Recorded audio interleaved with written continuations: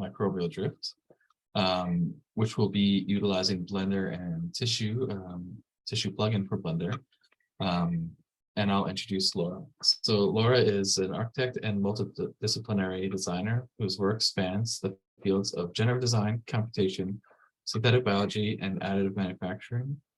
She's a research collaborator at the MIT Media Lab in the Community Biotechnology Initiative and a teaching fellow in the Department of Architecture at MIT.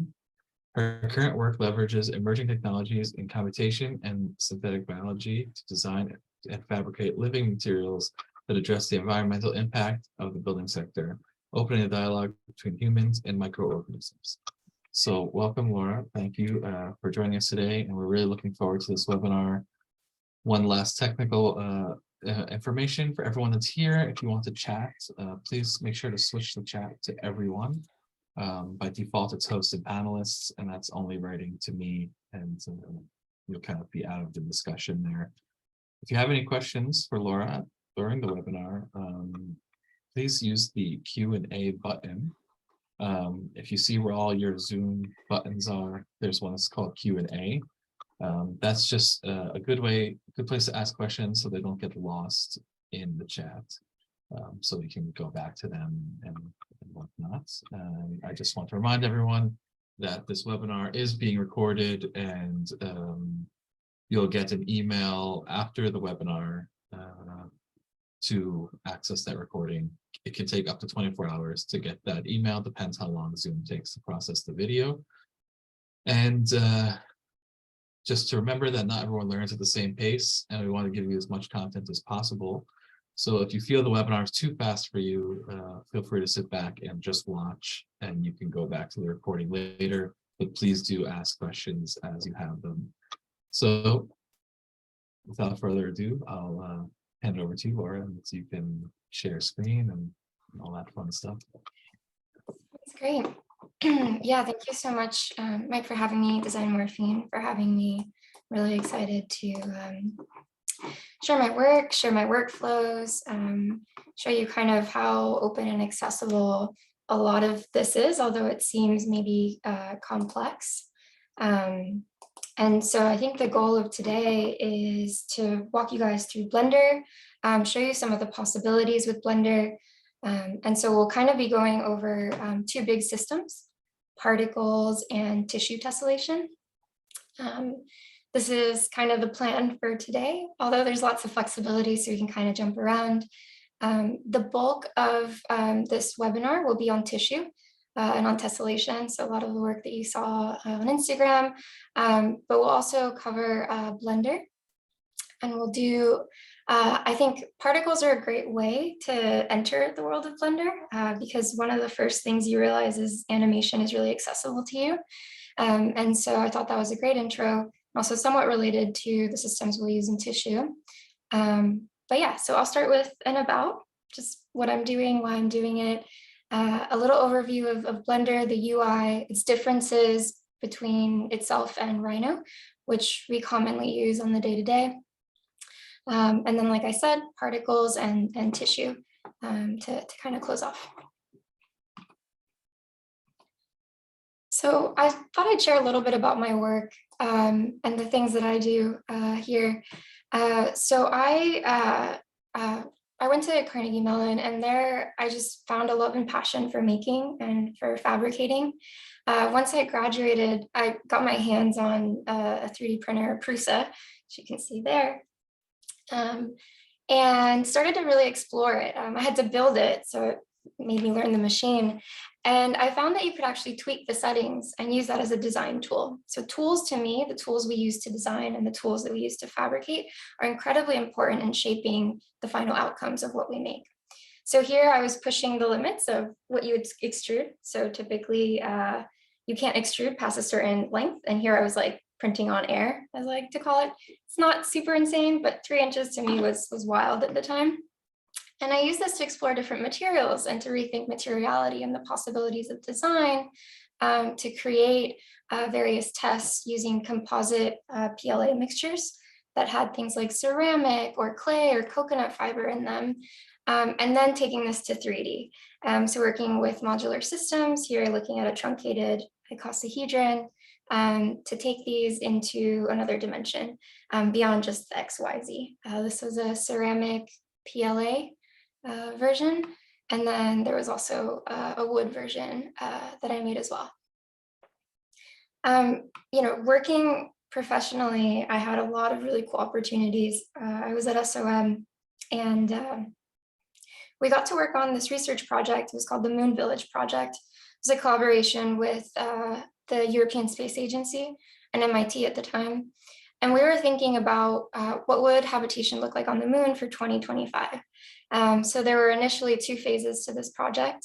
We looked at an earlier phase that had inflatables. So that's kind of like the first step. But then if you think about permanent settlement, you start to think about how can I use the materials I have on site? So we looked at using lunar dirt. What's the composition of lunar dirt? Could you maybe print with it? Using a method known as solar sintering. So you use the sun, focusing it as a beam to kind of melt the metals that exist in the soil to create these in situ structures. And so there I looked a lot at the geometry, the tool pathing that you would need to create structures with minimal material so that they could be printed quite fast. And so it was really a quite exciting opportunity to reimagine and rethink the ways that we use our technologies beyond Earth. But there's kind of something missing, right? When we think about the moon, which is, there's no life, right? I called it dirt for a reason. There's nothing inside of it. So while I was still back in New York, I started to explore living systems. Like, could we make with living systems? And one of the first ones I went to was moss, because it reproduces asexually. So that just means that you can kind of mush it up and it'll regrow as long as you provide it with the right conditions. So here were some studies where I was like, okay, what's the substrate? What can I print with it? And I started to think about form. So optimizing maybe not for structure, right? Not like the Moon Village, not like the vaults, but optimizing for the moss. And I started to create these geometries using, again, toolpaths. And here it's printing alginate and moss. It's like really squishy. It's pretty jiggly, but quite rigid. And I was using a clay extruder, just kind of loading it up. But I think one of the challenges when you work with living systems is that you have to take care of them. You have to feed them. You have to give them water. So on the right was a clay prototype, which you can see back here, where I just printed the form in clay. And on the left is the alginate after a few rounds of watering. Didn't really hold up. So when I came to MIT, I was really interested in, how do we work? How do we make with biology in a way that's sustainable, in a way that creates practices of care and changes our dynamics, right? Just as we're changing the dynamics with our tools, changes the dynamics with the living systems. And that's brought me to my current research, which is why I've also gotten into tessellations, which is working with bacteria as a form of biocement. So you guys might be familiar with coral. Corals, they create their skeletons out of calcium carbonate. Now, corals have the ability to control where the geometries go. And the reason that you see these beautiful branching patterns is because they're optimizing for the microbes that live in them, the algae, which need sunlight. And so the branching pattern, just like trees, is a result of the need for access to sunlight. The system I work with isn't controlled, but the microbes, the bacteria, they kind of change their local environment and they produce these crystals. And so one of the big differences here is that I have to provide all the support through design, through material practice to kind of keep them alive. And so during my time at MIT as a master's student, I started to work on this process. Like, what would it look like to manufacture with bacteria? And these were some of the early samples of bacteria in sand. I started working with component-based system, modular systems, because the bacteria kind of have requirements. 3D printing with them was definitely a goal early on. But I started to develop a real interest in modular systems and the possibilities there. And I worked to develop a fabrication process that would allow me to get really consistent results, which was really, really exciting to produce, at this point, these simple tiles, but trust me, there's a lot behind here. I think what was exciting for me is that these simple tiles then can join together, right? You can keep feeding them So here there's a bacteria. I feed them a solution that has nutrients they like. And I also add a bit of calcium, and they start to crystallize. They form calcium carbonate from the calcium, and they start to join these pieces together. So now I'm getting really excited because I'm like, okay, if I can make these modular systems and I can also join them, I can start to break just like kind of the flat 2D tile operation. And I think another thing that we forget about life is that even with bacteria, which is very simple, it does a lot. There's a lot of intelligence. There's a lot of systems built into it. So this was a microbe that I got to engineer. I took one of the classes here, how to grow almost anything. It's a virtual class as well. So if you're interested, I would highly recommend checking it out. But here I learned how to engineer bacteria. And the system is, if you're exposed to blue light, turn blue. Otherwise, no light. And you can also make this into an RGB system. So you could say, okay, depending on the amount of light, change color. Nature does this already. I think this is one of my favorite images, really striking image of the Grand Prismatic Spring in Yellowstone Park. And the color that you're seeing is being produced by bacteria. So that's kind of amazing, right? Like we think, oh, it's just minerals, but no, there's a bit of an interaction happening here. So we're seeing a live mapping of the depth of the lake, of the temperature of the lake, and the UV. And so depending on how much UV the microbes are getting, they start to turn red or yellow. They're producing pigments to protect themselves, like a sunscreen. Depending on the temperature as well, you get different types of bacteria that produce like the green pigments. And then the blue is actually a lack of microbes. It's too hot to be there. So I love this kind of beautiful mapping that you start to get. And to me, it just started to get me thinking about, okay, well, what if we put this into our soils, right? What if we started to have sensing microbes that were built into this system where, depending on the presence of certain toxins, perhaps, we could produce different colors. So enabling communication between us and microbes. And so that was my thesis. And I kind of took it on to do my whole thesis in Blender. I had never really gone that deep into Blender, but I think the best way to learn a software is to try to do your thesis in it. So these are some of the studies that I created using Blender, and I think it really enabled me to think about modularity, to think about the possibilities of modularity, and also bring in more information into the systems that I was studying, to then produce three-dimensional pieces and modules that I now get to continue working on as a researcher at the Media Lab. I think Blender is incredible because it's also playful. Like you can be very playful with it. And so these were, this was a design I did for CD Next, which I highly recommend. It's a great webinar, lots of really exciting people and talks. And here you can see the tessellation system, and it's kind of being morphed based on the underlying base. And that's something that we're going to talk a lot about today. And then, of course, taking it to the physical, I think, is really important for me as a way to test out the possibilities of going from individual components to larger structures or larger pieces. And I think hopefully today what we'll do is we'll make a bunch of things. I'll show you a process where you could set up a procedural workflow for yourself. Because I think one of the best qualities of Blender is that it's iterative, that you can generate lots of different forms by switching pieces of the tessellation or the base. And so I'm really excited to share the workflows. It might be a little bit strange at first because it is different than Rhino, which we're so used to. But I think together we can figure this out. So I was mentioning before, like my interest in, let me just open some of these because I forget where they are. I was mentioning before my interest in this interaction between living and non-living systems. And so when I received the invite to do this webinar, that's where my mind was at. I was kind of looking at a lot of geological landscapes, aerial landscapes, and I was starting to play with particles. I don't know if any of you guys are like Lord of the Rings fans or have watched Rings of Power, but that opening scene with all the particles, I felt really inspired, and it was just where I was in my head.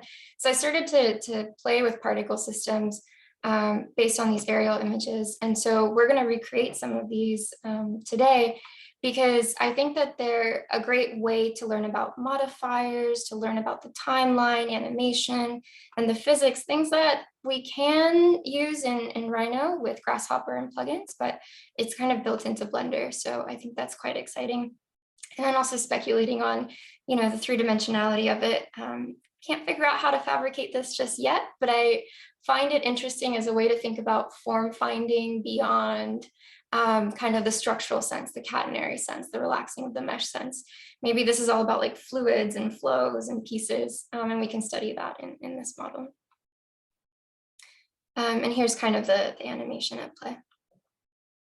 So we're going to be making some of these today as a general intro to Blender. We're going to be looking at 2D, 3D, the modifiers, the timeline, the physics, and the materials. But then we're also going to look at component systems. I think, the most beautiful thing is we can see them at different scales. These are electron microscope images of microalgae and kind of coral calcium deposits. People study these, and I take a lot of inspiration from the different systems, the way that systems interlock, the way that systems nest. So I do kind of look at these. These aren't from Ernst Haeckel, which is a really great reference if you guys are interested. These are from J.W. Gregory. I always say Gregory, but it's J.W. Gregory. There's a whole book of these that you can find online for free. That's really cool. But like I said, these happen at all scales. So even if we take it to the organism, level, right, like pufferfish use this. Shout outs to pufferfish. And, also kind of different marine organisms. Also, you can see how, the pieces are kind of nesting. So I think there's a lot of value in modular systems, and that drew me to tissue. So with tissue, we're going to be making these kind of to start off. We're going to be looking at what does it mean to design a component? What does it mean to design the base? And there's different ways to tessellate based on the way that edge loops kind of flow. So we'll go over that. And then I think, one of the most beautiful things is that life has color. So we should include color in the way that we make and in the things that we do. So we'll go over shader nodes, right? Like how to add color to your renderings, how to render in tissue. And we'll specifically be using the Cycles render engine to kind of do some of the work. Although I'll also explain to you a bit of the difference between the two main render engines in tissue, which is there's Cycles and then there's Eevee. And these are the two that you can pick from in Blender to do your rendering of images or animations. And again, we'll make this one, we'll kind of go from 2D to 3D. The principles are very similar. The systems are quite the same. But here we might start to look at what does it mean to develop interlocking base and component designs. So these are designs that when we then go to fabricate them in the real world, we could actually align one part to another to make assembly a bit easier. And again, it ties back to my work where I'm looking at component systems. And I'm really excited. I received a grant recently to do an exhibition. So I'm hoping to kind of merge the two worlds between the biocement work that I've been doing and a lot of these modular systems that I've been exploring, looking at introducing minerals and microbes and tissue to generate something that's hopefully a little magical. But that's why this webinar is called Microbial Drift. It's just kind of where I am today in my thoughts and inspiration. And hopefully you guys find some of that exciting. Let's see, I see some comments in the chat. Optimizing for moss, cool mindset. Yeah, so cool. Ernst Haeckel, oh, amazing. Yeah, so Ernst Haeckel is really, really amazing. Lots of drawings. I have like a huge book. What were the two resources sites just mentioned? I'm not sure when that was, Sarah. Pleasure to meet you as well. Alrighty, so let's kind of go into a little Blender introduction here. And I think maybe the best way to do this, oh, I had a few other slides here. Just open my speaker notes. This whole screen. Okay, so with Blender, I think, at least for me, one of the first questions I had was, what's the difference between Rhino and Blender? How do these two softwares kind of stack up with one another? And I think the biggest difference is, Rhino works off of NURBS. That's non-uniform rational B-splines, whereas Blender is more about meshes. And so the way that we construct geometry is very different. With NURBS, we're thinking about, points to curves. We're thinking about degrees, control points, knots, so on and so forth. With Blender, we're thinking about mesh topologies. What I mean by that is the way that meshes are created. So we're actually thinking about vertices, edges, and faces. And that has a lot of influence into the behavior of our mesh and the behavior of our overall geometry. So mesh topologies, as I said, is the structure of the mesh. So we're talking vertices, edges, and faces. You can have similar geometries that have completely different mesh topologies. And we're gonna kind of use that in Blender. It also relates to the flow of the faces, vertices, and edges, and the overall geometry. What I mean by that is in Blender, there's loops and there's poles. Loops just mean that faces have UV direction, there's directionality, and the software can kind of recognize these as interconnected. Poles are when you don't have U and V directionality, and so you start to terminate an edge or a face selection. So here in the sphere, the reason that we create a pole is because we now have a triangle piece at the top and a triangle piece at the bottom. When we work with Blender, we want to work with quads. By that, I mean faces that have at least 4 vertices as much as possible.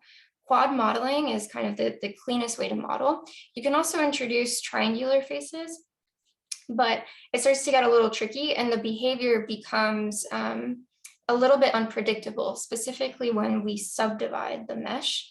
And what I mean by that is when you subdivide a mesh, you increase the number of faces. And the software will kind of do that for you and it'll calculate it, but it's unpredictable the way that it'll calculate a triangle versus a quad.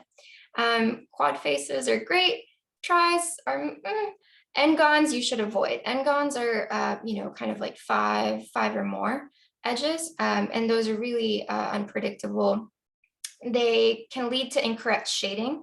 So when you go to render, you might also have some problems with rendering.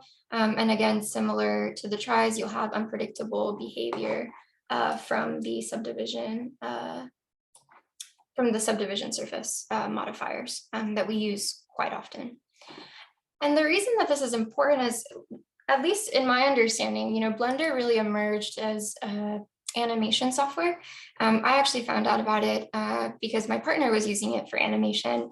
And the way that we think about loops and flows is really important because it affects the way that we animate things like faces.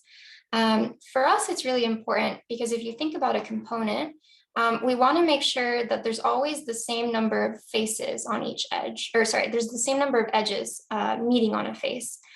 So these are structures to create optimal edge flow reductions that we'll go over when we get to tissue. Because otherwise, for example, if you have this triangular face in your tissue tessellation, you'll find that it'll just be left empty.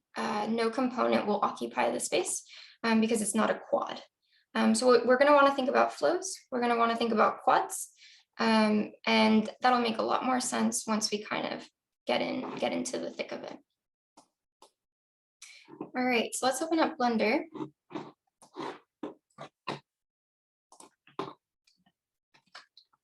So I have Blender 3.4. I usually go with the latest stable release, although you want to be careful about updating too quickly because tissue also needs to be caught up. And sometimes when you have the latest version, tissue might run into some error.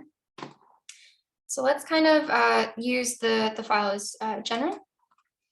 And now we're at the UI of Blender. So it's quite different than Rhino. A few things that you'll notice. This is the 3D viewport. We'll be doing most of our work here. I have this little tool turn on, so if I click something, you guys will see what I'm selecting or clicking.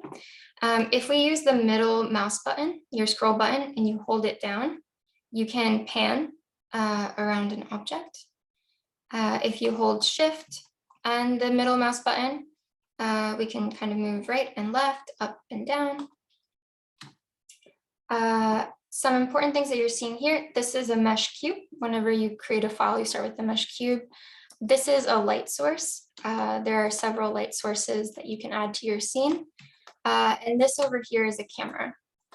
These are, I'd say, really important components that you'll include in every file that you have. The other key thing is down here below, there's the timeline. So for animations, which we don't have any right now, but we will once we do particles, if you hit spacebar, the animation will start playing. You can also hit spacebar again to stop it, or use these buttons down here to move back a frame, or to move all the way back to the start. Other important parts of this UI are over here in this tab. We're seeing the data properties. So we're seeing what our scene has. I like to think about this as layers in Rhino. So here we have one collection, which you can call it a layer. And that collection has camera, the cube, and the light. Selecting in this tab here, we'll select the object in the scene. We can also use this data tab up here to show and hide different components that we have. So the cube, the camera. And in Blender, there's a difference as well between hiding in the viewport, which is a temporary hide, versus hiding in rendering. This is always really hilarious because a lot of times I will just hide, and then I go to render and I have 20 things show up in my render.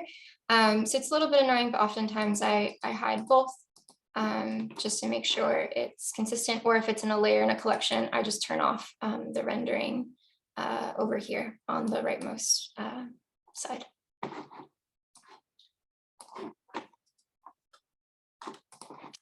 Down here, we have another tab which has a bunch of subsets. We'll be going through these, but the most commons we'll see are this little camera, which is the render properties. Here you can do things like change your render engine. We can change it from EVs to cycle. You can also send a job to render or set the coloring, exposures, depth of field, things that are kind of related to the rendering. There's also the scene, some scene options here in the output properties. Here you can change what dimensions you're rendering at. Right now it's set to 1920 by 1080. And then we can change if we're exporting out, PNG versus JPEG, so on. I don't usually use this tab. The scene tab is another one that we'll go into. You can change things like units, enable gravity, which is always helpful. The world properties is another big one that I use. I mostly use it for like the view settings. You can look at collections, you can look at object properties. You can look at, this is like, I believe, the physics property. Let me unclick out of that. Then depending on what we click, for example, if we click light, we can see properties of light. If we click the cube, we can see properties of the cube. We can also see materials, which we'll go into, and then textures as well. So there's a lot of little subtabs here. I think it'll make a lot of sense once we get started. The other, I don't see some of the extra subtabs. It depends on what you're clicking as well, but they should be here on the right. Sometimes it'll hide, so you can open on that little small arrow there. It seems, but it depends on what you're clicking. So here we can see the camera has less options than the cube, the mesh cube. Let's delete some of this. Let's go into some other important properties.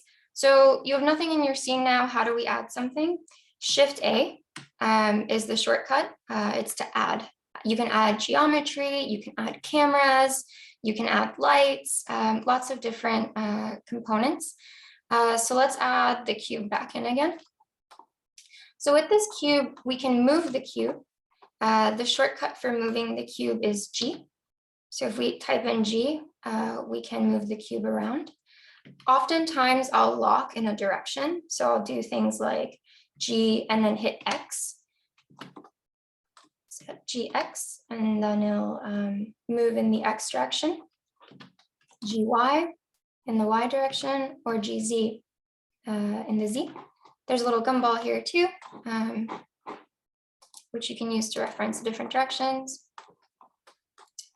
Other important things, let me move my Zoom window. Up here we have the display properties. We can go from wireframe to shaded to this viewport shading, which is a little bit higher quality, to then rendering. In this render, you're not going to see too much because there's not a light, but if we go Shift A, we add a light. My favorite is area light. I use it all the time. We move the light up using GZ. And let's kind of scale it up a little bit. So scaling is S. Let's give it like 5. We start to get a light. It's not very powerful though. So again, let's go to our properties tab down here. See the object data properties. Under light, you can change the power. Let's make it like 1,000. And now you're starting to see some shading happening. I'm going to turn on, I usually in my files turn on ambient occlusion. It helps the view kind of read a little bit better. And then I switch to cycles and the rendering starts to get a little bit clearer. You can choose what you want to display as well. So over here in the overlays, I typically hide the floor. I find it a little bit distracting. And I'm seeing Dana, I don't see the materials tab. So for the materials tab, you have to click on an object, like a mesh object. And once you click that mesh object, you'll see the materials tab pop up. But if you're selecting a light, for example, it won't have a material property. So you won't see that. So yeah, I usually like to turn off the floor. And so you can see now we have like a rendered box. Other things that are important to know, let's like switch out of that for a second. Over here, you can also use these tools to move around in your viewport. So zoom in and out, pan, toggle the camera view. Right now we don't have a camera, but if we go to Shift A, again to add something, we can go camera. Let's zoom out a little bit, see where that camera went. I'm guessing it's hiding. It is. So I just moved it GZ. Let's move it a little bit. Let's toggle the camera view. And now we can see what the camera is seeing. Although it's not very exciting camera. Delete it for now. The other thing that you can do is toggle between perspective and orthographic view. So if we want to see an orthographic view of our cube, we hit this little button over here. Otherwise, we can go to perspective. Alrighty, let's go back to shaded view. And then the kind of last part that I'll mention right now that's really like key to understand in Blender is that while we're in this viewport, we're in something called object mode. Object mode allows us to move our object, rotate our object.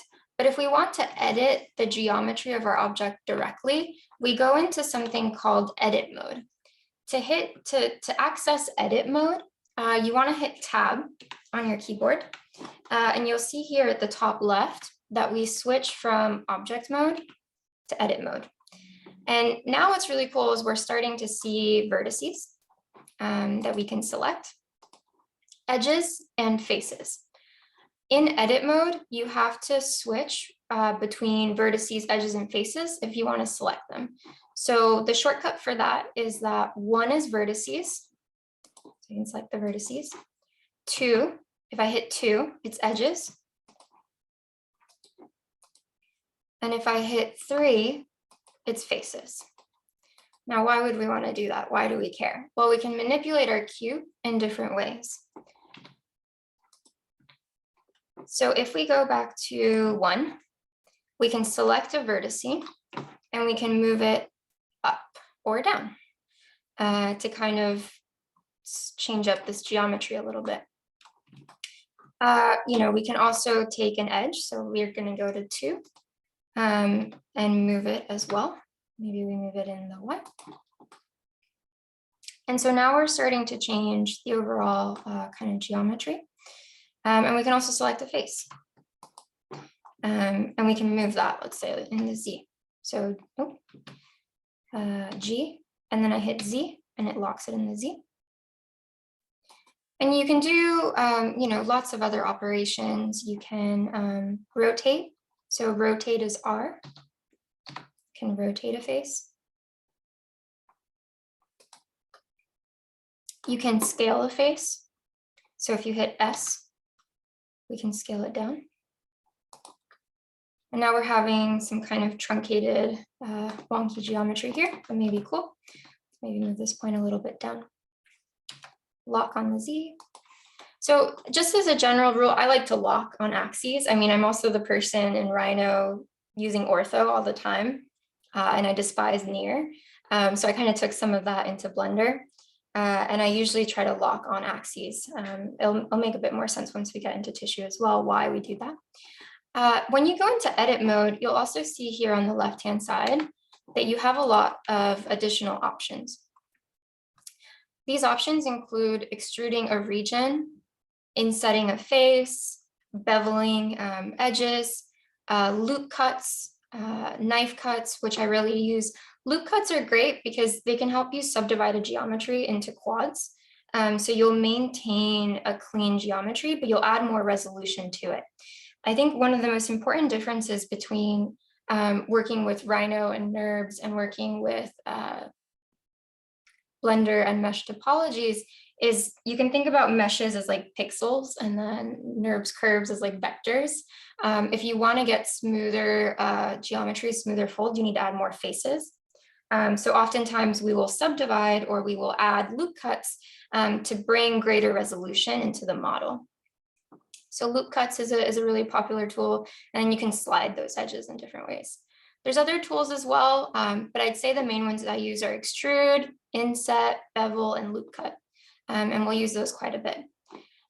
So for example, let's now show you guys a little bit about modifiers. So the modifiers are the little wrench on your properties tab down here. And with modifiers, what's really awesome is that we can change the overall kind of appearance of our object without actually changing its geometry. Blender does this, it's called like non-destructive modeling. Blender does this by kind of doing a little trick. It plays a trick.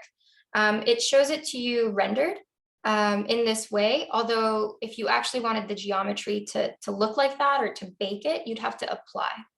What do I mean by that? So let's take this geometry that we've created, for example, and let's add a modifier to it. So let's go with the subdivision surface. Subdivision surface adds more faces, so it actually divides up our mesh. And you can see that it starts to become round, actually. So we've lost the creases in our faces. The more that we increase the subdivisions, the greater resolution that object gains. Right? We can also, this is also pretty important, you can change the resolution you have in your viewport, and you can also change the resolution that you have in your render. Good note, because I always forget and my renders don't look as great. So here we can see that now we've really increased the faces. But if I go to tab, like if I go back to edit mode, I still see my old geometry, and I can change it and alter it. And you'll see it kind of respond. So let's go to 2 for edge. And you'll see it respond as I move.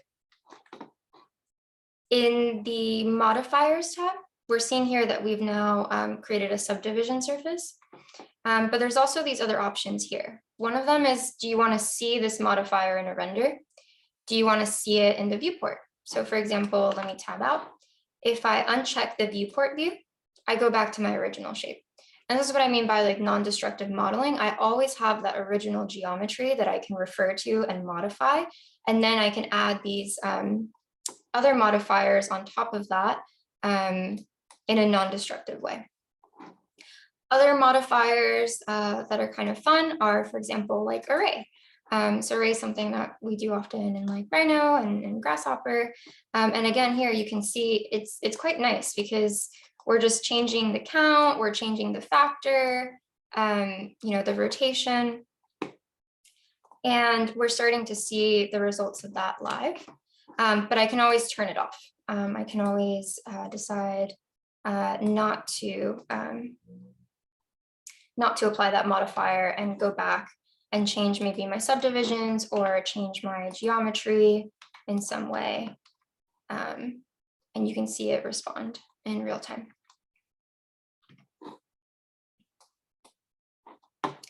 In terms of modifiers, I'd say a really common one I use is subdivision surface. It's like bread and butter. Boolean, mirror is also a great one. And these are there's 4 different types of modifier. There's modifiers that change the data of your object, modifiers that change the geometry. These will oftentimes affect your mesh topology, for example. The deform can also affect your geometry, but won't affect your mesh topology. So it maintains the original faces, vertices that you have and just puts it onto another form. We're going to use that when we get to 3D. And then there's the physics. All right, let's go to tab. Let's use some of these tools actually in edit mode just to see what they do. So if we go to 3 for face, we can select a face and we can extrude. So you can either extrude by clicking here, or we can use the shortcut, which is E. And now you can see it's kind of making this wonky shape.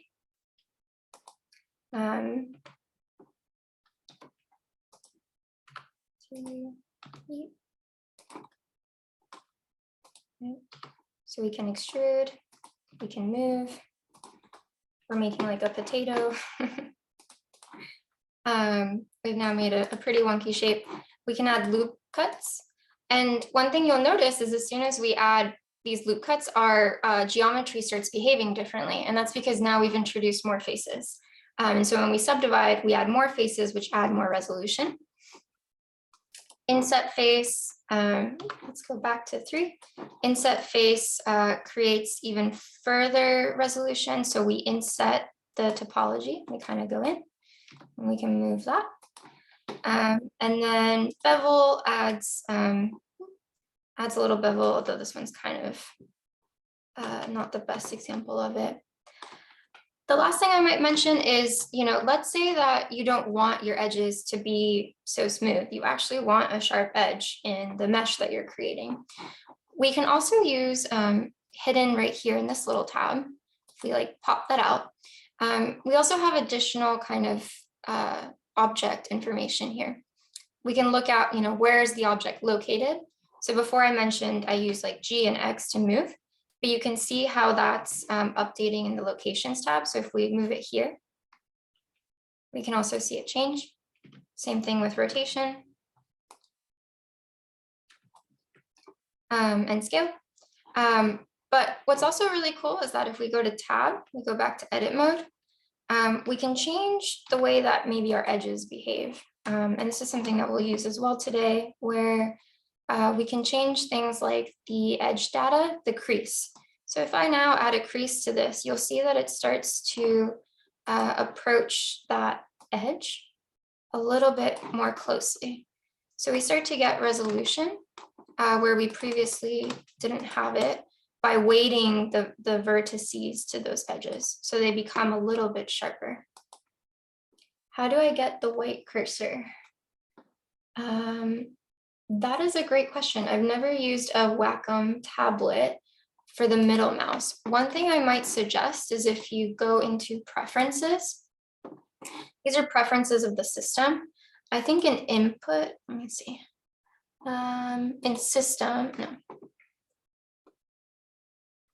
Let's see, there's a way that you can, emulate numpad.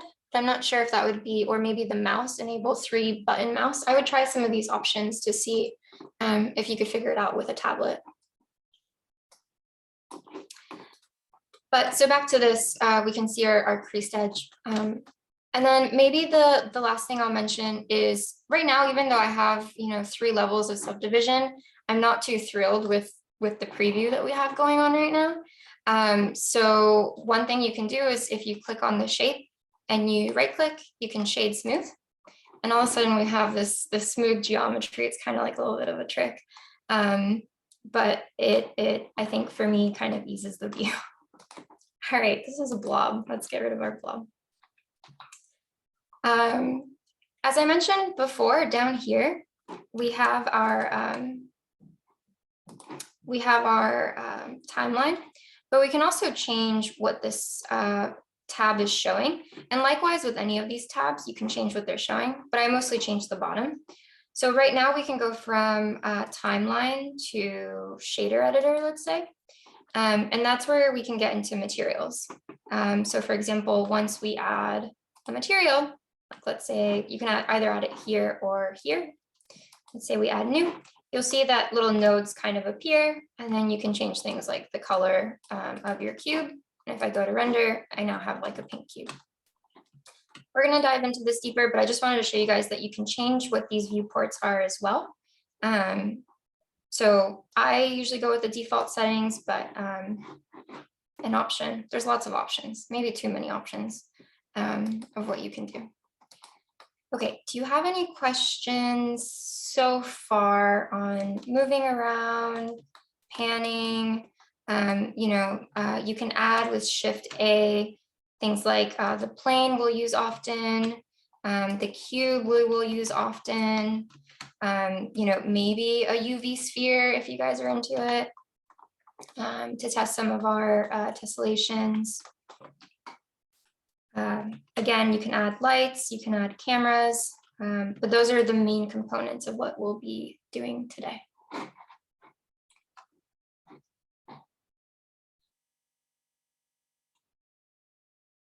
Okay. If there aren't any questions,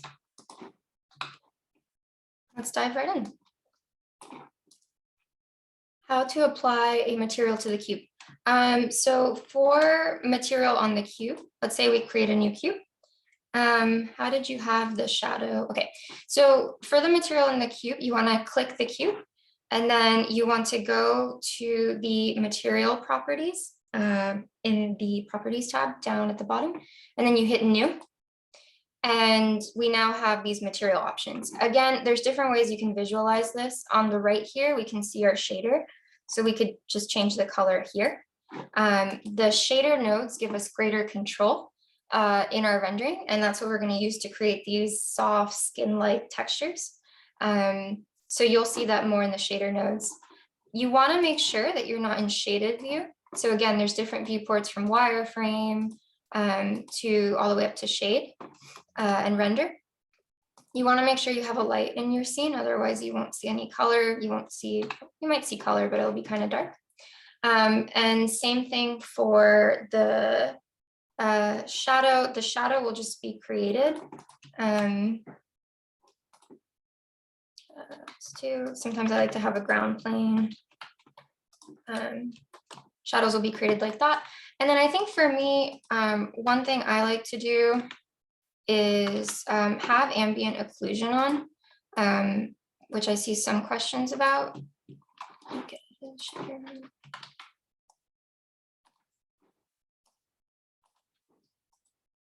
And that just helps me visualize.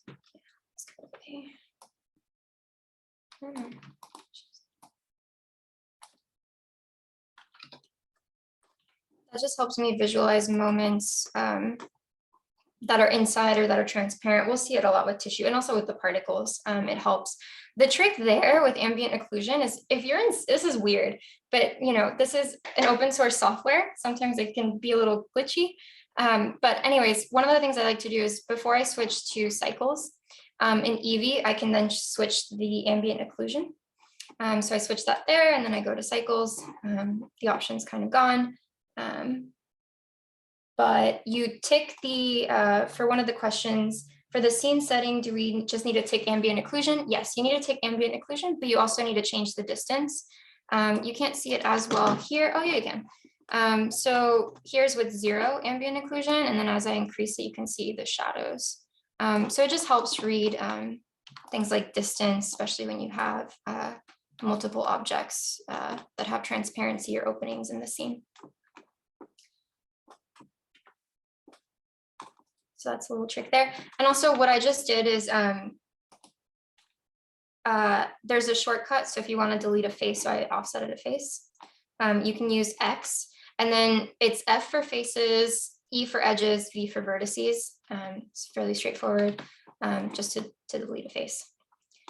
Or, you know, going back to like our modifiers, we can say, well, we don't want to edit the mesh topology per se. So I'm going to undo all of this, and then I go to my modifiers and I add a wireframe modifier, and now I can actually change the thickness.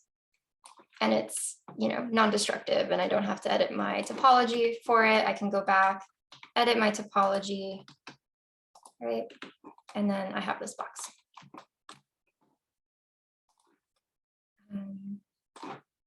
Which you can then subdivide and make kind of funky, right? And then shade smooth, because we like things to look kind of smooth. Although really important, like if you are going to export this to, let's say, like Rhino or to your favorite like 3D printer, you do want to maybe take that off and see how many faces you have, because the less faces you have, the rougher the mesh would be. Another question, could you please repeat, how did you duplicate edges and delete internal faces?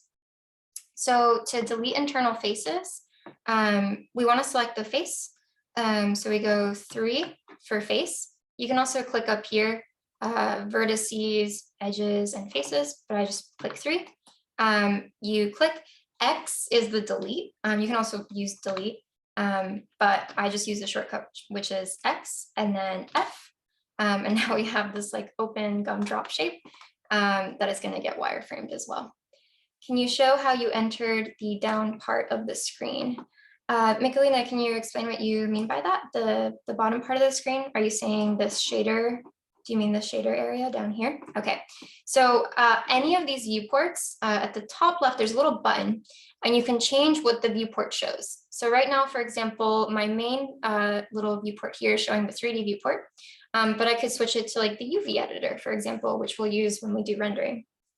Or I can change it to the timeline, which is all about animation. Let's go back to 3D viewport. The default when you open Rhino is to go to timeline.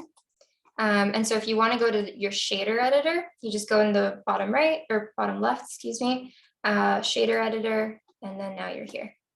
And again, there's a million ways to do things just like there are in Rhino. So you can also access some of this with a little bit less control if you go to the properties tabs and you go to the material section. How can I make the little graph shader larger? It's tiny. This is so true. So this is the tough part. This is kind of like why you want to have a bit of a bigger screen or kind of move these things around. You know, you just kind of have to move it and then zoom in to the different parts of the shader. Same thing with your viewport. Move it around. Alrighty, awesome.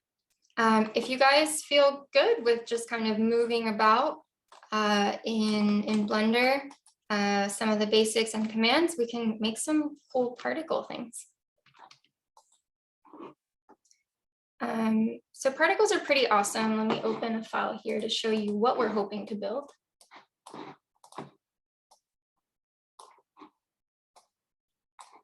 So we're gonna start out, let's maybe start out with green. So I showed you guys before the different particle pieces that I created for this webinar, just to give you guys another introduction to this.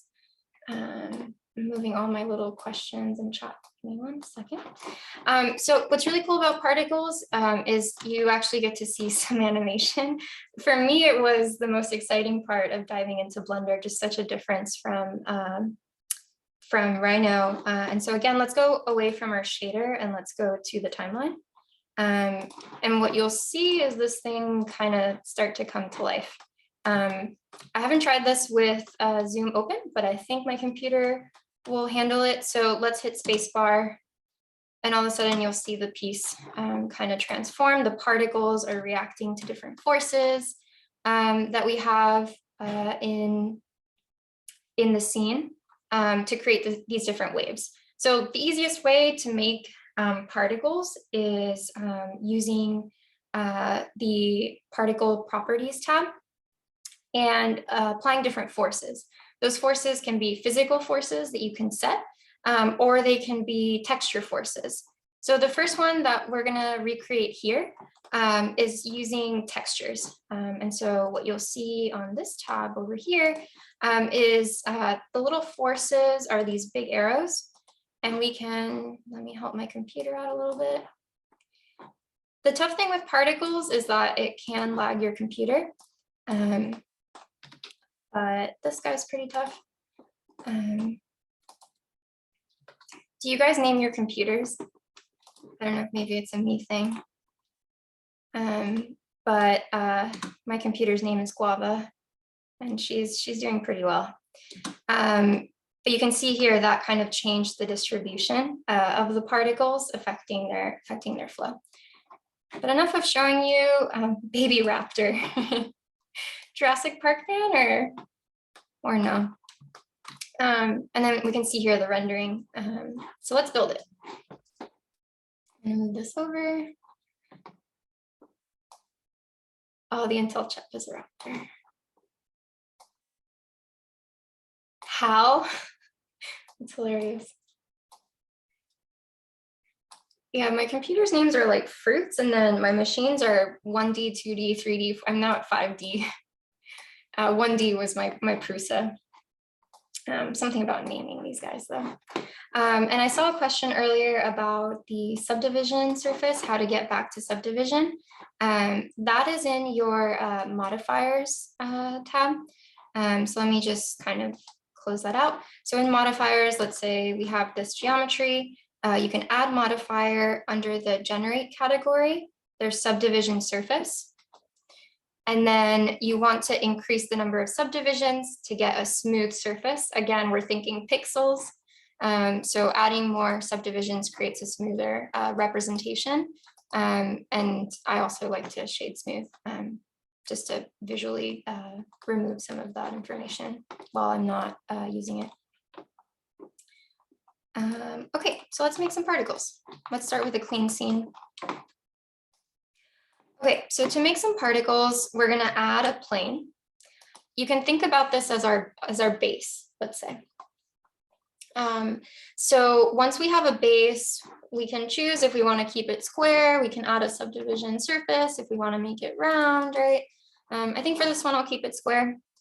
And then we go to particles. Particles is a whole system in and of itself. The particles, once you, again, click on the object, you'll see it here. It's this little network looking thing. And then you'll see that it's empty. Oh, Command and 2 on an object. Amazing, thank you, Aaron. It's a shortcut apparently for subdivision modifier. So once we're in this particles tab, we can click the addition sign, and all of a sudden we'll add a particle system. You gotta love this. We have one particle, right? It's like a big orb, a big sphere.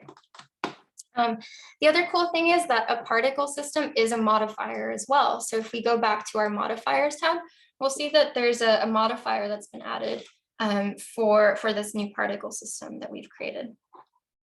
Alrighty, let's go to our timeline. So go timeline, hit spacebar, and all of a sudden you're seeing these particles and they're all just kind of flowing endlessly. It's pretty exciting, not really what we want, but there's a few reasons why that's happening. So hit spacebar again to stop your animation, and let's go to the beginning. So going into our particles tabs, we see that we have a lot of options. Let's go through them. The first one is the number of particles. This is how many particles are going to be created. The seed helps us with, if we're randomizing the system, how to create reproducible results. Then we can say, when do the particles start being emitted? So in Blender, we're thinking about frames because of animation. So at what frame do you want the particles to start? And at what frame do you want the particles to end? This is different than the lifetime of the particle. For example, if I change this from 50 to 5, you see that they're not falling as far. That's because their lifetime is really short. Their lifetime is only 5 frames. Whereas if I make this 100 and I start over, it's going to go on a lot longer because their lifetime is now 100 frames as opposed to 5. But for these systems, I'm a bit more interested in the forces and how they affect it. So I'm actually going to change this where all of the particles start at 1 and end at 1. And then I'm going to change their lifespan to our animation length, which let's call it 300. Typically in animation, you want to do 30 frames per second. So I usually use 300 because it's, divisible, just quite simple. And then we can change their lifetime to 300 as well. So the important thing with particles is in order for you to see a change, if I hit spacebar right now, I'm not going to really see anything. You always have to go back to the beginning. And now what we'll see is that our particles are all together, but they're falling down. Again, not really what we want. Why is that happening? Well, there's physics at play, right? Before I mentioned that in the world, we have gravity. In our current world here, we have gravity. We can change that in our properties panels. So let's go to the field weights. Field weights tells us what's the factor for gravity.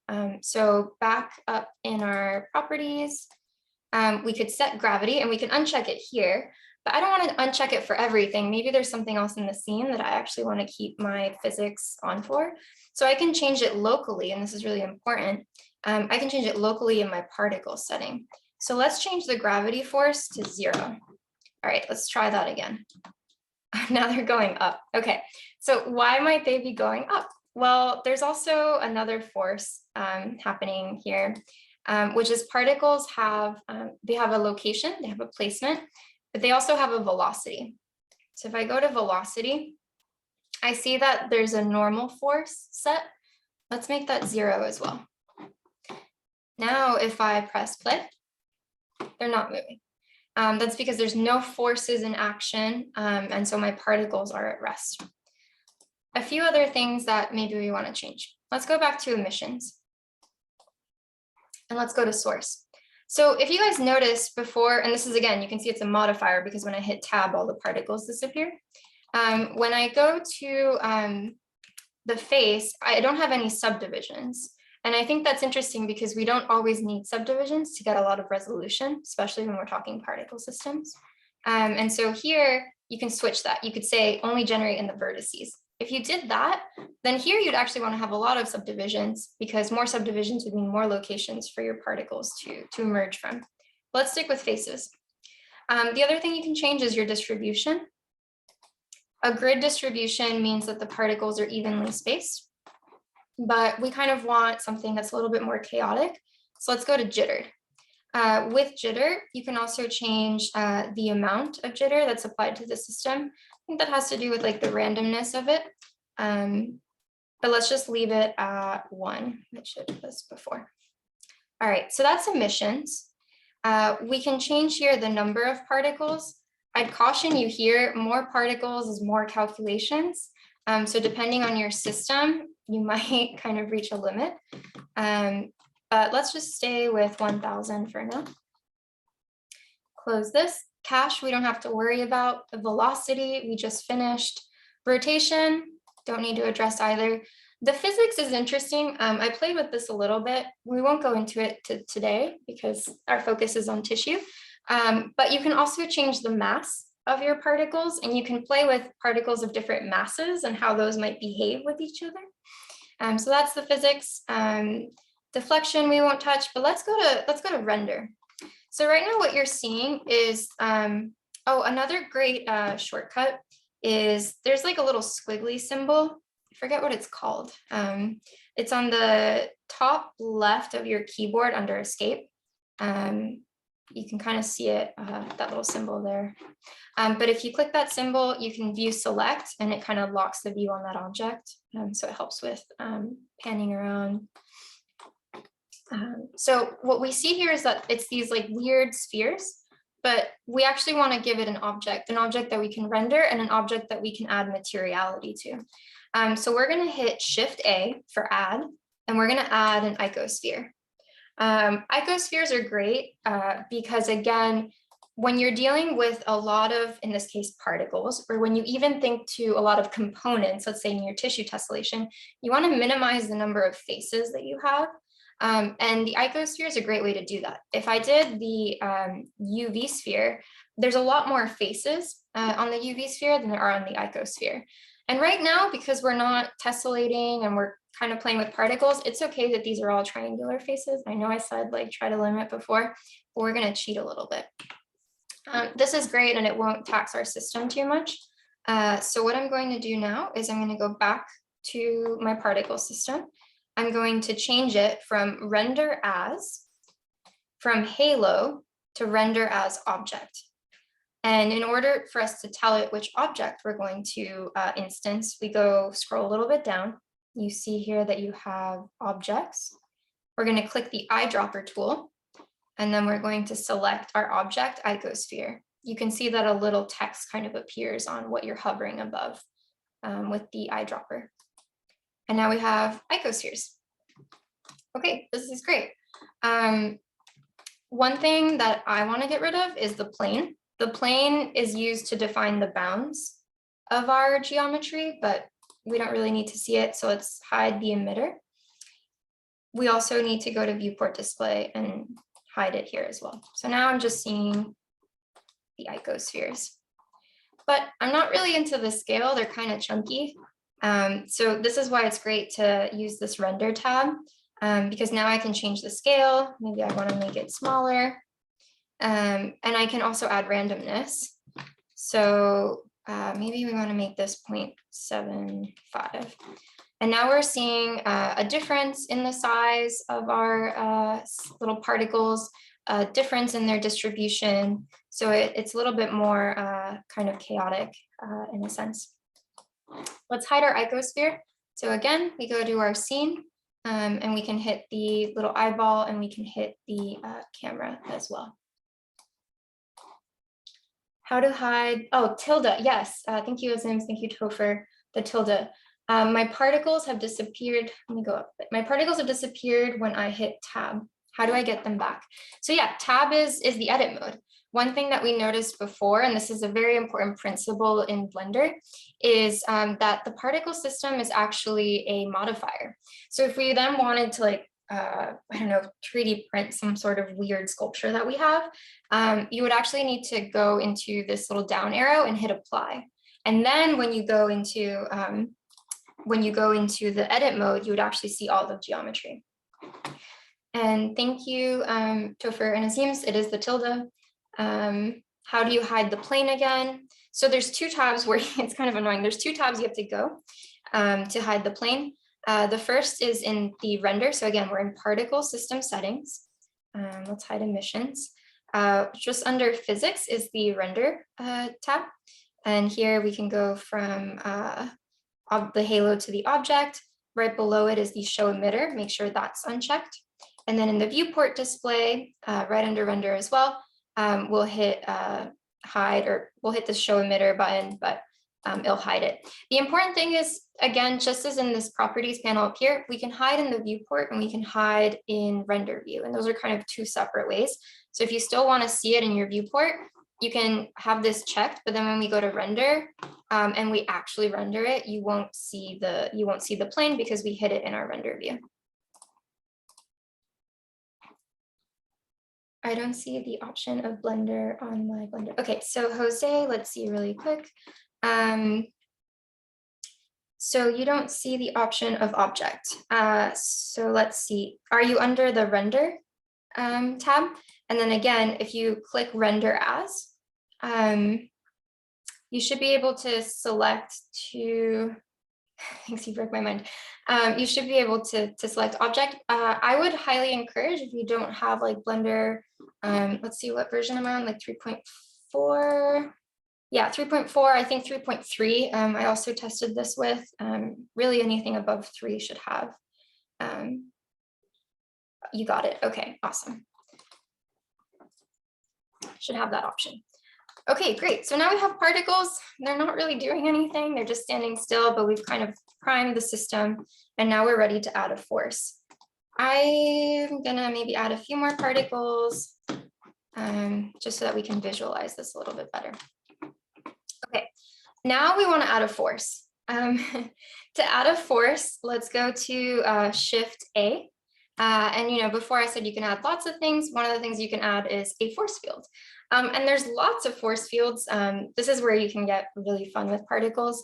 Things like wind, vortex, charges. You can have particles that go towards one or towards another. But just to start off, I think the simplest is a texture. So we're going to go Shift A, force field, and we're going to add a texture. Alrighty, so now we have a textured force field. It's this little empty axis piece in your viewport. And when I click on this, I'm going to go into the physics property, and I'm going to now play with the physics of that force field.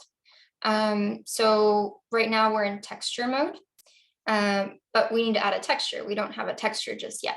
So to add a texture, let's go to new. Okay, we have a texture. What is it? Where is it? What's happening? To change the texture and to change what we're seeing, we need to go to the texture properties. And under texture properties, we can now say, what do we want this texture to be? The one I used for the green piece that you guys saw earlier is actually the wood texture. It's just these lines that are happening, but we can change it from bands to rings. And that's going to create a really interesting wave effect across our particles. Let's go back to our force field, to the physics property of that force field. Another thing we want to change is this size here that's used for calculating the gradient. I can't remember what was a good value. Let's maybe like try 0.3. And let's check it out with the strength that we have so far. All right, our particles are doing something a little bit crazy here. They're kind of exploding. They're just going on. But for a second, like if I hit spacebar twice, we can see the underlying rings that are happening.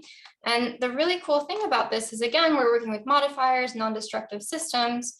We can now move our geometry, let's say off a little bit, maybe move it up in the Y. Use coordinates, make sure that's checked on. And now it moves with the coordinates. Montserrat, my particles fall instead of going outwards. How do I change that? So that might have to do with the gravity in your particle system, as well as maybe other velocity forces that are set. So the way that you can change that is if you go into your particle system, again, we're going to select our particles, and then we're going to go into two places. The first of which is the velocities tab. So here you want to make sure that your normal is set to 0. And then in your force field weights, excuse me, you also want to make sure that your gravity is set to 0. Changing those two values to 0 should make sure that your particles don't just like go down with the force. And you can play with this. For example, if your outward force is stronger than your downward force, they might have something interesting that happens. So like maybe let's say this to 0.5. And then let's change our particle force. It was set to like 1. Let's set this to something like ridiculous, maybe too ridiculous. Set it to 8. Let's see what happens. Okay, so for a moment there, they were kind of in line, and then they just fell down, right? So you could play with the forces, but maybe let's move that back down to 1. Sorry, I missed how to add the ring texture. Okay, Connor, no problem. Let's get that straight. But first, let me go back to my particle system and then change the gravity back down to 0. Okay, sorry, I missed how to add the ring texture. So to add the ring texture, when you go to your force object here, you want to go to the texture tab, right? In this tab, you can change textures.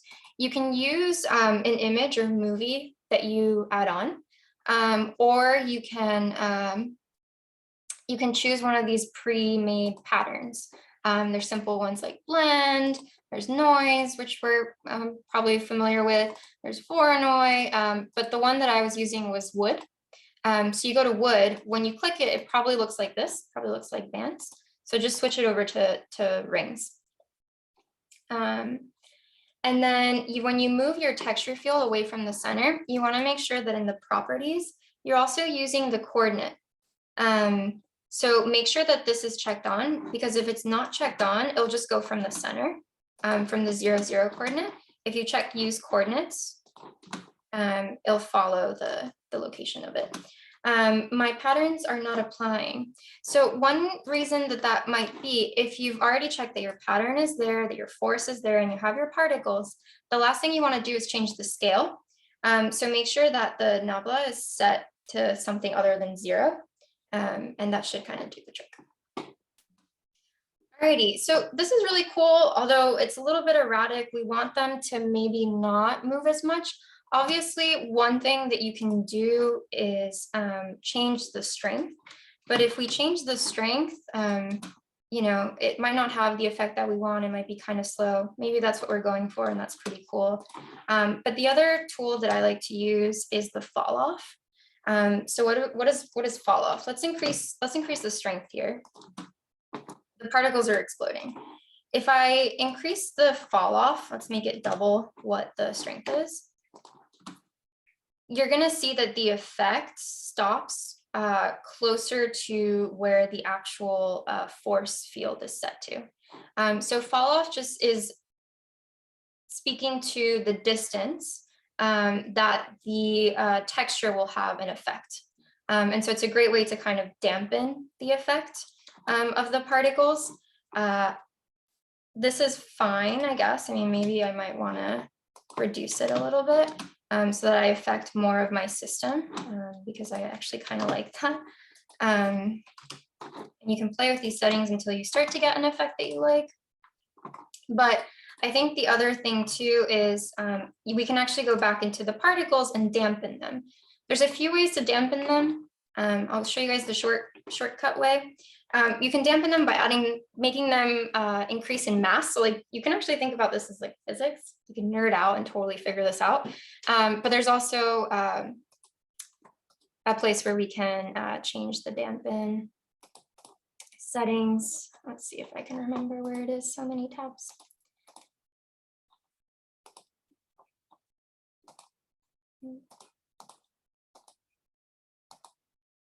It's under physics. So you can change the mass of your system, but you can also use this little section here, which speaks to the forces and how the forces affect the particles themselves. And we can add a little bit of damp. So let's see what that does really quick.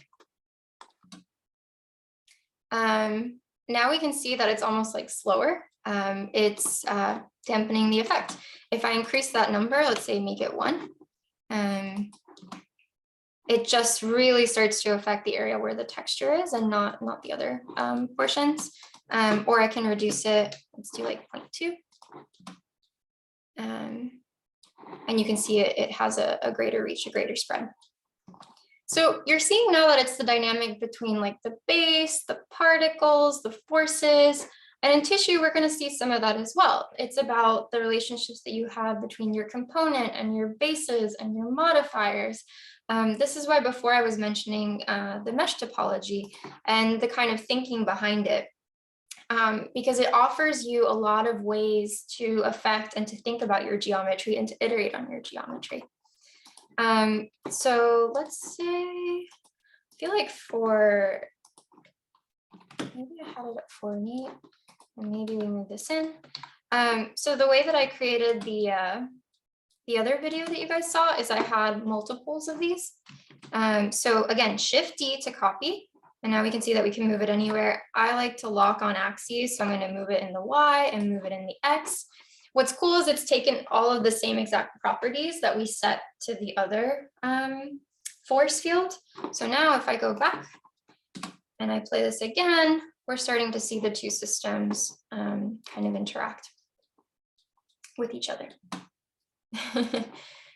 Topher, I'm glad this is fun.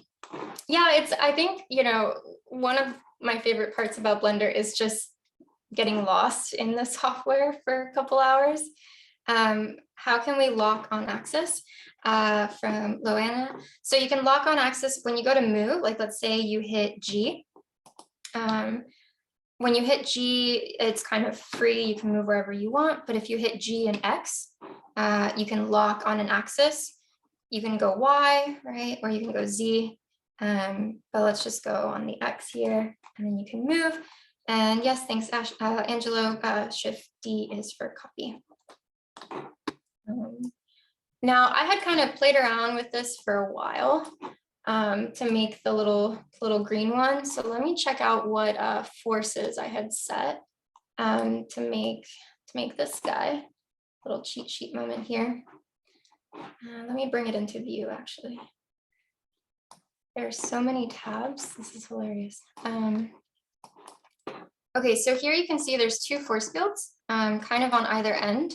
And then let's check what we have. One of the force fields, the strength is 1, and the power is 8. And then the other, the strength is 1, and the fall off power is 4. So let's try that. Let's do strength is 1. The fall off power is 8. And I can't remember the other one. I have short-term memory. I think they were both 1 and 1. Yeah.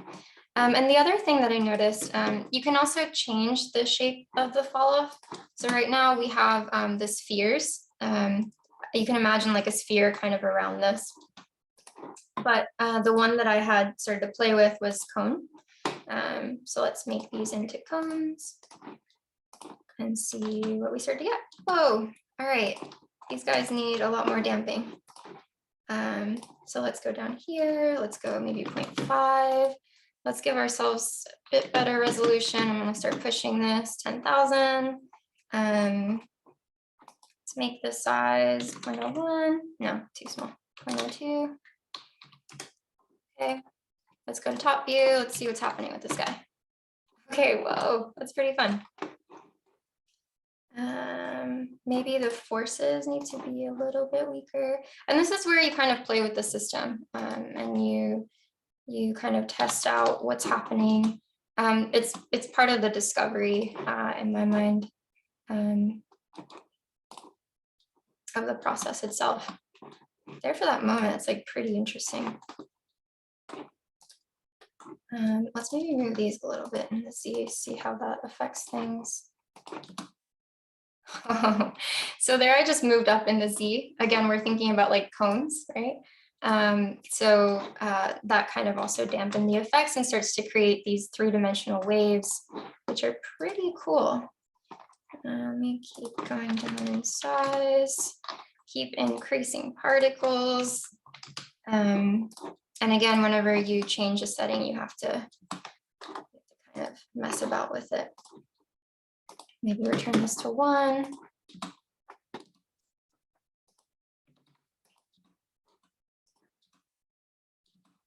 That's kind of cool. So yeah, now we're starting to create some interesting effects. But I think what really brings this to life is the color. So if you guys are feeling pretty good up to this point, we can add some materials to what we're doing.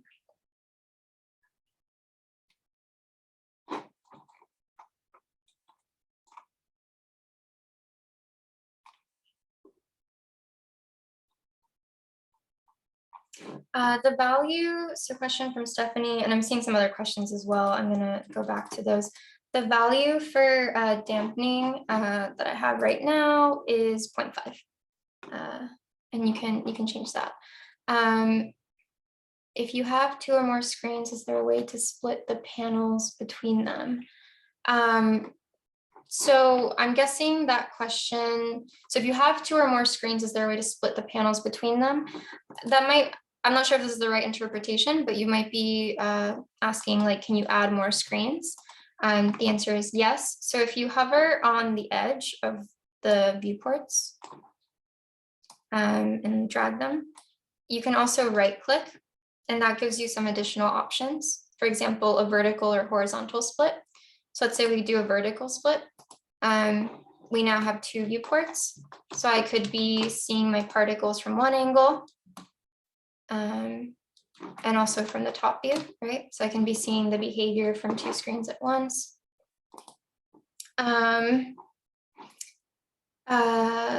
How did you get to these particle views? It was so fast, can you review? Sorry about that. So to get to the particle views, let's say you create a new surface, so a mesh and a plane that you want to create particles on. Let's say it's this plane. You can go into the particle systems. It's this little node symbol right here. And then on the rightmost side, there's an addition symbol, and you can click that.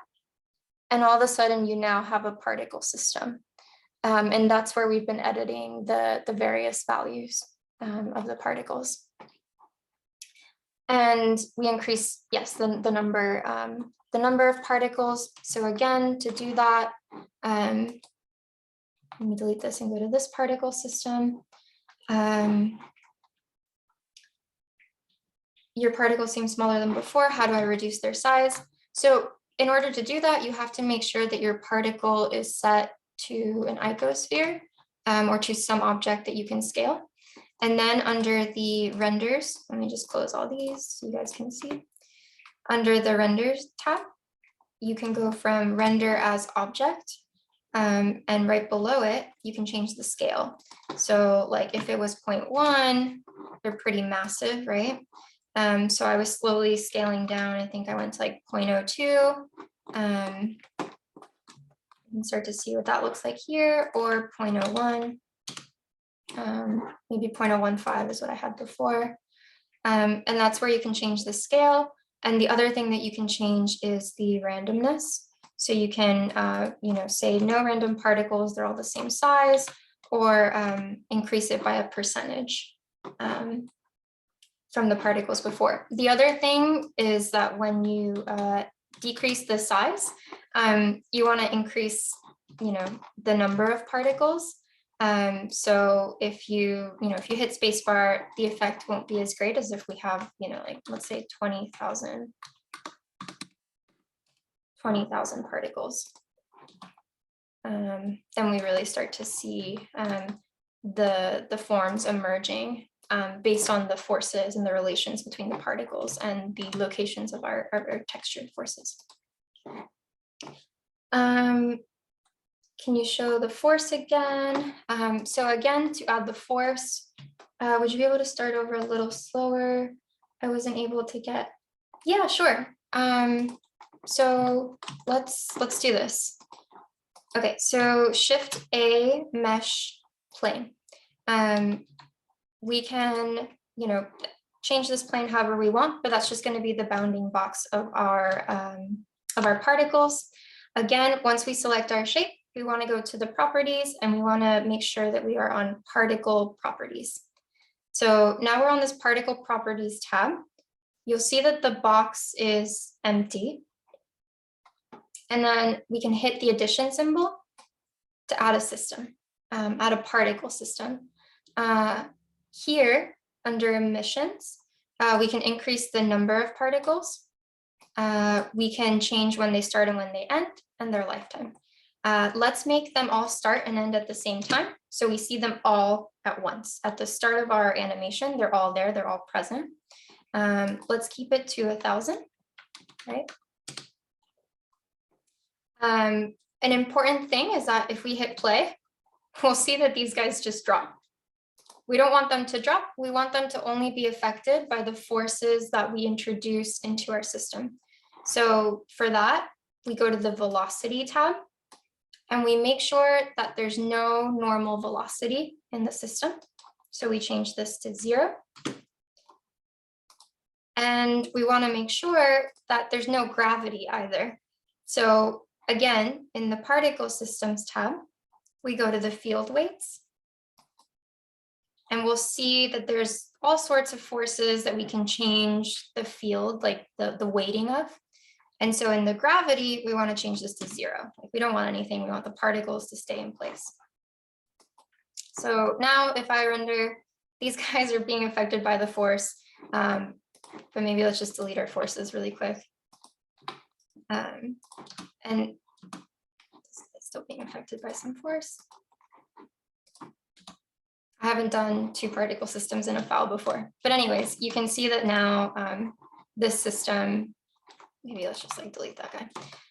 Now you can see that this system has all of the particles, but they're not moving. If we go back to the particles tab, the other important thing is to change maybe the size and the amount of particles that we have. For that, I created an icosphere.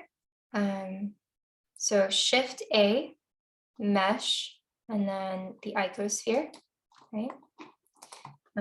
And so this is like a low poly sphere that won't tax our system too much. So if we go back to our particles, we click on the surface. Just move this a little bit, Sid. Yeah, Taylor, we're gonna do this again, and you guys will see it. So here we have our particles. Now I want to go to render. And you see how it says halo? Halo are these little orbs. They're just kind of placeholders. We want to change that to an object that we made. So we're going to go from halo. We're going to go to object. Right. And now we need to select an object. It doesn't know what to reference. It doesn't know what to do. So again, in the render, we selected object. We're going to go to object. And then down here, it says instance object. And there's a little eyedropper. We can click this eyedropper. And we can select our icosphere. You'll see the text pops up when you hover above it. Okay. And now we have a bunch of little icospheres as particles on our system. Is everyone good up to that point? I'm going to hide the icosphere.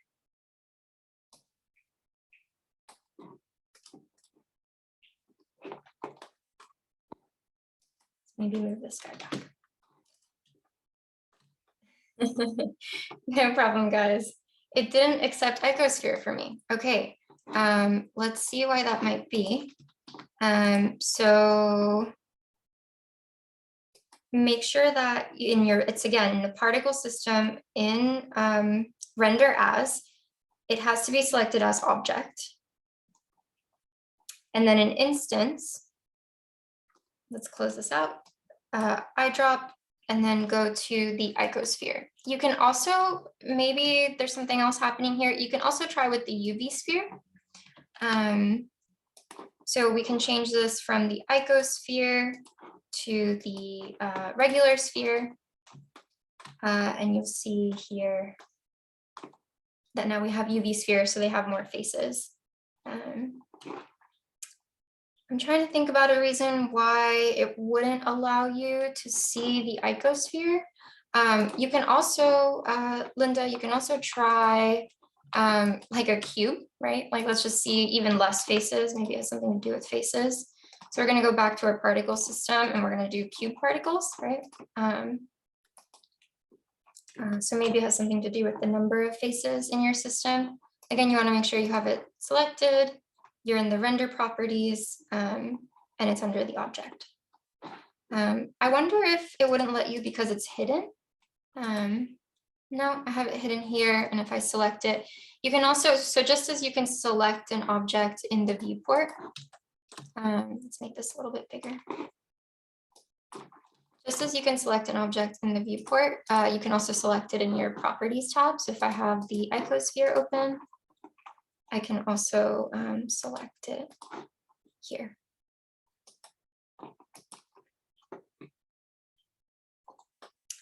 hopefully that worked. I haven't ever had the issue that it didn't accept the icosphere, but if it's not accepting the icosphere for you, you can still do it with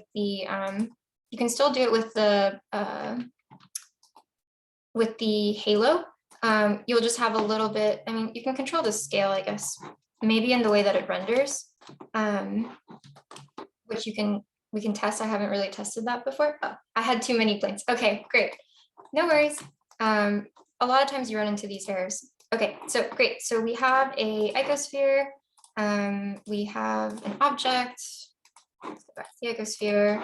Let's hide all of this good stuff. So now we have icospheres. We want to change their size. So again, in your particle system, under the same tab, render tab, you want to change the scale. I think 0.15 was a good scale.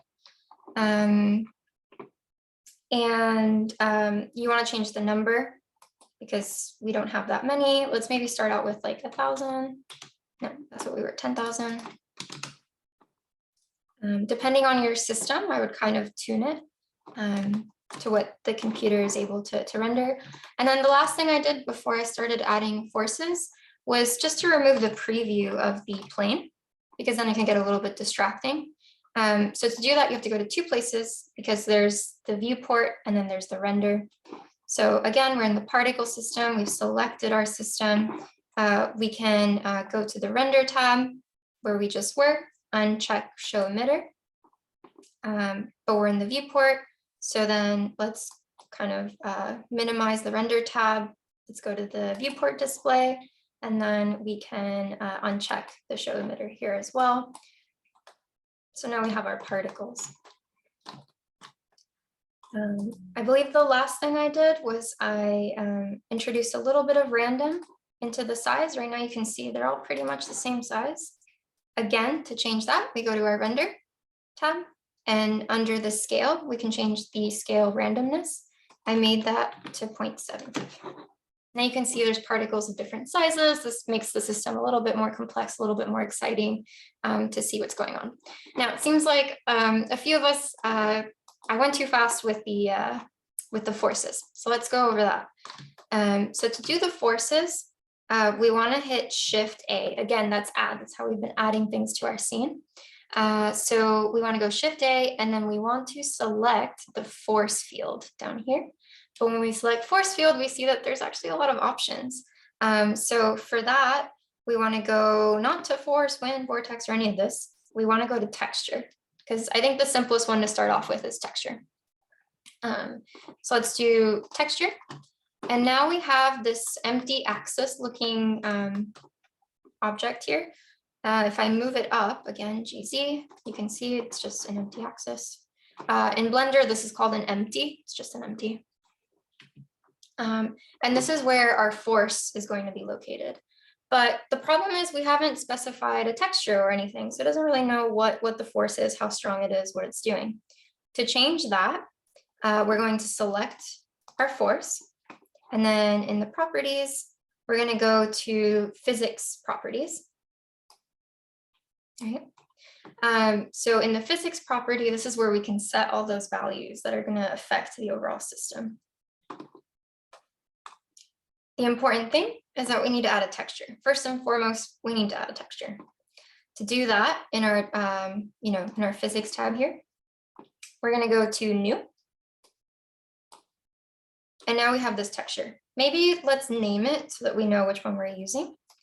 And we can call this one, if you click on it, we can call it Woods 1. Let's say. Okay. All right, so now we've created a texture, but we haven't set it to be anything. We just set a name and we created a texture. So we have to jump down from our physics property to our texture properties. And it has a little UV map texture symbol here. That's kind of the giveaway. So we're going to click on it. And now we see that we're set to Woods 1, right? And this is an image or a movie right now, which means that it's giving us options to upload our own texture. I don't really want to upload our own texture. I want to use one that's already existing in the system. To do that, you go to Type, And here we're given options: blend, cloud, noise, magic, marble. Let's go down to wood, right? So here's where you set the wood. So again, we're in our textures tab. This is the texture we're working in, and we've set it to wood. The noise basis, you can keep it as Blender Original. The pattern, let's go from bands to rings, right? So we can get these waves. And what's cool is that when we add more of these into our system, we are essentially playing with waves hitting one another. And that's how we create those kind of dynamic patterns that we saw earlier, right? Okay, so now we have a texture. But the problem is if I hit spacebar, nothing's gonna happen, even though we've placed our texture. So one thing we need to do is we need to go back to our physics property, and we need to change a few things. The first is the size. So the nabla, we need to change this from 0. Can't remember what I had before, but maybe something like 0.03. And then we can change the strength. Let's make it something like 2. And now let's see if that gives us something. Oh, there it goes. Okay. So now we've applied a force to our particle system. Did everybody find the concentric ring? And did you see the option to change the strength? Azim's, I believe you had a question there. So the strength is just in the physics properties under strength, right? But the problem is that our system is a bit chaotic. We want to dampen the effect, and there's a few ways to do that. One of which is with the fall off. So if I do something crazy like 10, it'll only affect the particles nearest to the force. One thing I want to do really quick is I noticed my particles lifespan is actually really short. So I'm going to go from the lifespan of 50 frames. I'm going to increase this to 300 just to give us more time. Also, 300 is divisible by 30 frames per second. So if you wanted to render this out afterwards, you could. Okay, awesome. We have some particles. They're going to live a little bit longer now. So if we go to force, let's go back to our force field. I'm going to click on our force. I'm going to go back to the force properties.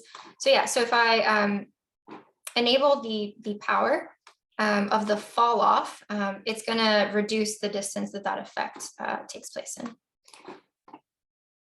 The other thing that I can do, besides just changing the overall from 2 to 1 on the strength. So again, here's strength, and then here's fall off just below it, is I can also edit the properties of my particles themselves. I can say, hey, particles, I want you to dampen the effect of the force that's being applied on you. To do that, I select my particle system. I go to particles, and then I go to, I believe it was the physics tab. And here what we're seeing is that we can set the mass of our particles, which is maybe one way to do this as well. But we're just going to dampen our force. Dampen reduces the effect, and I think we had about 0.5 seemed to be pretty ideal, right? So let's go back and let's restart our animation. And now we're seeing that the force is kind of dampened. It's a lot less. Maybe I want to reduce the fall off a little bit. So I'm going to go back to the particles, or sorry, the force, and then reduce the fall off a little bit. How can we adjust the particles to stay on the ground rather than flying in all axes? By that, do you mean they're falling down, or do you mean you want to restrict their movement to just like a 2D plane, BD? 2D. So I think for that, we can actually use the setting here on the force field. So, before we had some questions of like, I moved my force field and I couldn't, I didn't see any effect. You want to make sure that your use coordination is in. I think the file is getting a little glitchy because I had another particle system before, but you want to make sure that that's checked on. And I think the other part that maybe might do what you're hoping is maybe let's check 2D and see if that'll just change the plane that they're falling on. So there you see that now it's only happening in 2D. as well. So you can limit the axis that this is happening on. But for my purposes, I like a little three-dimensionality. So we're going to uncheck that, and we can see that it's starting to have an effect. The last thing that I changed to create those undulating waves is also the fall off shape. So right now it's a sphere, and you're seeing these like very even concentric shapes. I changed that to a cone.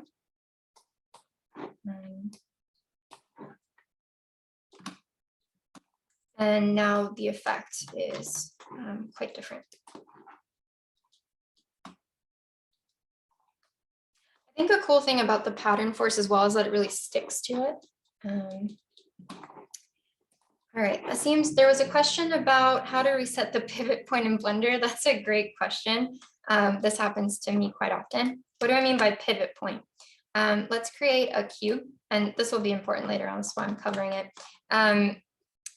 You can rotate, like let's say I move this cube. I'll go through that slower. Shift A, mesh, cube. GX to move in the x-axis.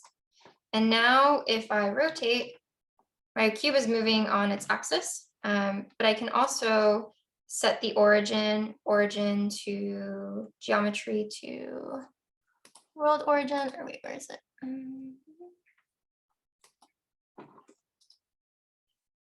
Origin to 3D cursor, and now it rotates around the center of my cursor. But let's say you moved your cursor accidentally, which I forget how you do it, but it always happens. You can hit Shift S and do cursor to world origin. That will reset it. And then you can also right click and set origin to geometry, back to it. So Shift S, I think, is what you're looking for, Azims. Shift S and then set world to, or Shift S and then cursor to world origin. Okay, but anyways, let's get back to our particles. We have our particle systems. They have some dampening force here. Let's maybe increase it. I'm going back to my particles. Let's maybe dampen it a little bit further. And then the other cool thing is, if you're looking at this system in 3D, you can also click on your force, move it a little bit up in 3D, and we start to create waves, right? That's kind of cool. So that's how we started to get the wave effect again, just to cover that again. We had moved our force before. I'm just going to move it G for move on the Z, lock the axis, move it up. Looks like I'm moving up 0.15, just about 0.15. And then now if I restart my animation, I start to get these three-dimensional forms and shapes. And then the last thing I did to create the kind of crazier waveform is I added 2 of these, right? So the dance between multiple forces. So for that, you can hit Shift D, X. And then let's just try that. So now I have 2. Shift D is the copy shortcut. Again, let's play that out. Shift D, X. X is just to lock on the x-axis, move it around. Let's see what that starts to look like. Maybe in 3 dimensions and in top view. Whoa, that one's kind of cool. Almost symmetrical. And again, we could keep playing, like adding more particles, increasing the dampening, adding more forces, and this would start to generate undulating forms. When you duplicate the texture field, is there a way to change the setting of both fields at the same time? That's a great question, Connor. I haven't delved too deep into it, but I think if you hit Alt D, let's try it. If you hit, instead of Shift D, Alt D, I believe that links the system. Let's do Alt D and let's do X. And so now let's change something about our system. I don't know, let's change this to 20. Oh, 10 is the max, I guess. Let's change this to 5. Let's go to our texture. Oh, no, it didn't link. So I'm not sure if it's I believe Alt D is the way to like link copy. Don't quote me on that. I don't usually like to link objects together. But I don't know if force fields like to link. Some of your current patterns remind me of, yes, cinematic visualizations of sounds such as vibrating sand on metal surfaces. Absolutely. So that was the inspiration. I mean, what is that? Let's show it for everybody in case you don't know. So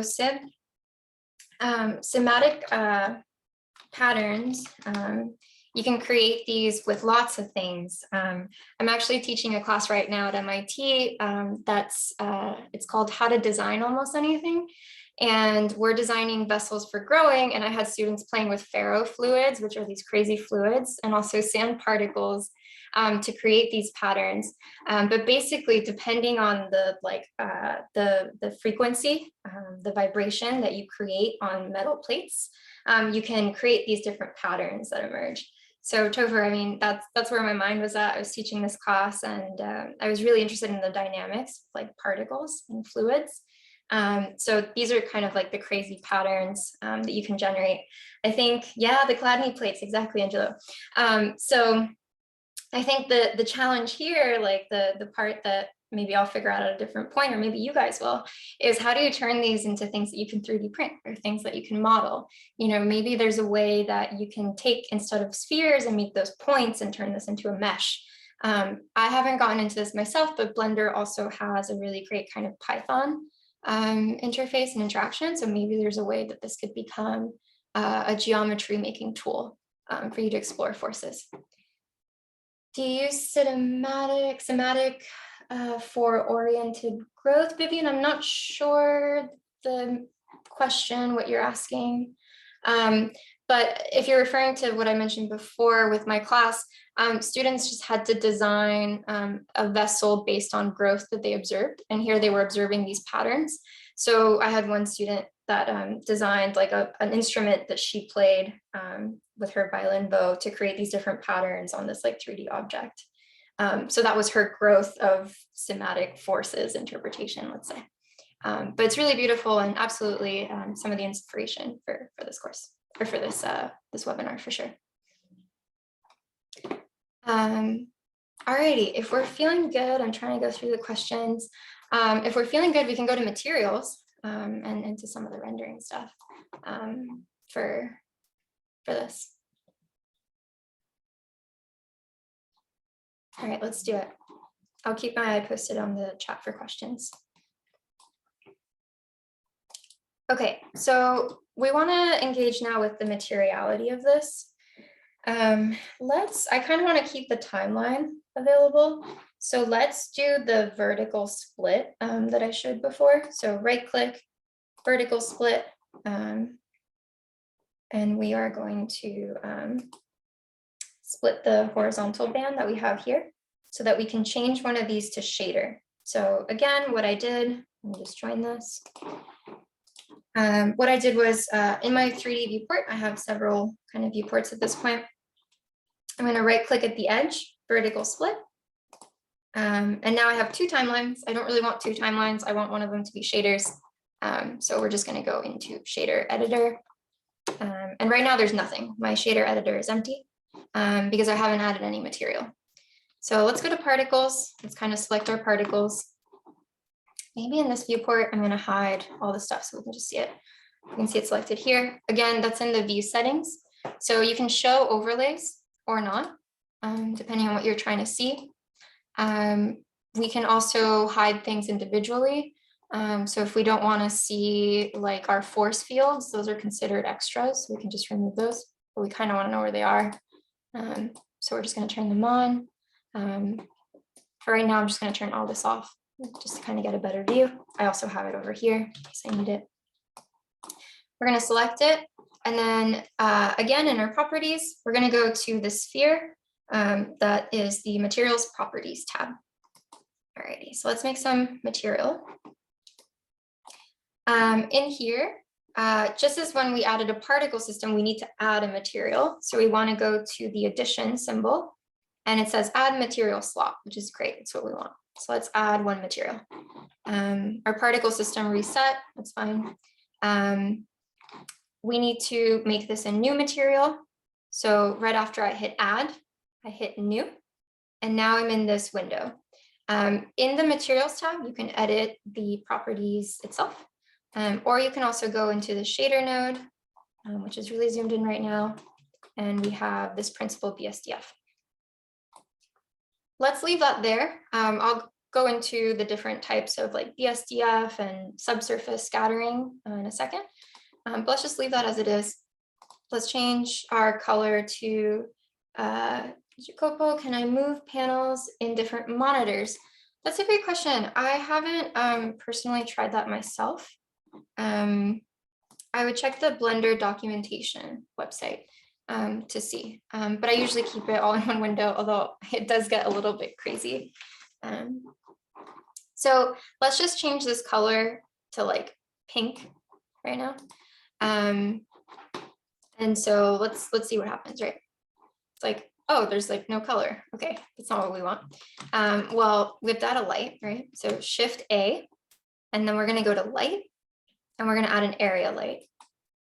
Now some of our particles are getting this weird glow. That's because it's in line with the plane. Like our square light is in line with the plane. So you want a G and Z, so move in the Z. And now we're illuminating all of our particles. Let's scale that up. Like really scale it up. And you can see it's diffused. That's because the power isn't very strong. To increase the power, if you've like kind of checked out. Sorry, guys. All right, let's try that again.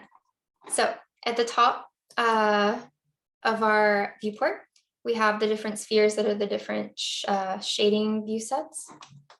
So we can go into the rendered viewport shading, right? And one thing that we see is that there's no light on our particles, so we can't really see them that well.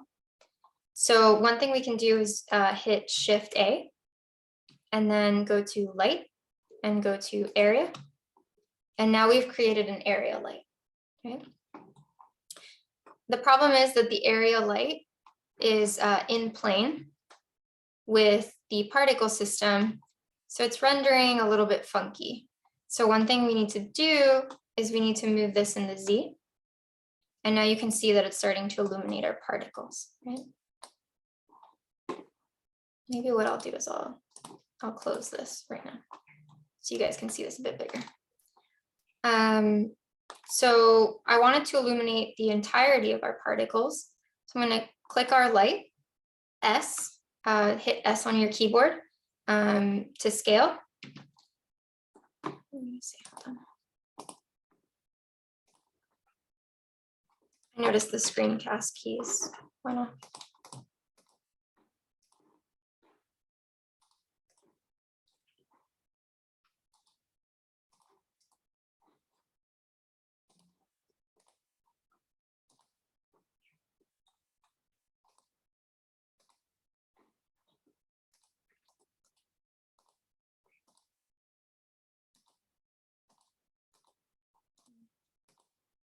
All right, I guess we'll go with Windows. I'll just be at the bottom.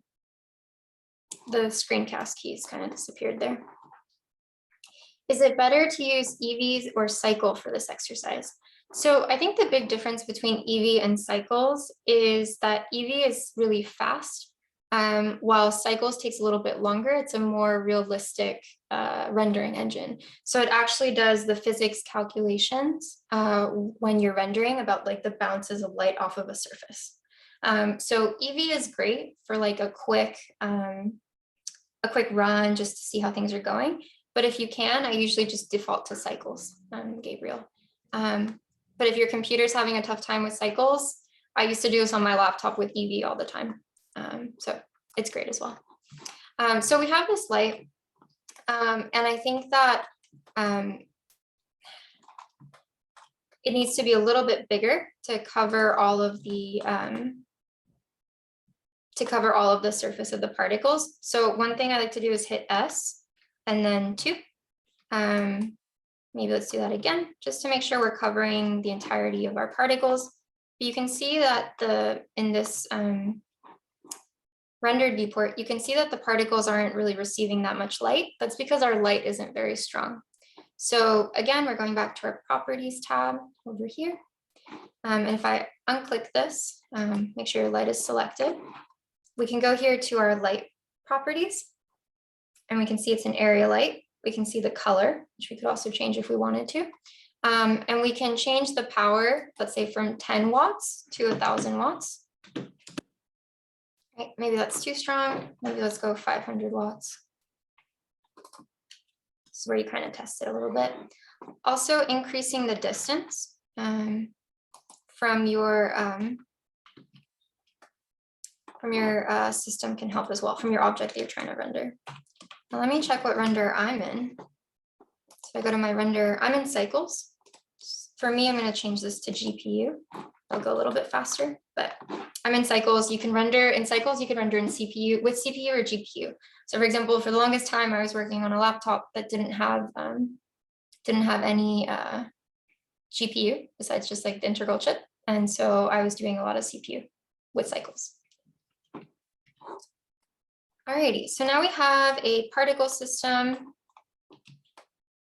that has some light to it.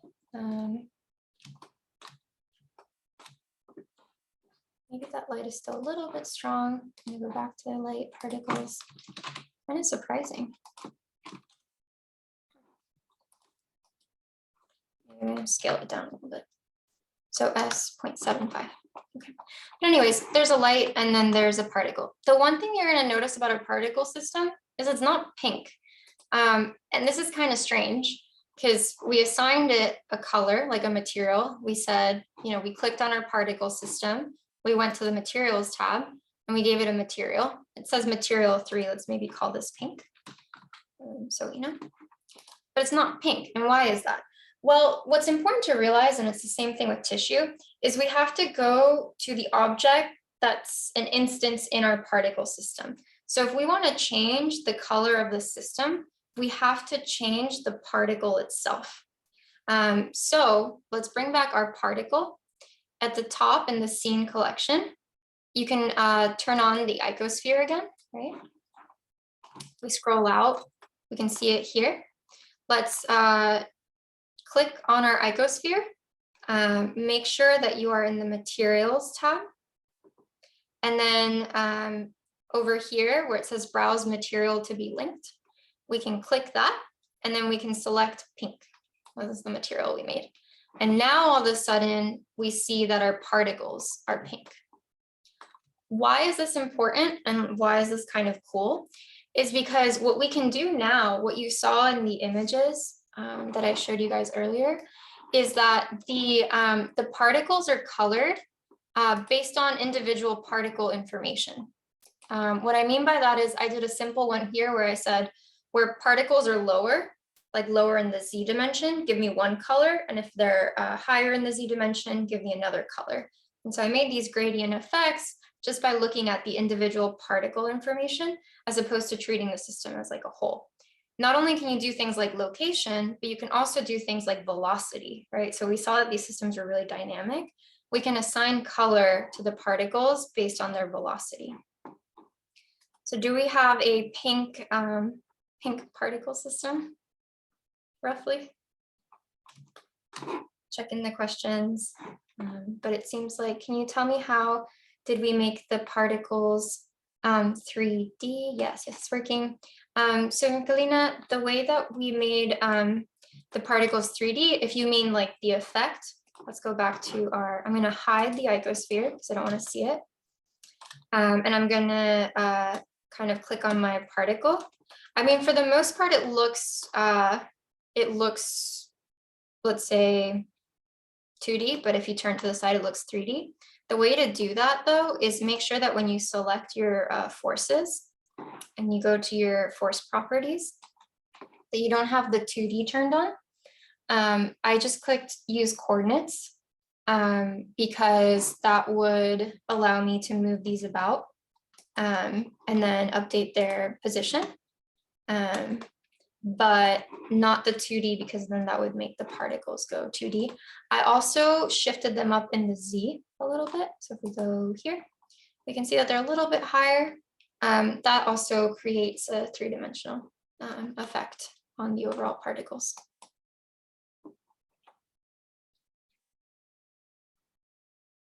And yes, Humbi, there is a way.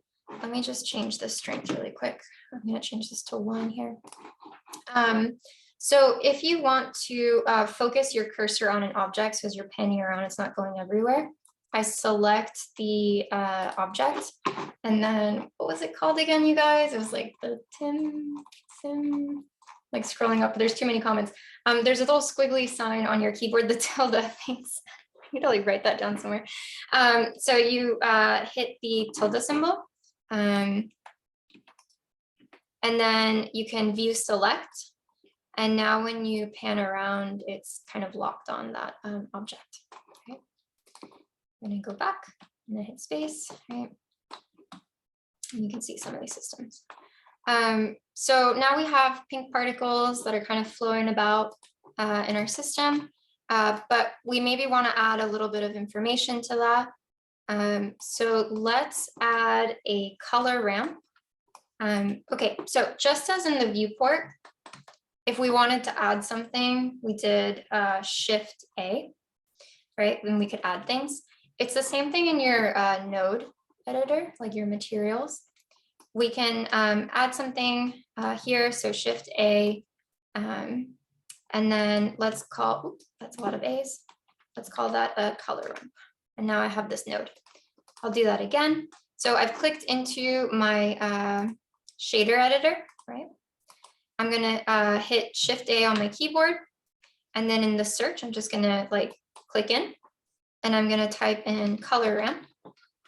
This will help us create gradients in the system, and so we can do that, and we can lock that into the color. Okay. But we're not really seeing like a huge change in our system. So to do that, we need to add, okay, so to do that, we need to add a few things. We need to add a mapping component. I just did that really quick to remember what it was, but we're gonna add a mapping component, and we're gonna add a particle info. All right, let me just hide this. Okay, so the components that we need are color ramp. This is going to define our color gradient. We need a mapping component. Again, you can find that with Shift A, search, mapping. Okay. And then the particle info, which is going to give us information on like where our particles are, what are their velocity. And that again is a Shift A, search. And then if you type in particle, you'll get particle info. You'll see it here. Okay, so now we have these nodes. These are called little nodes. And we're in our shader editor. So we want to set some materials. I've connected the color ramp. Let me make this bigger. Text is tiny. I've connected the color ramp to the base color node here. The principal BSDF is like an all-in-one material. You can set how shiny you want it to be. You can set, you know, if it's subsurface scattering, or, you know, these other qualities. We're just going to connect a color to that. The mapping is going to help us figure out like our z-axis and z-dimension. We're going to connect the vector to the factor. That's going to determine how the color gradient flows. And then maybe for this round, we can do location as the vector that we're interested in pulling information from. And now we can see that there's like a bit of a gradient happening, but it's not going in the direction that we want it to.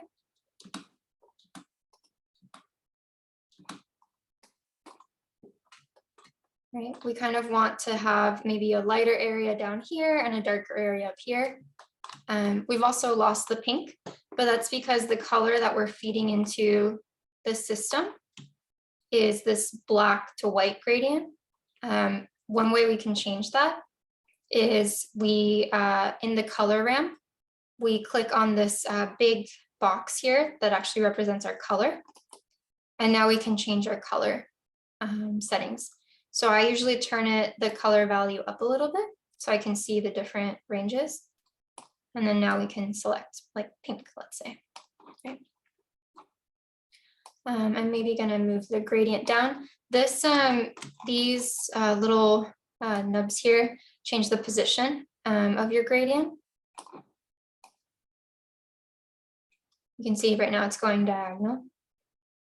And there's also the option to change how you interpolate between the two colors.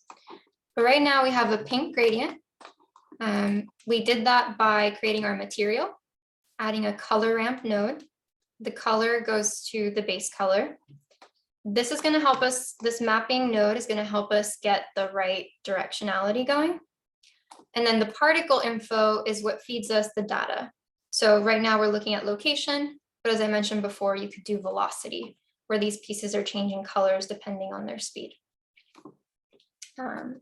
So this is one of the weird things that I've tested out so much, and maybe you guys can find a logic to it, but I've never been able to find a logic to it.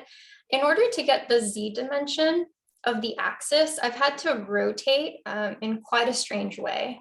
So these are numbers that I just have jotted down because I know that they work. My gradient isn't appearing. Okay, so one reason that your gradient might not be appearing is make sure that your color is going to your base color in the BSDF. Make sure that's connected to the surface. Make sure that you're going to the viewport shading, that's the render shading. And then the other thing it might have to do is with the scale of your mapping, like depending if you scaled the system up or down. You can also play with these tabs here to see it. Or you can, for example, move in the X direction. This is the location of your gradient, move in the Y, move in the Z. I only have the pink. Don't have the gradient. Yeah, so this might be because of the scaling. All right, let's see, guys. So did you try moving location? You can also try the scale. Not sure if when you created your plane, you scaled it in some sort of way. Perhaps. Let's see. The other part is make sure that you reset your particle system. And you know, when you press play, it'll update. The last thing is make sure that, yes, your icosphere, your initial sphere that these particles are based on, is selected to be that color. And the way that you do that, again, is by selecting the icosphere, going to materials, and making sure that you're in the right material for that. So what we're pulling from this icosphere is the location. We can hide that, and then that'll start to give us the gradient that we want. But if the gradient isn't showing you guys, I would play with the mapping a little bit. Again, make sure you're in viewport, in the right viewport shading mode. Make sure you have a light. And start to play with the mapping of it a little bit.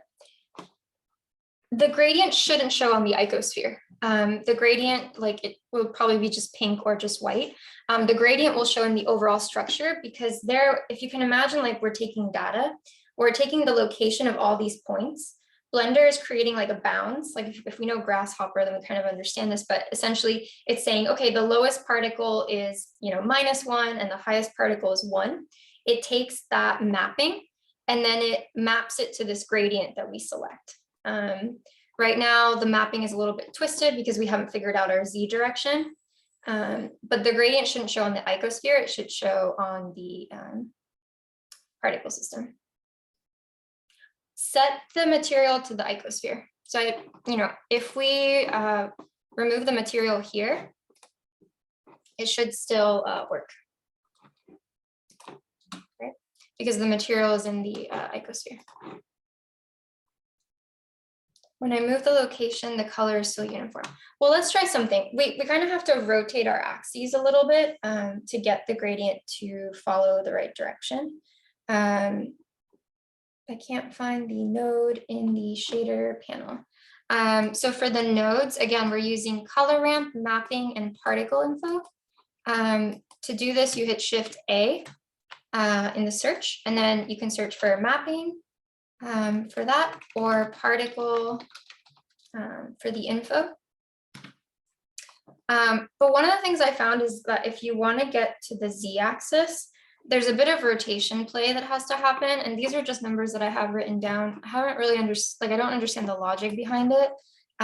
But essentially the rotation on the x is minus 130 degrees. The rotation on the y is 200 degrees, and the rotation on the z is 30. We're starting to get a little bit of a gradient. It's not super strong. One way we can change that is we can also scale the mapping. So we could do like 0.5, or maybe move it up in direction as well in the z. So I would start to play with the mapping a little bit. Maybe let's make this, let's actually scale up. So this is where you kind of play with the system a little bit. So it seems like the right conditions to get this mapping to work is we're going to move a little bit in the z. Seems like somewhere in the 0.25 range is maybe good. And then we're going to multiply the factor, the scale factor of the pattern. Let's move it like by 5, by 6. And now we're starting to get kind of a range on our particles where the lowermost particles are getting a pink, like a deep pink, and the uppermost particles are getting a white. And so now if we render our system, can we explain the logic of which part, Stephanie?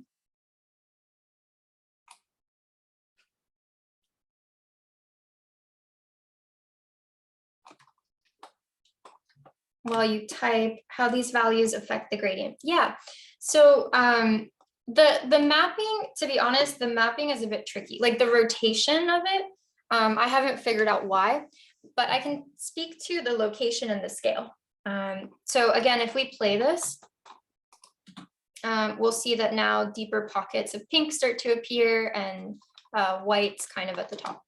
In terms of like the logic of what's happening, so when we map our particles on the overall system, it's to a different vector mapping than the actual particle plane itself. So there's a bit of like rotation that needs to happen. And then we're also moving that point of the gradient. So if I set this to 0, for example, let me play it a little bit so we get some. Okay, if I set this to 0, I could fix the mapping by just adjusting on the gradient itself, perhaps. So bringing in some of the whites closer in, bringing in some of the pinks. It's just another way of doing it. But what I'm trying to do is I'm trying to map center points of these spheres into location that then gets transferred to a color range of, bright pink to white. The rotation part, I've never quite been able to figure out. It took quite a bit of testing, to be honest, and playing around, but it's the one that I use for tissue tessellations as well. So I don't know if you saw in like the promo images, like for example, some of these, you can see there's points that are lower down in the z-axis that are green, and then the higher points are orange or purple. It's the same exact logic. I rotate using these coordinates, which I have written down, minus 130, 200, and minus 30 on the z. And it just seems to work across the board. I'm still trying to figure out the logic of why exactly those kind of rotations work. But yeah, and also it seems like Andrea's kind of figured something out. If you switch your render engine from cycles to Eevee, it's not as strong, or you're not seeing the effect. So make sure that your render engine is 2 cycles. And maybe that was the issue that some were facing before. As a default, I usually work in cycles.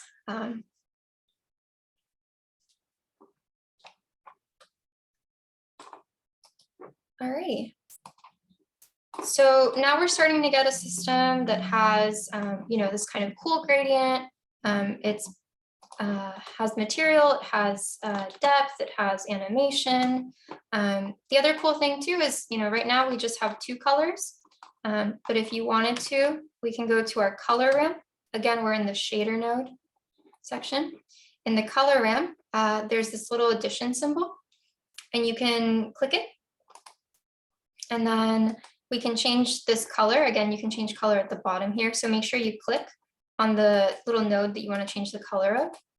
And maybe we make this blue. And now we've gone from pink to blue. Right, so now we're seeing these color gradients emerge. I'm not getting the location vector-based gradient. Make sure you have the particle info, the mapping, and then the color ramp. And I think, as some others suggested, also make sure that you are on the cycles render engine. The way you get to that is in the properties tab that we have on the rightmost side of our screen. You go to the camera, and then where it says render engine, if you have Eevee, you're not going to get the particle effect, the gradient effect, so make sure you're in cycles.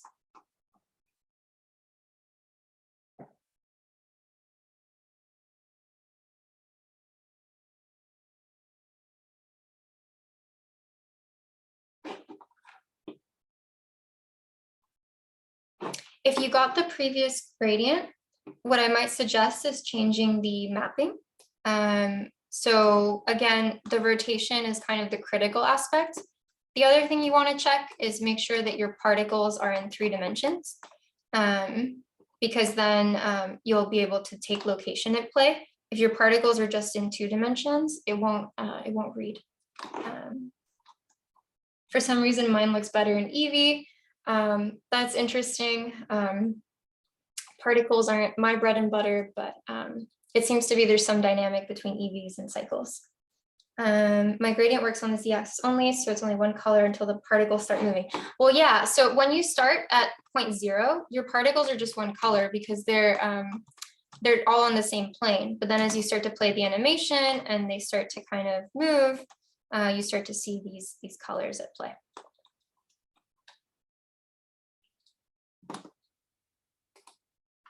The last thing I typically do for a lot of these renders is I just add a base plane to render in.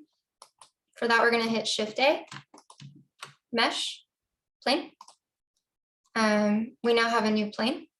I'm going to move it slightly down in the Z so it's not intersecting with my particles.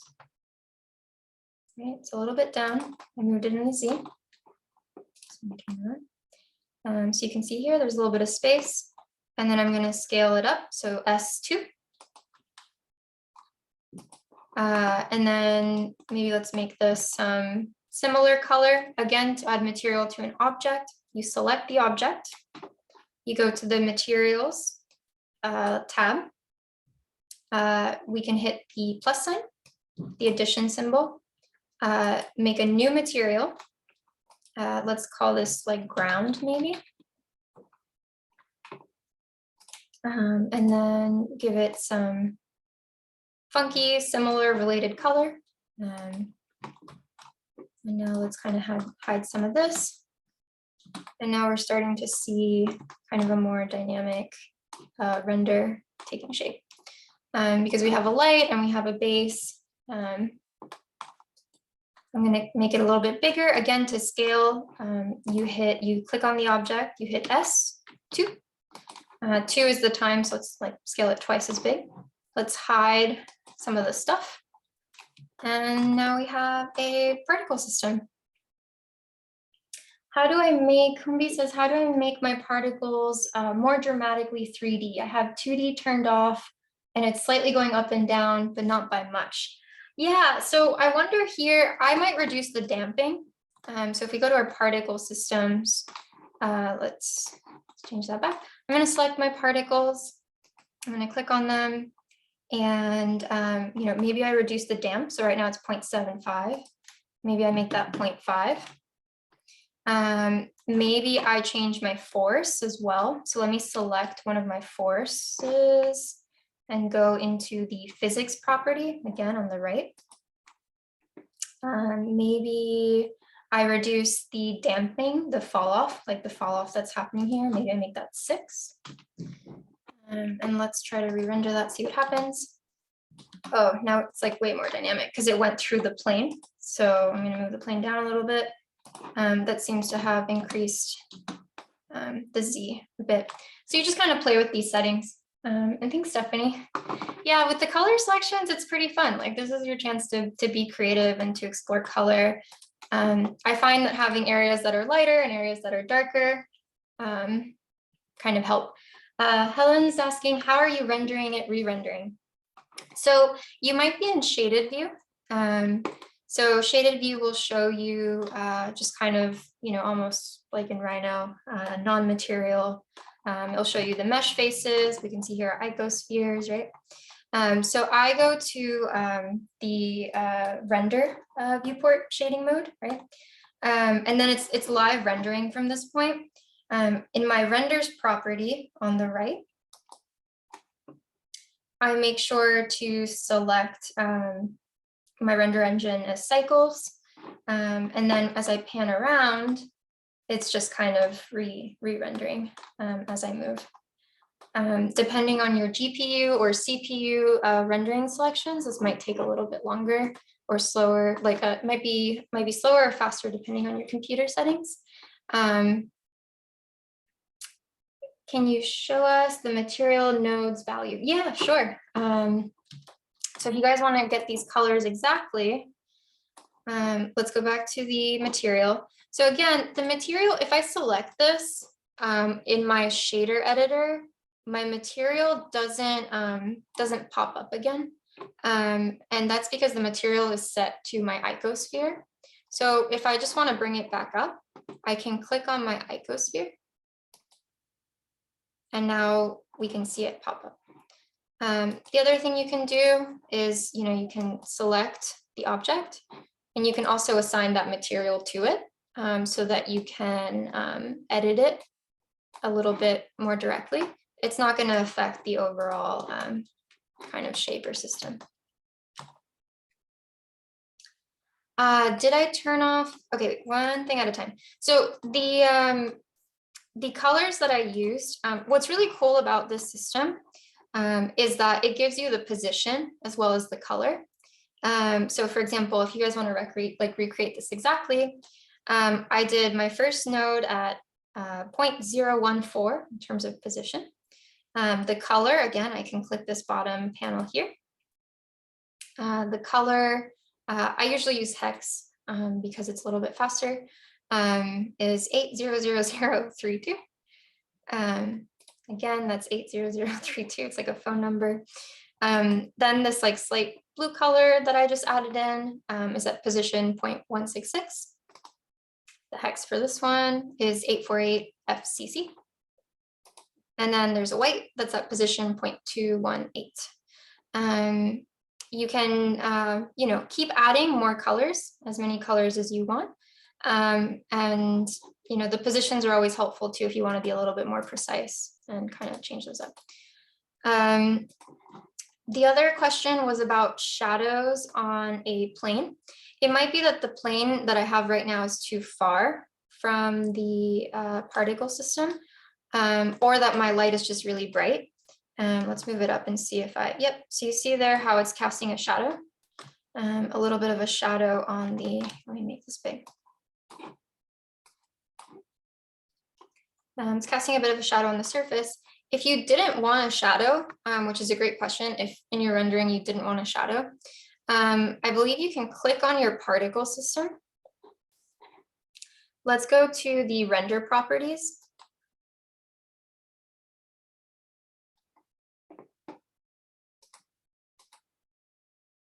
Or maybe it's in the object. Yeah, I think it might be in the objects. So in the object properties, under shading, it might be under visibility. Yeah, under visibility in your objects property, you can uncheck shadow. And again, we have to restart our animation. Kind of hard to see. It still looks like it's casting a shadow though. It might be that we have to change it on the icosphere.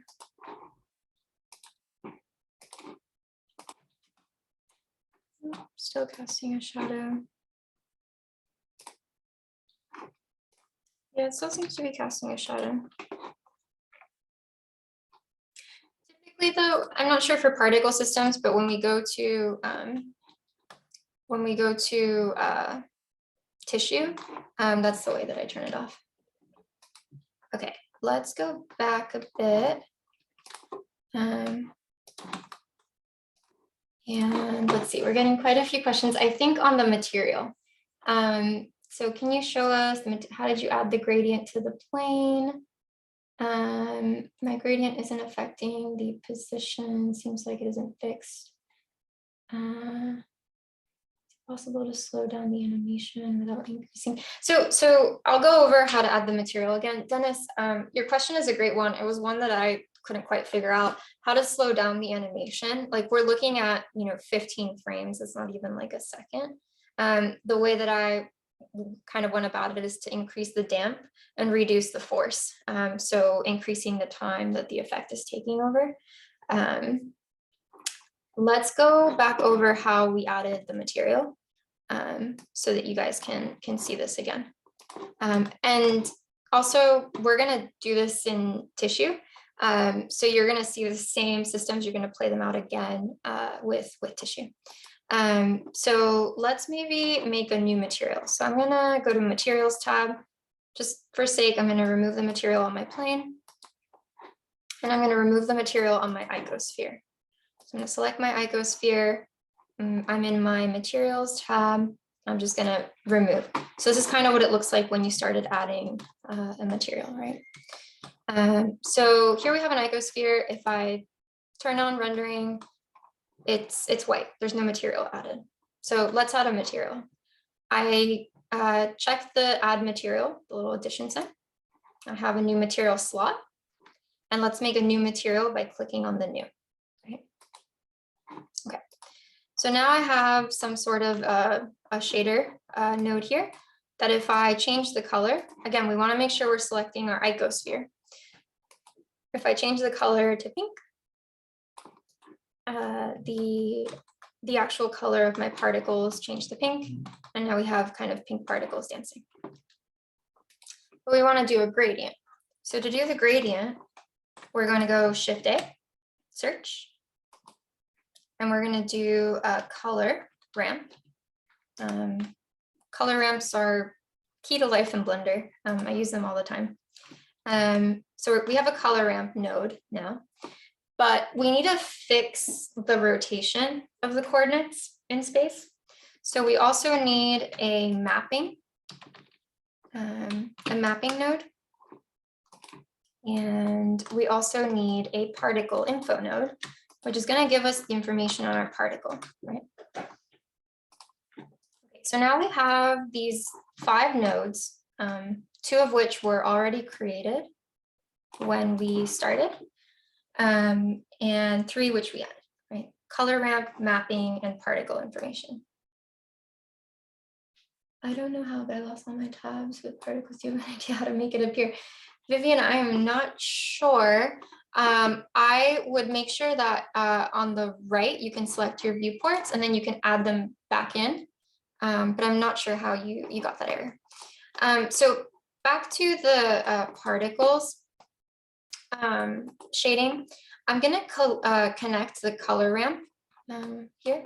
I'm going to connect that to my base color. So that's basically going to provide us with the gradient color that we want. But I need to also connect it to the information that's coming from my particle info. So I'm going to connect the particle info location to the vector. Okay. And then I'm going to connect my vector to my factor. And so that's now taking the information that's coming from the particle and mapping it onto the gradient material that we're seeing here, like to the particle layout that we're seeing here. Does everybody kind of have this particle gradient happening here? The next part that we kind of embarked on was getting the rotation, like getting the particles colors to map to the Z dimension. Because if you see now, like, let me just kind of play with this. I'm going to hide the icosphere. If I start playing with like the X, for example, you can see that my gradient is starting to shift over the whole piece. Or the Y, same thing, or the Z. Rotation is the same thing. If we start rotating on, and that reminds me, we should totally be saving our files. I've been negligent to save. So let's save. Particles 2D. Save us. Okay. So as we're rotating, you'll see that it slightly starts to shift. Let me try like 180. But it's not going on the Z. And even if we go on the Y axis and say like, okay, rotate 90 or rotate 180, which is typically what you would think might work. It's not giving us what we want. And I found this to be true after like a bunch of trial and error, because I haven't been able to find it online or on any of the chats or anything, or like threads, like why this is. But I kind of found the right settings to rotate the mapping to match our world coordinates. So for that, and this is true in tissue as well, it's how I created these geometries, like these effects that you see quite often. And what seems to work is minus 130, 200, and minus 30. This is the only thing I won't be able to explain to you in terms of the logic of why that works, because to me, it doesn't make sense that it wouldn't take either like the local coordinates of each particle or the global coordinates of the geometry, like the plane that made it. It's consistent across the board though. So if anybody figures this out, please let me know. And then once you have that, I found that, okay, let's like kind of scale it a little bit, or you can start playing with this, bring these closer to each other. And you might start to get some effect, right? You can start to see some effect there, but also scaling it helps to amplify that effect, right? We're gonna do this in tissue. You're gonna see it all over again in tissue. But I hope that helps, and it might be clearer in tissue when you actually see it on a geometry, what's kind of going on. But hopefully with particles, what you guys have gained is like an understanding of like, you know, the properties tabs, how do we add objects to the scene, a little bit on the shaders, and also the timeline, where yeah, you can create these kind of like resonance effects, essentially. And you know, we played with texture today. I think because the bulk of this we want to be tissue, we can move on, but you know, there's also other forces that you can play. And to create, for example, the various pieces here, I just played around with those forces. And yes, absolutely, Linda, the goal is to do a break. I can't believe it's already 12:46. But I'll maybe answer one last question and then we can do a break, which is how do we render this final piece that we have, which is a great question. Like, we're just in the viewport right now. Sorry about that. We're just in the viewport right now, so we're seeing it like this, but that's not really a render. You have to add a camera to this. So Shift A, camera. We'll do this in tissue as well, but just to give you guys a little preview. I'm gonna move it up in the Z, just so you can see it. This is what the camera kind of looks like. I'm just gonna move it in the Y. This is where having two viewports, I think, really helps, because you can set one to be your active viewport, so you can see what you're setting your camera to. Again, remember that was this little button here, toggle the camera view. So we made a camera, we moved it, toggle the view. Now we can see it, but then I can kind of move it about, right, on this other window to kind of get the effect. And once you've aligned it to, you know, something that looks about right, that doesn't look about right, but you can rotate it. It's really shifting here.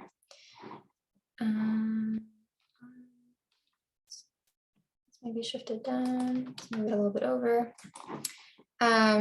Once you have set the view that you like and you kind of preview it and you're like, oh, that's the effect that I'm interested in, you can go to render, this tab here. And then it'll give you two options. It'll give you render image or render animation. So we can do like really quick render image. And now we'll see the image. We'll do this more with tissue. I hope that this was like a useful introduction to Blender and its various components. I know it can be really overwhelming. I remember when I started all the different tabs, but I think what's going to be helpful is we're going to practice this again with tissue and again. So we're going to do a few passes at this, and I promise you by the end you'll feel a bit better about it. Maybe with that we take like a 5-10 minute break and check back in. I'll answer questions as well if more kind of come up in that.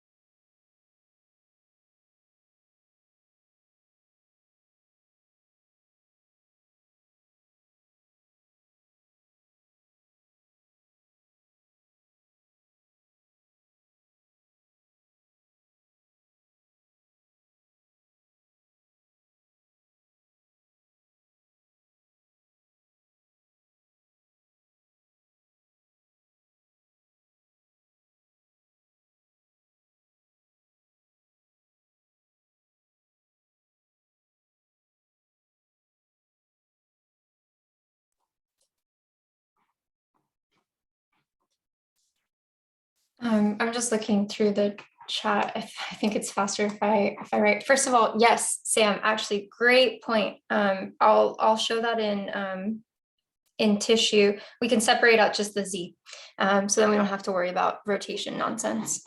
So really great point. Can't believe I forgot about that node.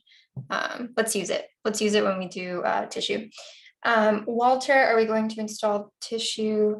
We can go over it. I thought that in the latest version, at least in 3.4, it comes as part of the add-on packages. You just have to check it. But I will review that to make sure that we all have tissue and that we're all at step 1.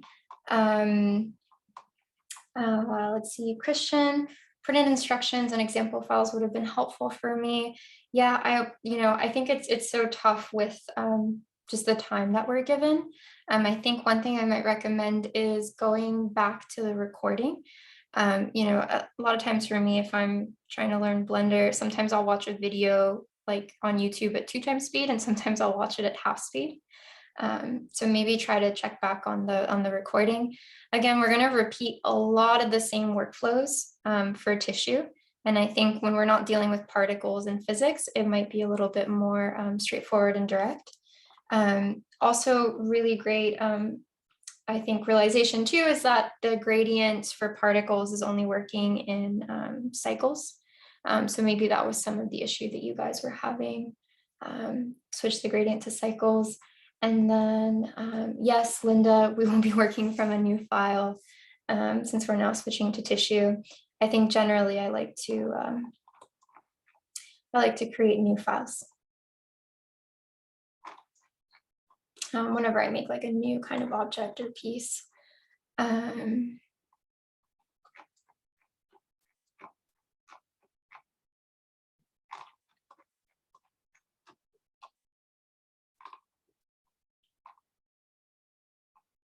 yeah, the shader panel and kind of the gradient effect, we're going to go through that again for this component that we're going to make in tissue.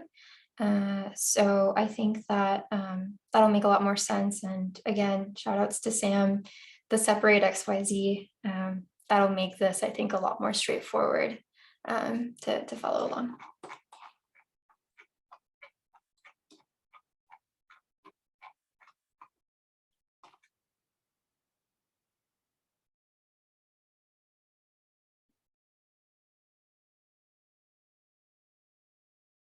And thanks, guys. Yeah, thanks for hanging in here with me. It's, Blender is just such a fun world to dive into. And I think the more time that I spend working with it, the more power I realize it has. I think, whether it's exploring physics and movement and animation in a new way, rethinking your designs from the physical to the digital to the physical, I find that I switch softwares to get myself out of a design mindset. So I hope this gets you out of maybe a Rhino, maybe a CAD, maybe a Fusion, whatever you might be using. It's okay to be a little bit fuzzier in this program, a little bit more artistic. You can also use it for precision. Like I said, I used it for my thesis, but I really think it opens up the door for a lot of creative play in digital space. Any books? Oh, Connor, great question. Any books I recommend? I have so many. Oh my goodness. Let me grab a few of my favorites. And maybe after that we conclude our break and we get started. But let me grab a few of my favorites.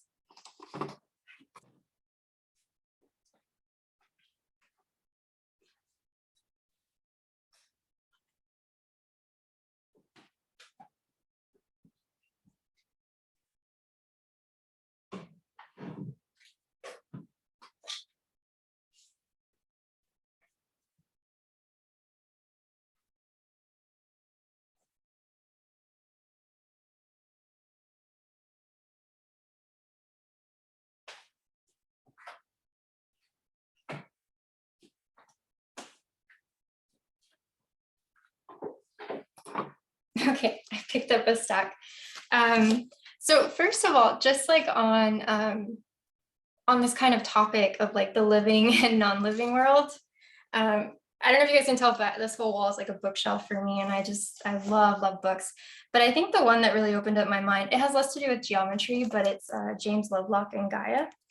I think the way that we think about the world as this dynamic play between what's living and what's not, to me is really interesting. So this is a great book for maybe theory and philosophy of things.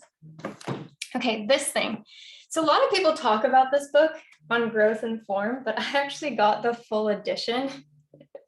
And you can see I like go through it quite a bit, but it's so fabulous. I mean, you know, again, the relationship between living and non-living systems, geometries, patterns in nature, you know, some stuff that you guys might be familiar with, some stuff that maybe you're not, but a really, really great book. I know it's thick, but it's really worth it. You know, before we were talking about Ernst Haeckel, right? So again, another chunky one, but I think the plates, the drawings of like diatoms and different microbes, and I mean, this book is just inspiration central. And a lot of artists, designers, architects reference it, I think for just like the breadth of illustration and drawing. I don't know if you guys can see that really well, but Ernst Haeckel, The Art and Science of It, great book. And then one of my favorites, this one I found from a library sale, but I'm sure you could still find it. Peter Stevens, also really great, but Patterns in Nature. Such an amazing book. It goes over like different branching logics, also different tessellation strategies. So Patterns in Nature, Stevens, by Peter Stevens. I think it goes over some of like the mathematics as well, of these different systems. So if you're interested and like to nerd out on that, it's there as well. But yeah, great idea. Maybe at some point I'll just like share, I'll have a little story on social media. It's like all these fabulous books, because there's so many. Let's see, Stephanie, I work as a researcher with biologists at the AWI who are experts on diatoms. If you ever need scientific information or SEM images. Yeah, so I mean, you know, I think for me too, I just started doing SEM imaging of my microbes as well, like the biocement work that I've been doing.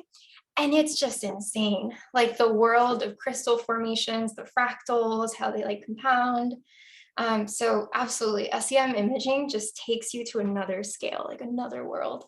Topher says, I'd also recommend Diseña and Quadrivium, published by Wooden Books. Oh, I'm not familiar with that one, but I'll definitely make a note.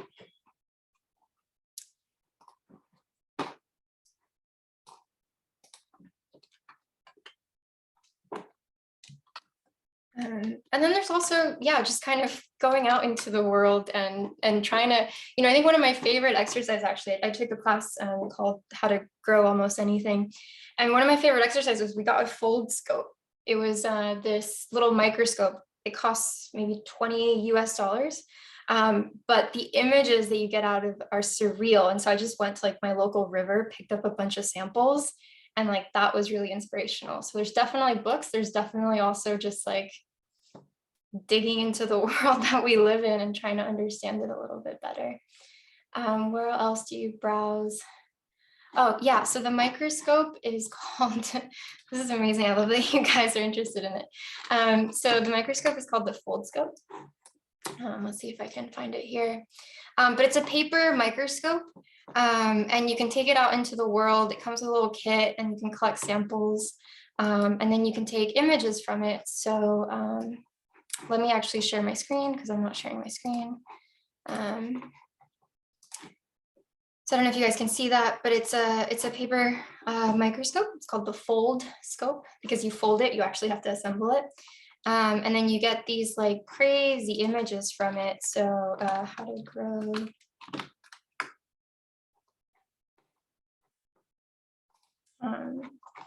So this is the class. Let's see if I can pull out the here. And then we should probably get going to tissue because that's a whole bunch of fun. But let me show you guys the images I got from that, which was surreal out of like a paper. I mean, the lens is really cool. The lens is special, but it's just like a paper microscope. So let's see here. Yeah, so these were like the images, right? Like from the fold scope that you can get, which is amazing from like a cheap system. I even found like one of the tardigrade, but again, like pretty cool resolution. Alrighty, how are we feeling about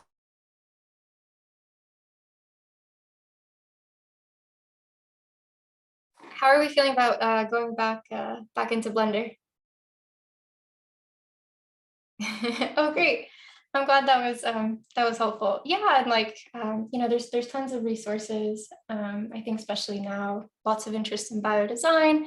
And so actually in that course, like how to grow, it gave me the skills to take on this work, and I also helped to teach it so that others, designers, artists, people that have no idea what bio is can also kind of engage in it as well. Okay, let's go back to Blender. Let's open up a new window. So I'm going to share my screen and let's go to Blender.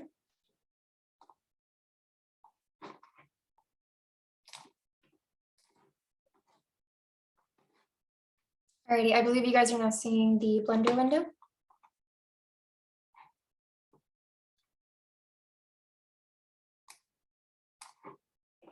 Okay. So with the first kind of part of tissue, what we're going to do is we're going to go over component and base design. Here there's like 3 different components. The base is the same, and I'm going to go over what that means because that is terminology in and of itself. Okay, so we're back in Blender. We have our viewport. We have a cube in our viewport. One of the things that's important is that we need to make sure that tissue is installed. So I know that was kind of like an ask before the start of the workshop, but in case you had any troubles installing or you kind of want me to review that. In the latest version, so I think 3 and above, tissue comes in the add-ons, like in the add-ons that are already provided with Blender. What do I mean by that? So once we enter Blender, let's go into Edit, and then let's go into Preferences. Under Blender Preferences, you can go to the Add-ons tab, like make sure that's selected. And then we can check to see if tissue shows up. If tissue shows up for you, awesome.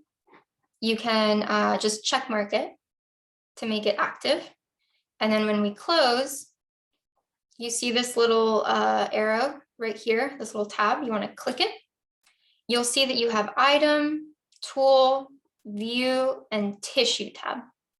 So if tissue is successfully installed for you, you'll now have a tissue tab that comes with the tissue tools. And these are the tools that we're going to be going back and forth with. If tissue is not installed for you, then one thing you can do is go to like Tissue Blender, go into the documentation and download the latest file. I think it's under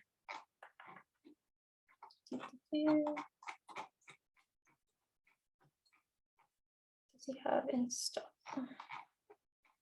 There should be a Git page, and I think he usually links to it.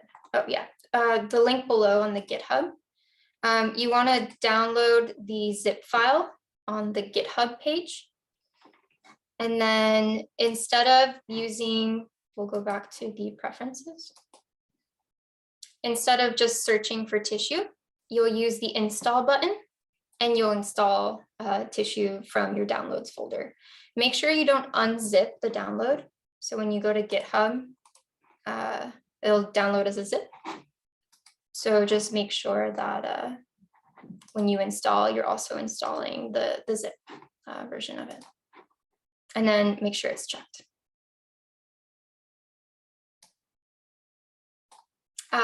Thanks. So 3.54 is the latest version. Yeah, make sure you have the latest version. I try to have reasonably have the latest version of these softwares running. Okay, let's say we have tissue. Hopefully everybody has tissue on here now.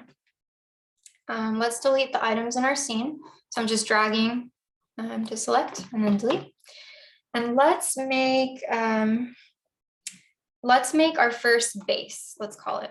So let's do a Shift A, mesh, and then let's add a plane, right? So now we have a plane in our viewport. This plane has no subdivisions. It has nothing beyond 4 points, 4 vertices, 4 edges, and a face. What we want to do now is we want to add some cuts, some loop cuts, not via subdivision, but via the edit mode, which we talked about before. Again, how do we get there? Right now we're at object mode. We can select make sure our plane is selected, hit tab. And now we can add cuts to our face. Let's go to the face selection tool, so 3, or you can just select it here. And the shortcut for this is Control R. I'll do that again. You can either select it here in the loop cut tool, but if you hover over for just a second, the shortcut is Control R. So Control R. Now I'm not clicking anything, but what I'm going to do is I'm going to use my scroll wheel and I'm going to scroll up a little bit. If I scroll up, I increase the number of cuts. If I scroll down, I decrease the number of cuts. We're going to be using this a lot. So let's maybe start out with like 5 separate, 4 cuts, so 5 separate little face strips here. I click to make the cut, and then I hit escape so that I don't shift the cuts anywhere. Again, we'll do this again, Control R. We'll select the face, 3, 8. So 3 for all the faces, A for select all, Control R. And then we're going to move and increase to 4 cuts so that we have 5 faces. And then we're going to hit escape. All right, so now we've made a few cuts. The scroll wheel isn't doing that. Is there another way? So sure, if the scroll wheel isn't scrolling the way it needs to, then I believe we can add a loop cut with the tool. And if you make one click, there's this little option that appears at the bottom left, and you can increase the number of cuts this way. Right? So I'll do that again. You can hit, let's get out of that. You can hit the loop cut tool, face the edge that you're looking to cut, make one click. And then at the bottom left here where it says loop cut and slide, click that, and then you can increase the number of cuts. I just like to use Control R and the scroll. It's a little bit faster, but they do the same thing. Now what's cool is we've changed our mesh topology. So we can select our faces. So again, I'm at face selection. We can select our faces individually and kind of move them about. Right? But the reason I did that was just to create enough subdivisions so that when we make a component, we can see it aggregate on the surface, right? Okay, so when I hit tab and I exit edit mode and I go to object mode, we don't see those subdivisions. And I think it's helpful to see them when you're doing tissue. So one thing I like to do, remember our like viewport shading properties and overlay properties up here. I click on my overlay. Under the geometry section, I check the wireframe and I reduce the opacity. And so now I have my grid that I can see whether I'm in object mode or I'm in edit mode. And yes, I can repeat that again. So Shift A, mesh, plane. We have a plane. I'm going to move it a little bit to the side so that we can see it. So I'm going to do G, X, to move it in the X direction. And my X direction is this way, my Y direction is green, my X direction is red. So now I have a plane that has no subdivisions. I'm gonna hit Control R to do some more loop cuts. So I'm gonna, maybe this one I'll do 4, and we'll escape. Control R. You wanna face the side that you wanna do your loop cut in. So I'm gonna face this side that's parallel to the Y axis. I'm gonna scroll again, add a few loops, click, and then hit escape. And now I have 16 faces here that I can, move about. This is again in edit mode, but if I go to object mode, because I have changed my viewport overlay settings to wireframe, then you can see it here. So the tool item view tissue menu, it's a little bit hidden. It's typically a little tab here, or I guess if you press N. Thank you, Topher. It's a great shortcut to bring it up. You'll usually see it right here. Okay, so now we have these, I guess what I'd like to call base pieces, which we're going to tessellate some object on. So we need a component. That's kind of the next bit. Maybe what we do is we are going to make another plane so that we can learn a little bit more of the edit tool. So Shift A, mesh, plane. Let's move this one in the X direction 2. And let's go to edit mode. Let's maybe extrude this one a little bit. So let's do E for extrude. Let's do 0.4. So when you hit extrude, you can also type in the distance. And then maybe let's scale it a little bit. So S and then 0.5. So we have this like truncated shape here, this geometry. All right, now here's the magic of tissue. I'm gonna move it just a little bit over so we don't get confused. So with tissue, what you do is you select the component that you want to tessellate. You select the base that you want to tessellate on while holding Shift. And then in your tissue tools, up in the upper right, you hit tessellate. Right? It's going to give you some options. For now, let's just use the default options. And we're going to hit OK. We're going to move this GY up 3. Vihar, could you share your keys? Yeah, let's see if we can get it going. I had an issue resetting it.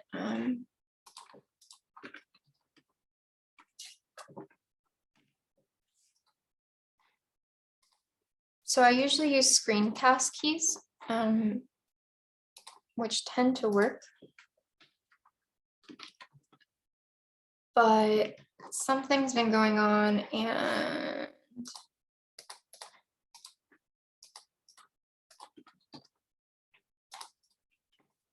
it's not letting me turn them back on. So we're going to do our best here.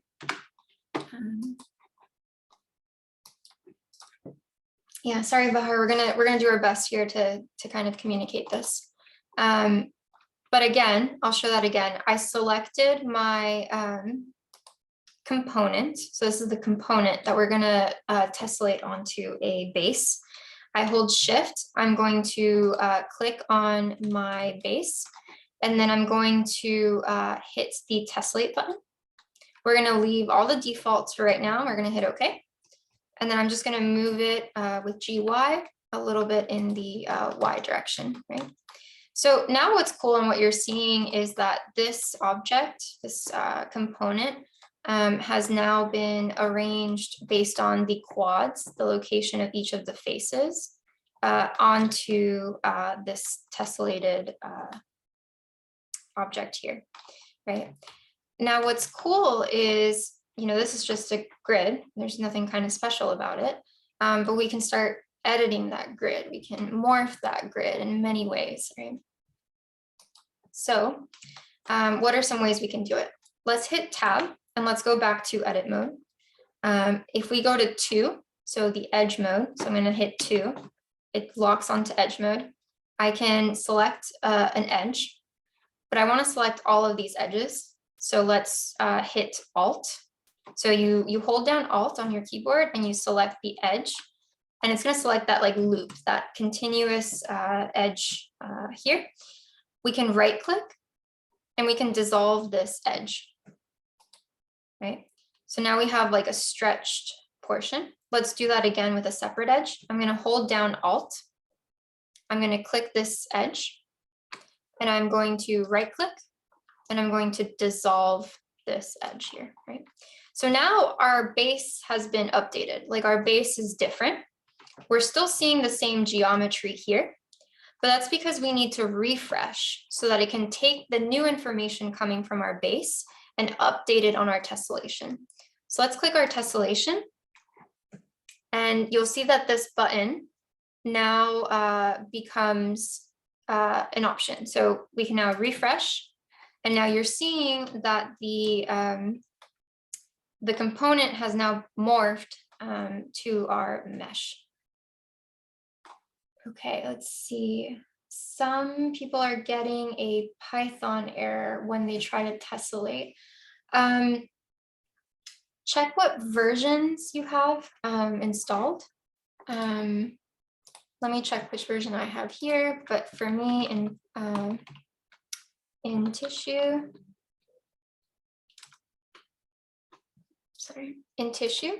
I seem to have version 3.52, which I guess came with my install.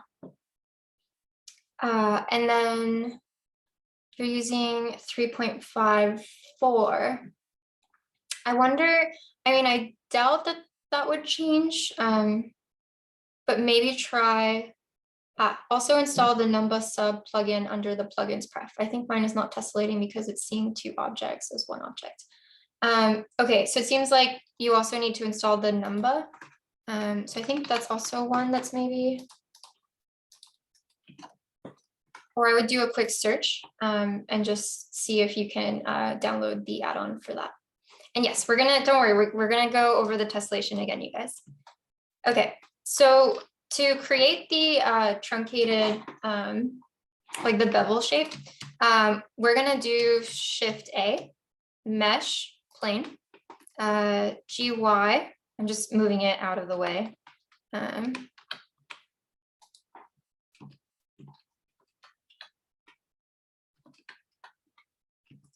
keep going the wrong way.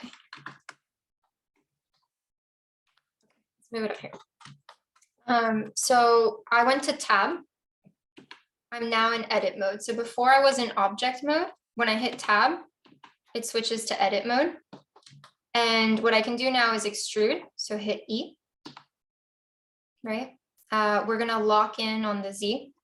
Just when you hit extrude, it naturally does that. And then we're gonna type in a distance, let's say 0.4. That's usually what I make my modules. It's not defined at all. It's not a constraint that you have to hold to.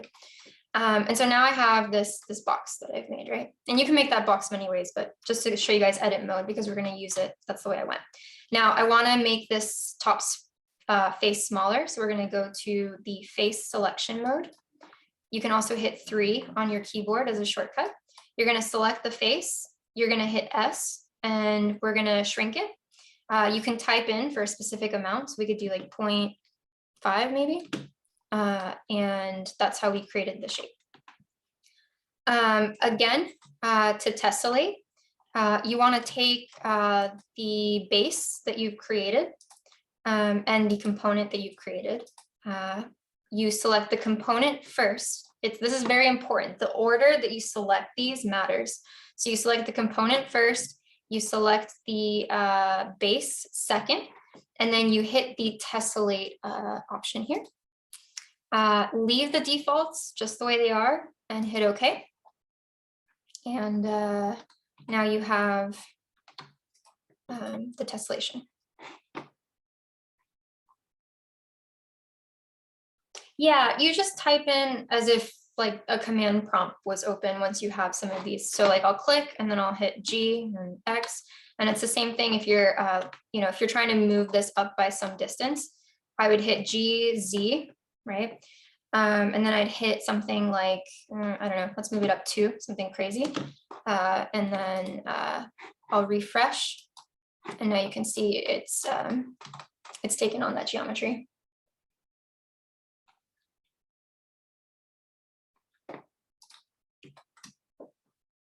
With the install errors, you guys, this is a tough one, because unless I'm seeing your computer, it's a little bit hard to debug.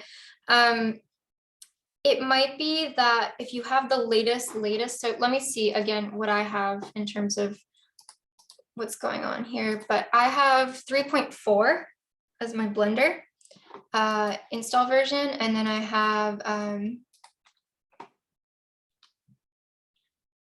have for tissue on the community side, I have 3.52. Let me check your screencast, and it's not coming up. I'm having a weird problem when I go to select 2 objects, it selects all my planes at once. How to make the rows and columns on the plane again, please. So when you select 2 objects, it selects all my planes at once. I'm not sure why it would do that. I'm just clicking on one, holding shift, and then clicking on another. You're remaking them. Oh, Linda, I think I know what's going on. So I know what's going on now. Okay, so one thing that's really important is you want to make sure you know when you're in object mode and when you are in edit mode. If you're making these 2 shapes in edit mode, they're going to link to each other. So it's important that you, and we can start this again because we're gonna do this a million times. Shift A, mesh plane. I am in object mode, right? I am now gonna hit tab. I'm going to enter edit mode, and I'm gonna add my cuts. You can either add them with the shortcut, which is Control R, right? Or you can add them with the loop cut tool on the left side. You click once, you add more subdivisions, right? I'm now going to hit tab to exit out of edit mode. I'm now back in object mode, and I'm going to go to Shift A, mesh. This time, let's just maybe start out with a cube, right? I'm going to move this a little to the side so I can see what's going on. And now to edit this cube, to edit this geometry, I'm going to go to tab, right? Maybe I want to select this face. I'm going to scale it down to make it that same shape again. Tab to exit it. And now in object mode, I can select these 2 pieces. So it's really important that you toggle between object mode and edit mode properly, because otherwise, if I go to this shape here and I hit tab, I can make another shape. I can add a plane, but if I go back to object mode, these are now linked, right? Because they're considered kind of the same object. Alrighty, so let's undo that. So hopefully that fixed the problem for some of you. Now the next thing is the tessellation. Again, you want to select the component first, the base second. You want to hit tessellate, leave the defaults all the same. And here you have your component. What's cool about this is, again, we can make use of the non-destructive workflows. So essentially you can, add your modifiers. Again, I'm clicking on the geometry, I add a modifier, I add subdivision surface, and now it's like this bubbly thing, this egg-shaped thing, right? I'm gonna right-click shade smooth, so it's kind of pretty. And now if I refresh my tessellation, it's like a row of eggs, and it kind of updates as you go along. And what we showed before is that if I go to my base, right, and I start changing the geometry, so I'm going to go to edges. So 2 is the shortcut for edges. Alt selects the edge here. Right click to dissolve edges.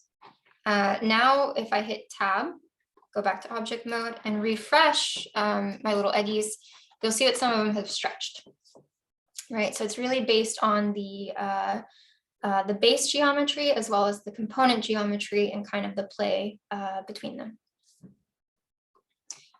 Let's make maybe a more intentional shape so that we can start making something that's actually quite exciting and go through the different settings that the Blender has to offer us.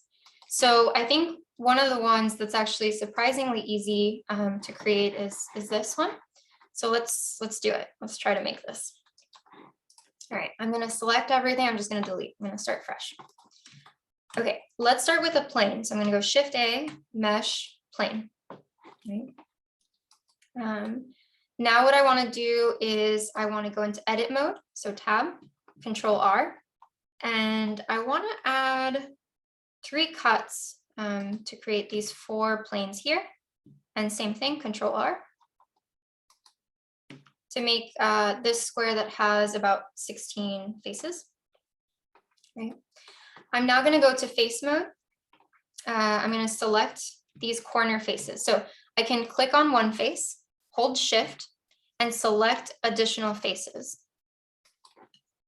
All right, so now I have these 4 corners selected. If you guys remember before, we're going to use the XF, so the delete faces command. So we're going to go X for delete, and then F, where you can just go here to faces. And now we have this kind of cross, this grid. Okay, we're going to stay in the faces. We're still in edit mode. I'm going to type in A for select all faces. A is just all. It's a shortcut for all. And I'm going to extrude this with E by 0.4. Oops. Let's do that. E froze up for a second there. 0.4. All right. So now I have this 3-dimensional cross. And now what I'm going to do is have a little bit of fun with it. So I think what creates really interesting tessellations and overall patterns and geometries is if you start to play with the mesh topology. So the one that I created that you saw in a lot of these images was done by taking this cross and then you hit Tab. Again, you're in edit mode. You want to go to 2 for edges, and we're going to select the inner edges. These 2 inner edges here. If you're there with me, oops, actually, sorry, we're going to select just the top. I don't want the sides. So I'm just holding Shift to select multiple edges at the same time. If you're there with me, what we're going to do now is we're going to type in G, Z, and we're going to move these down in the Z dimension. Right? Maybe somewhere there. That's kind of cool. All right, so now we have a more interesting surface. I'm going to Tab to get out of here. And I'm going to go to add my modifier. So again, in my properties panel, I'm going to the little wrench. I'm going to add modifier, and I'm going to add a subdivision surface. And now I'm going to add more subdivisions, right? Let's maybe keep it in the render too. I'm just going to shade smooth. And now this is starting to look like maybe something you guys can recognize from some of the imagery. It's looking a little shallow. So we can start kind of giving it some resolution. I'm going to go back to Tab. One thing that's not helpful to me as like a person trying to design this is that my mesh topology is shown differently than my subdivided surface. There's a way that you can change that, which is in the modifiers tab, right under your subdivision modifier. There's this little icon here. It's called on cage. You can select it, and now my my vertices, points, and faces deform to what my subdivider surface is kind of looking like. If I uncheck that, we can see the original geometry. And if I uncheck the preview, we can see what it looks like without any subdivision surface. So these are really helpful tools to like toggle back and forth between these different stages.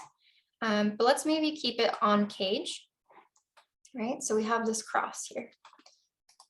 I kind of wish it was a little bit chunkier.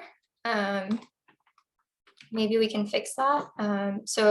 I can go back to faces, and I can select, again, holding Shift to select multiple faces. I can select multiple faces, GZ. I can bring it up a little bit, maybe like 0.1. But then it's a little too soft for me. I kind of like a little bit more resolution. So if you guys remember that edge trick that I showed earlier, let's go to 2. or the edge. And maybe let's select these edges here. These edges here. Oops. These edges deselected. So I'm just selecting the corner edges. So now I have these edges selected, and I can go into the item tab and increase the crease on the edges. And you'll see that starts to change the 2.5. Starts to change the shape a little bit, right? So maybe this is like one component that we use. Maybe I want to bring this up a little bit. And this is just sculpting kind of at this point. So let's bring it up a little bit higher as well. Make it a little bit more dramatic. That's looking pretty nice. Oftentimes I'll kind of stop somewhere and then I'll shift D. Let's do on the X, maybe 3. And with this one, I'll make it slightly different. So with this one, let's add some openings. I think that could look pretty cool. If you're seeing here, like this one, for example, has those openings on each of the corners. So let's do that. We're going to go back to edit mode again. So when I moved it, when I copied it and when I moved it, I was in object mode. Let's go to edit mode again. 3 for the faces. And let's select these faces here. I'm going to use the inset face. Let's just select it here.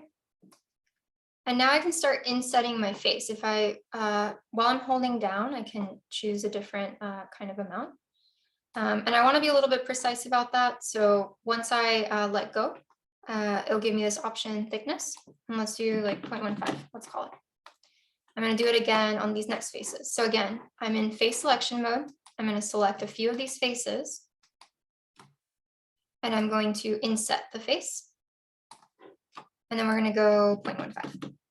All right, let's do this again.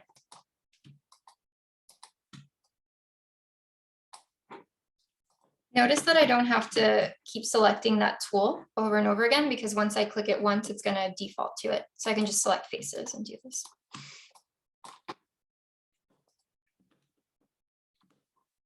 Okay, cool.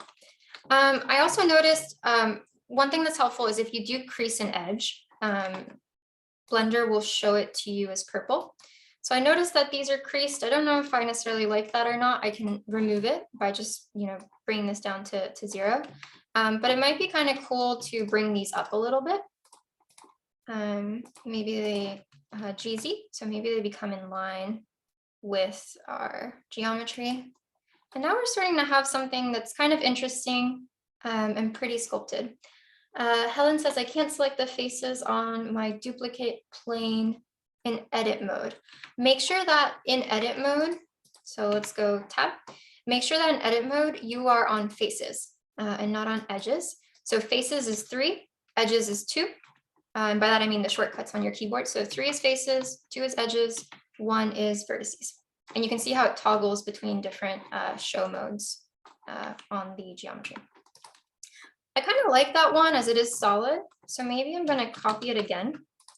And I'm going to make this one the holes, actually. Right? So I'm going to go, let's do the tilde.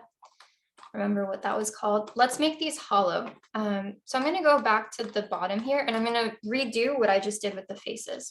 So again, I'm going to tab to enter edit mode. I'm going to select 3 to make sure I'm on face selection. And I'm just going to start doing the same operation again.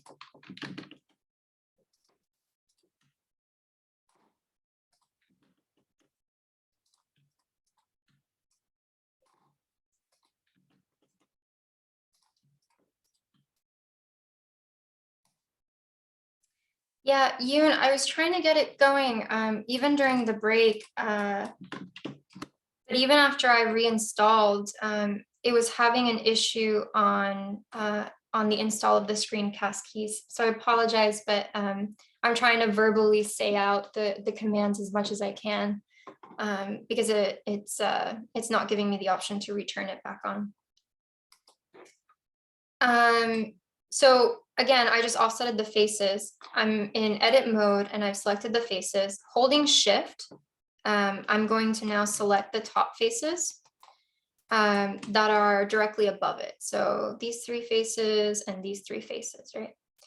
I'm going to select out of inset face just so I don't accidentally inset again. Donna, the zoom into one object is the tilde. So if you hit the tilde, which is the squiggly, and you go view select, it'll zoom into your selected. So I've now selected my faces. I can right click, and there's a really nifty option here, which is bridge faces. And now we have this kind of cool opening that's pretty smooth. I'll do it again. Make sure you're on faces. Hold down shift to select multiple faces. Right click, bridge the faces. And now we're starting to get our little clover leaf. After doing each inset, you can shift R will repeat the last operation. Well, thanks, Ron. That's pretty nifty. So you can shift R to repeat the last operation. So would that work here? Oh, nice. Great. That's really useful. So shift R will repeat the last operation. So I can select these faces. And then shift R, and it repeated the command. Thanks so much. I'm learning with you guys. All right, so now we have our clover. What's interesting about these components is that they're all actually quite symmetrical. And I think it would be handy for us to create one that's maybe a little less symmetrical. We can still copy and paste the same geometry, like we can still use this little clover. But let's copy it over. 3, 6, let's go to 9. So with this one, I want to give it a little bit of directionality. So let's go to edit mode. So tab. And let's see, what can we do for this one? Maybe this one, the inset goes just in the center. But I kind of want it, maybe we actually loop.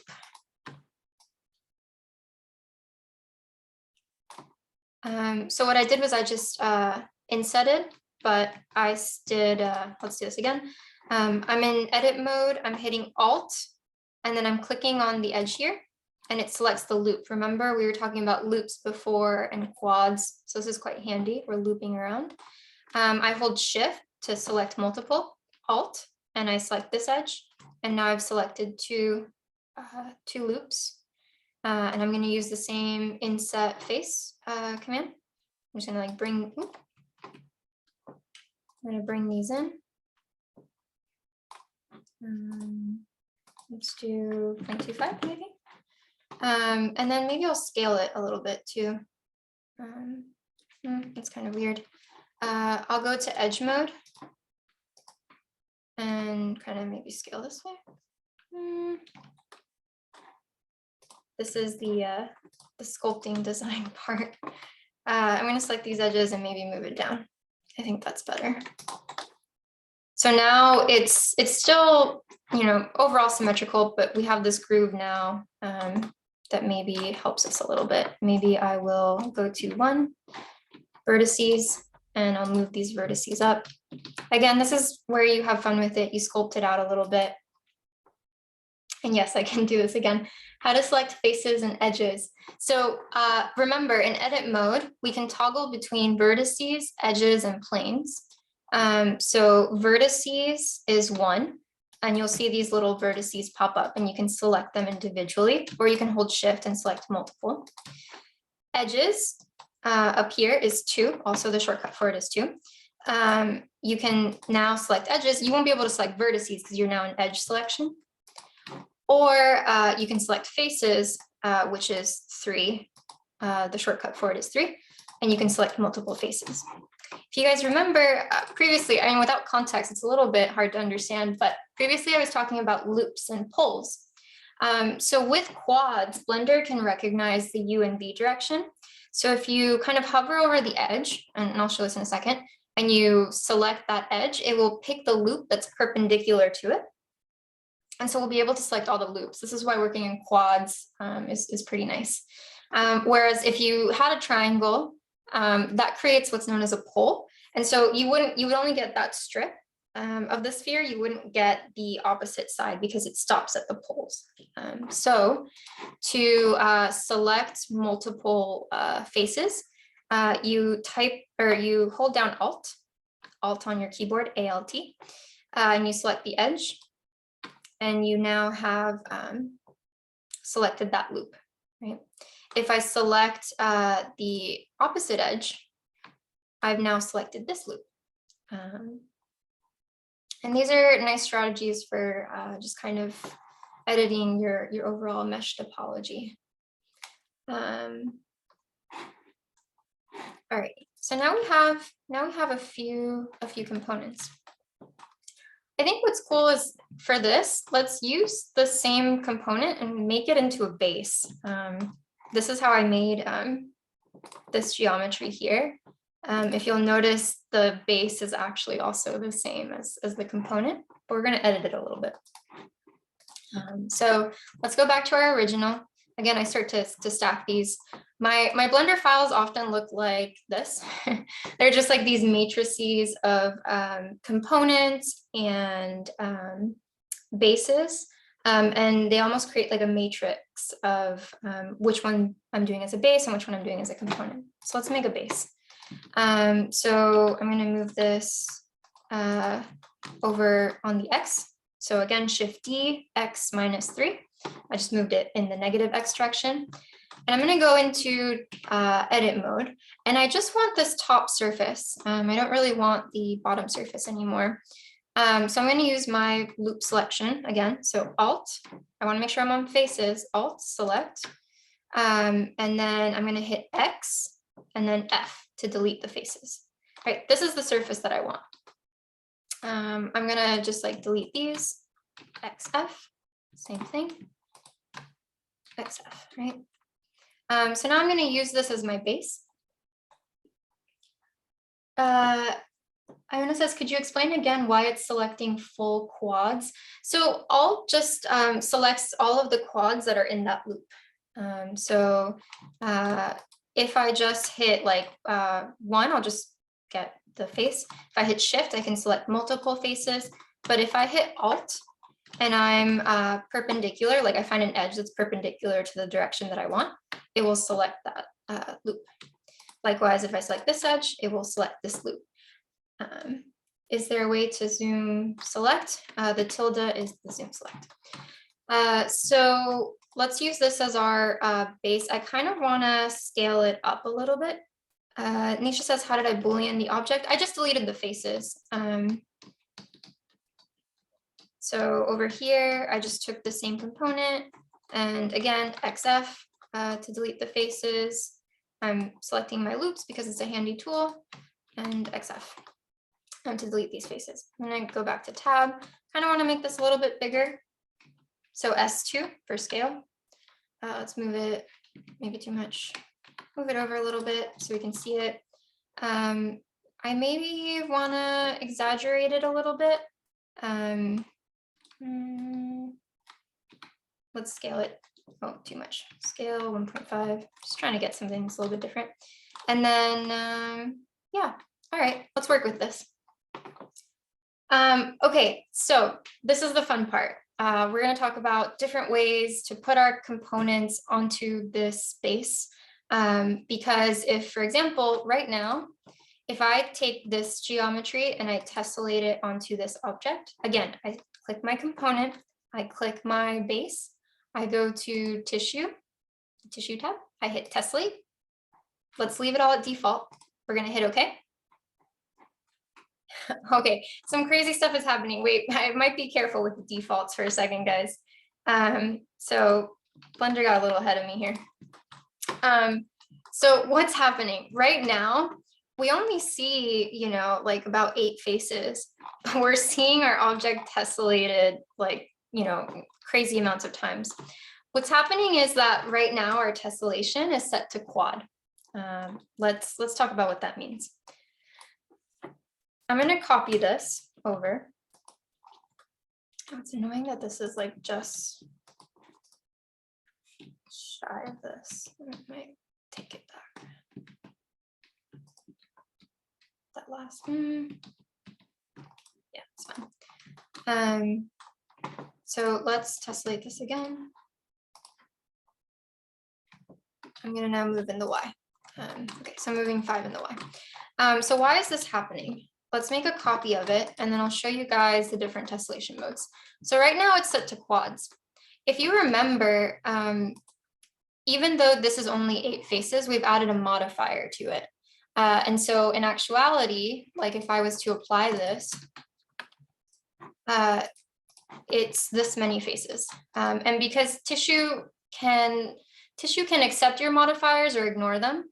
And right now it's taking in that information. So we might expect to get something that has maybe 8 of our little clovers, but instead it has hundreds because it's taking the modifier into account.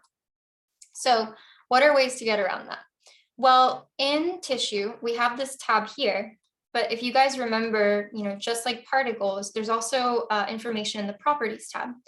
If we go to the object data properties, you'll see that there's a little tissue tessellate tab kind of hidden here at the bottom. We want to select our object. I'm going to bring this up so you guys can see. So I am again in object data properties. I'm in tissue tessellate, and I've now selected my tessellated object. We can now switch the mode. The mode is the way that the component gets aggregated into the base. So right now it's on quad, and it's taking the modifiers into account. So it's giving us this really high density tessellation. If I go from quad to patch, you'll see that all of a sudden we now only have 8 components, right? So this is the difference between a quad. Let me go to top view. This is the difference between a quad tessellation over here and a patch tessellation. Patch tessellation takes on like the smoothness that you're creating with the subdivision surface, but it doesn't take on the subdivisions themselves, which you would see if you had applied it. You can also get around it by just unchecking the use modifiers, but I like to leave that on and just work with either quad or patch. What's also cool is you can see that now we can change our base object and we can change our component object. So for example, this is starting to look interesting. I'm going to move it over, let's say like 5 units. And I want to switch from this component that I had to, let's do the open clover. I'm going to clear the component that's existing. And remember the eyedropper tool comes back. So before we used it to select our icosahedron, and instead we are going to use it to select our little clover. And now we have the clover tessellated. Okay, Stephanie says, my tessellation appears geometric, not smooth and subdivided. So there's a few things here. Thanks for bringing that up. The first thing is that I made sure to have my modifiers applied. So again, in this tissue tessellation tab, make sure that under both base and component, you have your use modifiers checked on. If I turn it off, you can see that now it's all geometric. It's just the straight lines. If I check it back on, we now have this smooth surface that's subdivided. So make sure that's checked. You can also, one thing I like to do actually when I make components is I don't like to have them subdivided. Why is this? I'm very lucky at the moment to have a computer that could handle this kind of computation, but on my laptop, I would often crash. And speaking of crashes, let's save. Do tissue part 1. Say Blender. What I like to do typically is actually not have a subdivision surface on my component. And then when I tessellate, again, clicking component and then clicking the base, I hit tessellate. I'm actually going to switch this to patch up here. And yes, I'm going to show everything again. Don't worry. -5. You can see that now it's like rough. It's not subdivided, but I can then go in here and I can add the subdivision surface in here. So it'll give you the same results. It's just 2 different ways to get to the same end. Could you repeat how you did change the shape so quick? How you changed the shape so quickly the second one that is tessellated, how I change the shape. Do you mean the component itself? Sorry, Donna, I'm not sure which one you're referring to. If you could elaborate in the chat. But this is pretty cool because, you know, now we can switch components quite easily. Another thing I like to do is I like to have a few bases going. So let's do this one. And maybe we can use that quad to our advantage. So maybe we reduce this to 1 level of subdivision. And we're going to do the same thing. We're going to take let's take the clover.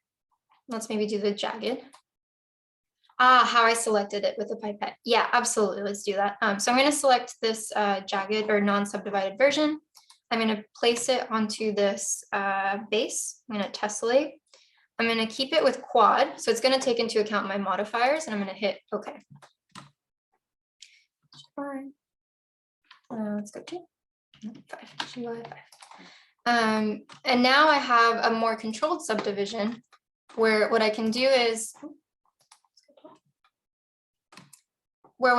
I can change like the number of subdivisions that I have here and then refresh to change the number I have above. So that's kind of a helpful tool to link the two together in case you do want to increase the number of pieces that you have. It doesn't give you the most control because you're, you know, beholden to the subdivision, which we can see if we apply, right? So that's what it's actually mapping to. But it's a pretty useful tool. Now back to the little eyedropper, yeah, the pipette. So let's say I like where this is headed, but I don't like the component that I used. If we select the tessellation object, we go back to our properties tab and we go to object data properties. We have to scroll down a little bit, but down here under tissue tessellate, we have both the base object and we have the component object, right? And so under component object, you want to hit the X to remove the current component. And then using the eyedropper tool, you click on the eyedropper tool, you can select a different component. Let's select the semi-directional one, right? Now we have something that looks like this. And so we change the component with the eyedropper tool. Again, one thing I like to do just for visualization purposes is let's go to this like material preview. We can add a little bit of ambient occlusion like we did before. Let's bring that up to like 18. And let's switch this out to cycles. It'll help us start to see some of these. Okay. So that's pretty cool. I think the part that is less exciting is that it's just following a grid. You know, I think it's like, okay, I get it. It's like a one-to-one map. I mean, it's cool that these are now 3-dimensional, right? That they're taking on the topology of both like the base and the piece above. But I think we can do better. And that has to do with the way that we think about the flow of our loop. Okay, so if you guys remember from the kind of earlier presentation, I was showing you know, different ways that you can subdivide the base to have different flows of your components. And there's a really simple one that I like to do on the corners so that instead of getting like a perfect grid, you have these loops that flow in a direction. And that's why having a directional component is pretty nice, because then you can start to read that in the overall geometry. So how do we make that? How do we do this? Let's make another copy. Okay. And we're going to go into edit mode.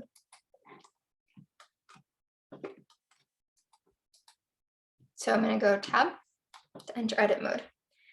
What I want to do now is I want to change the directionality of my loops. So bear with me a little bit here. We're going to go into points. The shortcut is 1 for points.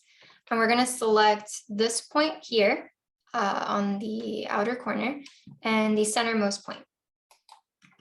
Okay. I just have those two vertices selected. I'm going to hit J on my keyboard, and that adds a new edge. Now, what I want to do is I want to delete these two edges. So I'm going to go to 2, select my edges, 2, and I'm going to dissolve these edges. And remember, like the most important part of this is that you always maintain quads. So we just want to be a little bit careful when we do our subdivisions that we have that. And I think right now I just want to make sure that we have this. So I, again, just really quick for explanation purposes, I went to my modifier and I turned it off for the viewport, just to show you guys that what I've now created is a quad. So this was a quad face, right? 1, 2, 3, 4. But this is also a quad face, 1, 2, 3, 4. And so using this, I can tessellate in a way that the components will flow this way, and this way, and this way, and this way. So let's do it for the other pieces. So let's go 1, outer, this little outer corner here, the center, J, right? And then switch back to edge mode on 2. We're going to select these edges, and we're going to dissolve, right? Same thing, J, solve edges. And I'm repeating this so that it's becomes familiar, but there's definitely a shorter way to do this. Again, select the vertices J and dissolve the edges. Okay. Now we have a different mesh topology that should flow, but will hopefully be a little bit more interesting. So let's take this geometry, this tessellation, let's copy it over. I'm just copying over here to show its relationship to this. And I'm going to go, while I have my tessellation selected, I'm going to go to the properties down here, scroll down to tissue tessellate. Now, instead of changing the component mode, we're going to change the base object mode, right? And we're going to select this base. And now we have a very different effect, right? Now what's cool is you can see that the geometry is actually flowing in a different direction that isn't just a straight grid, right? Just by changing the mesh topology of our base. So this is the power. Like you can kind of sculpt your components, but you can also sculpt and think about the meshes in the base as well. And then again, if we -5, if we do this one, maybe let's reduce the subdivisions to 1. And then we change the, let's change the base, make sure it's aligned to our new base. And then let's make it quad.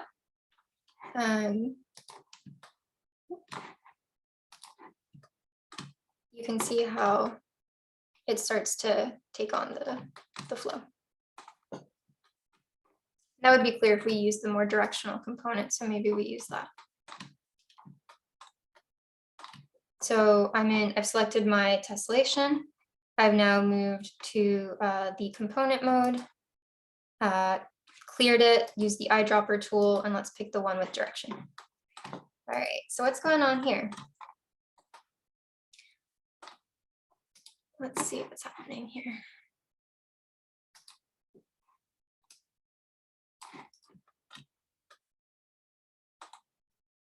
So let me find a way to maybe make this a little bit clearer. Yeah, maybe that's a little bit more helpful. So what's interesting is that some of these are flowing in the right direction, but some of these are not. And one way that I can tell is I'm just following the flow of these here. And I can tell that these guys are a little messed up here. So another really important tissue tool is the rotate of the face. So I could identify that this face here wasn't facing the right direction. So I can go to my base. I can tab it. I can select 3 for, or hit 3 on the keyboard for a face, select the face, and then rotate faces is an option here within the tissue tools. And you go right. And now I fixed the direction. You can kind of see it updating there. And again, if we add more subdivisions, refresh, you can see it start to kind of update and take shape here. Okay, let's see, we have a few questions. How do you add the diagonal edge again? When I tessellate, the modules stretch a lot on the edges. Why? When I choose quad. So for the edges again,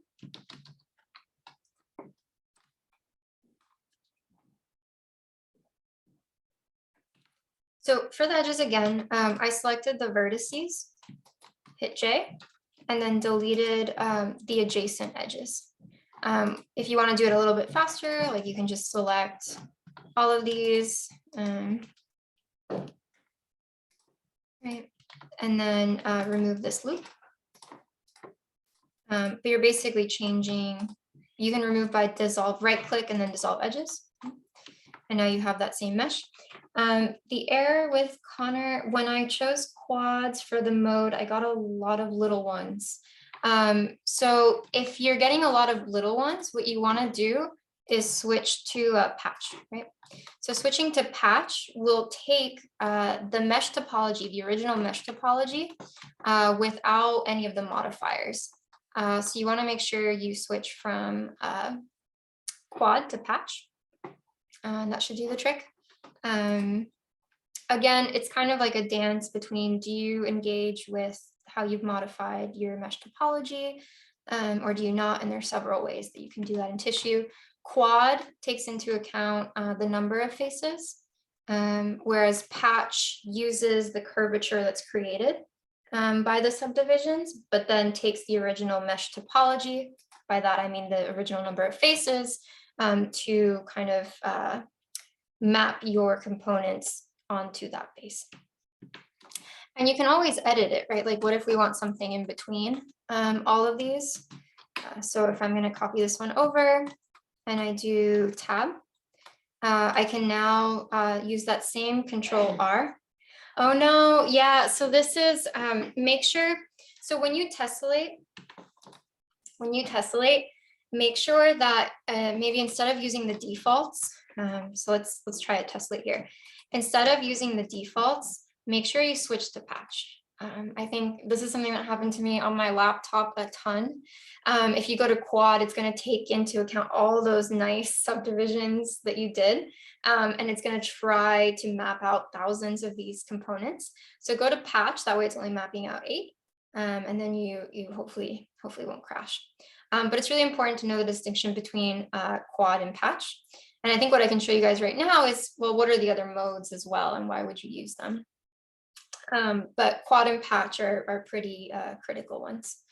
And then what I was saying before is just that if you want some more subdivisions, you can always tab, Control R, and add these kind of in. You'll see that it does change the overall geometry. There's ways around that, but I guess for now, I think it's okay. So again, we're gonna copy this over. I'm gonna go to my tissue tab, change the base, just to show you guys what this is about. And there you can see it. Again, I'm noticing, oh no, these all are facing the same direction. So here is our kind of gnarly geometry.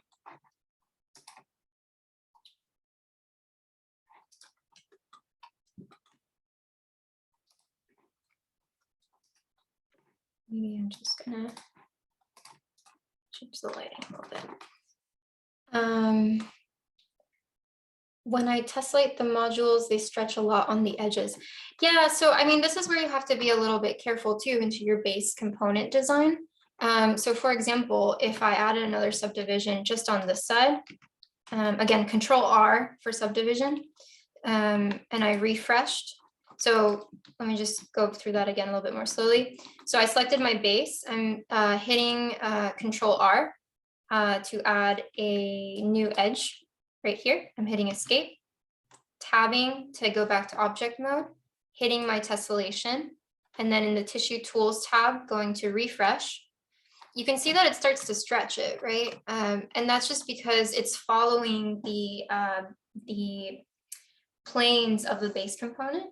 And so you will get warp. How did you increase the amount of objects that are being applied to a surface?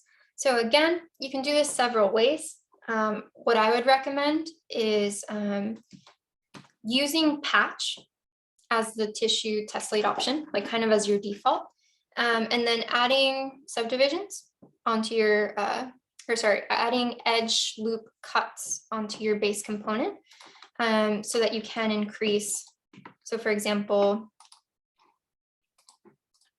this is what I typically do. I'll just to explore like how many subdivisions do I want. Again, this is an object that was tessellated using the patch option. So when you go into the tissue tessellate tool, you have to select the patch, keep the use modifiers, but use the patch. So I'm using patch and I'm using my component and I'm using this base. What I then did was I edited that base by adding more edge loops or like edge cuts, right? You can see how now I've increased the density. Let me refresh so that we see that. And then I'm like, well, is one more too much? Maybe not. So I'm gonna keep adding some edge loops to this. Okay. And I copied this over, but I can relink it to the new base. So I'm gonna go back to my tissue tessellate, the base object. I'm gonna clear it, use my eyedropper tool, select my new base. And now what I'm doing as a workflow is I have this kind of sequence of, mapping the component out to the number of subdivisions. And what's really fun is just as we updated the base, right, we can now update our component. So again, in the tissue tessellate options, change out the component and then pick out the new tool. And this is how I create all those grids. And I think in terms of like a design process, it's really useful to generate a lot of iterations actually quite quickly. Oh, that one did something interesting. Component mode. Oh, I switched the component mode. Let's make sure I'm on the right component, and then let's make sure I am on the right base. There we go. Right, so now I'm starting to see this mapping of different components to different bases. What is the difference between the quad and the patch process? So I would actually highly recommend checking out Alessandro's documentation on this. I wasn't going to recreate his diagrams because they're actually really fantastic. But I think this is a really great diagram. So basically, when you're looking at quad, which is the default, it maps the component onto the face very directly. So if you have, let's make this big, if you have more subdivisions in your base, you'll have more components. If you have less subdivisions in your base, you'll have less components. But as I mentioned before, we're working with meshes, which function kind of like pixels. If you want to create a smooth surface, you're adding a lot of faces. And sometimes we don't want to put a component on all those teeny tiny little faces. So there, patch is a really awesome option because patch takes into account your original topology while conforming to the smoothness of your subdivided base. So you will end up with less tessellations, like less components on your tessellation, but a smoother overall effect. So I'd highly recommend like just kind of checking out some of his documentation on this because I think it's really thorough. And for the most part, I like to use patch just because I'm constantly working with smooth surfaces and my computer will crash if I accidentally hit quad. But it's really helpful just to understand the concept to work with quads first and foremost. The other question was, my edges curves look like straight lines. How do I curve them? Make sure that you're subdividing, right? So like make sure that you have a subdivision surface modifier. Here I don't have it because my component is subdivided, but oftentimes I'll work with a component that isn't subdivided, looks something like this. And then when I map it, I will subdivide after. So subdivision surface, that's what you're looking for. So yeah, so now you guys can kind of see the variation that's created with this process and a few of the different components that we made. A lot of these start to look kind of freaky, kind of bone-like, and that also has to do with how we render them as well. But this was kind of cool because if you think about it, we used somewhat straightforward geometries, and we use the same base, the same component top as our base. So it's almost like fractal-like. Yeah, Stephanie, how do you make them interlock? Fantastic question. So there's a few ways to make interlocking components. We can make another component right now just to give it a try. But if I was to make this one interlocking, I would start to think about how they nest. So let's take the most basic one. Let's take this one actually. So let's make a copy of this one. Creating all these grids. So how would I make this interlocking? Well, it's really important that the edges can kind of meet in a way that guides them. So one thing I like to do is let's go back to edit mode and let's add a loop cut, or like let's add another edge on this face here. So I'm going to go to my faces. I'm going to go to Control R, and you'll see again, because we're working with quads, because our meshes are nice and clean, it's going to make a really clean loop. I'm going to escape, and now I have this cut here. And using this cut, I can start to guide the geometries on the side from something that's fairly flat to something that has some dimension. So in order to make interlocking pieces, oftentimes I'll do this little trick. I'll select two faces, something that looks like that. And then I'll select the same faces on the other side. And then I'm going to move this. Let's move it on the Y, right? And I'm going to maybe move it like 0.2. And so now what's cool is that it kind of has a little shape to it. So if I copied this over, one starts to nest into the other, right? And so that's like one quick trick. And I would do this also for the right side of it. This component isn't super amenable to like locking. I mean, you'd have to like crease the edge a little bit and maybe be a bit more specific, but we can design better guides to create geometries that interlock more directly. But if I was to take this one and make it interlocking, I would do something that looks like this. Okay. X, we said like 0.2. Right, it's kind of deforming my geometry a little bit. There's ways around that, but that's like the quick and dirty version of how you would make something that starts to lock together. A great YouTube video that shows a weave pattern applied to different shapes, not nesting but weaving. Yeah, so the weaving pattern is pretty cool. I guess I leave it up to you guys here. Do you want to do a weaving pattern? Do you want to do an interlocking pattern? We could maybe make another component and then go on to rendering and putting this in 3D to make that like kind of, my partner calls it the Dias de los Muertos render, but yeah, would love to make a vase.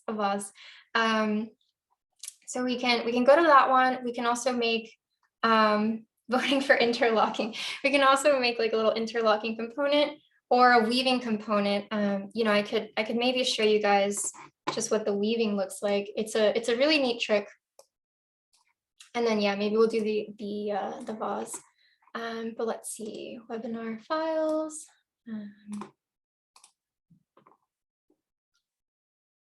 While the voting happens, you guys can see my messy folder structure.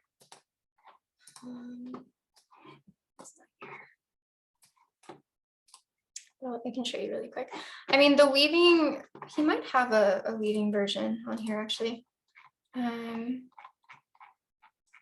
Yeah, so the weaving is essentially a component that looks like this. And in the Z direction, it's slightly lifted to one side and like on the positive Z on this point, and then that same point is moved down on the negative Z axis.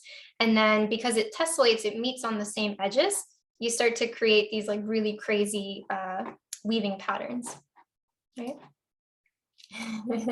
Okay, the vase seems to be going. You know, maybe one last thing with the interlocking is there a way to map, let's say, the Z-scale of the module? Yeah. Okay, so I mean, there's like a whole world here. And if you guys don't mind, we're probably going to go a bit over, but I think it's really exciting. Yes, you can definitely change the Z map. So let's take a look at that. Fine by me to go over. All right. Well, I like the conversation. So let's say we kind of take a look at this this tessellation that we have here. You know, it's cool, but it's kind of flat. We wish it was a little bit, you know, thicker in the Z perhaps. We could, you know, go back to our component and spend time changing and editing it, but we want to use non-destructive procedural workflows. So let's do this.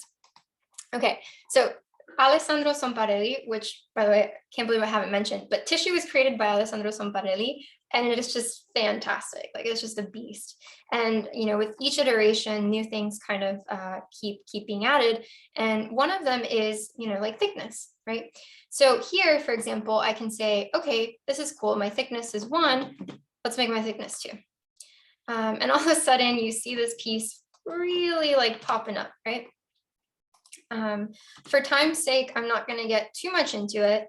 But I think what's really amazing too is a lot of these options have these modifiers to them where you can change it based on a vertex weight. So, you know, one thing, maybe for another future version of this, is you can paint these, or you can tell it, depending on curvature, weight the vertices differently. And then we can change, instead of having the thickness be a constant too, the thickness can be weighted based on the color paint that we use, the vertex weight paint that we use, right? But simply, this is one way to do it, right? We can make it really thin and narrow, right? Or we can make it really thick and start to give it some kind of crazy qualities. I wonder if we start to see this.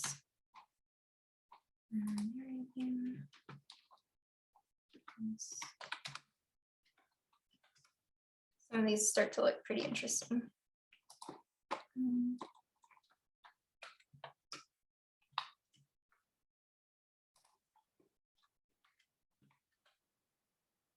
Oh, is it because I don't have, no, I have extras on.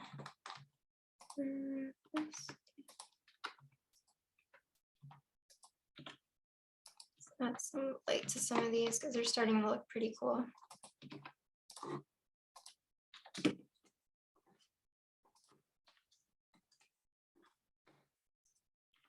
Just adding some light. As you can tell, my collection, my layers are awful right now, and that's just because we've been going with the flow. But you can be a bit neater about this. That's right.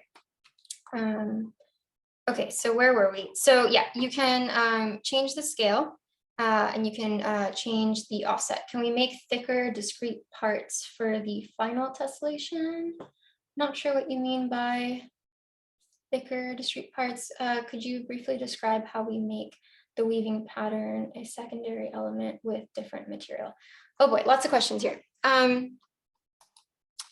So to get back, we were talking about the scale. You know, you can also change this in different ways. For the weaving, you know, I can make it really quick, maybe, we'll see. But for the weaving, I guess I'll just show it since there's a few questions.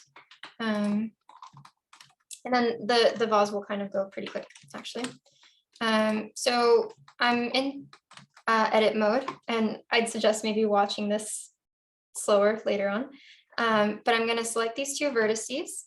I'm going to hit J to make a cut. And I'm going to select these two vertices and I'm going to hit J. I'm now going to go to my edge. And I might slide this, right, a little bit. Oh, nope, that's not the way we want to go. Maybe we just do a loop cut. Oh, this is going to be fun. Okay, so what I'm doing is I'm cutting the loop, but because it's triangles, it's not pretty, it's not nice. So I can only cut on the edge here. So I'm going to cut these two, and I'm going to create this cut. I am now going to go to faces, and I'm going to delete these faces, XF, right?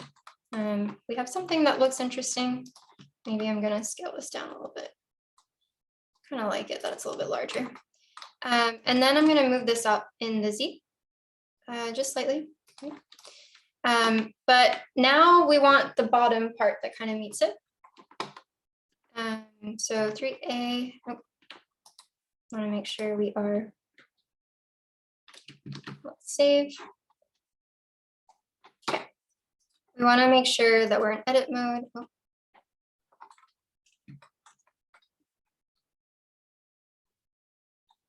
Oh, it's because I'm in edit mode for everything. That's pretty impressive. Okay, select 3A in edit mode.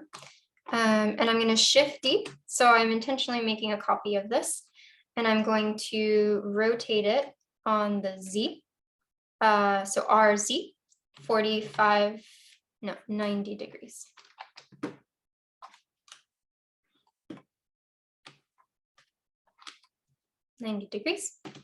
Right? But that's not going to give us the cool weaving effect that we want. So I need to do one more rotation. So I'm going to rotate on the y-axis, 180 degrees. Oh, and then I have to rotate this again, 90 degrees. Bear with me, I haven't made one of these in a while. And now you can see that it's kind of nesting like that, right? And so if I take my shape and maybe make a simpler version, GX, I'm just going to move this over.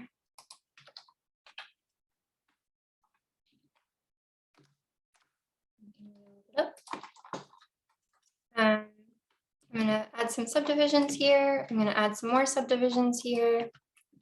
And I'm going to tessellate. Quad is fine.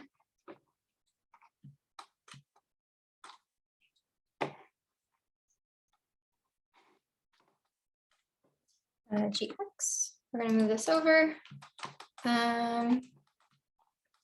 It's not perfect because we need to move it up a little bit. So let's check out what the distance is here. GZ. Should have probably measured this. Basically, you want to make sure that these snap to each other.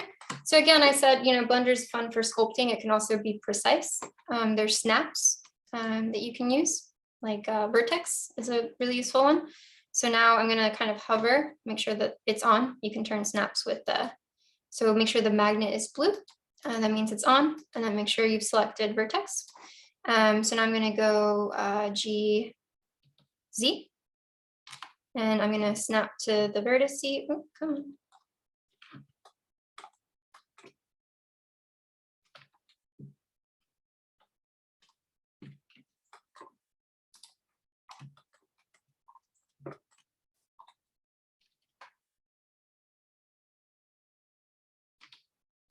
Here she goes.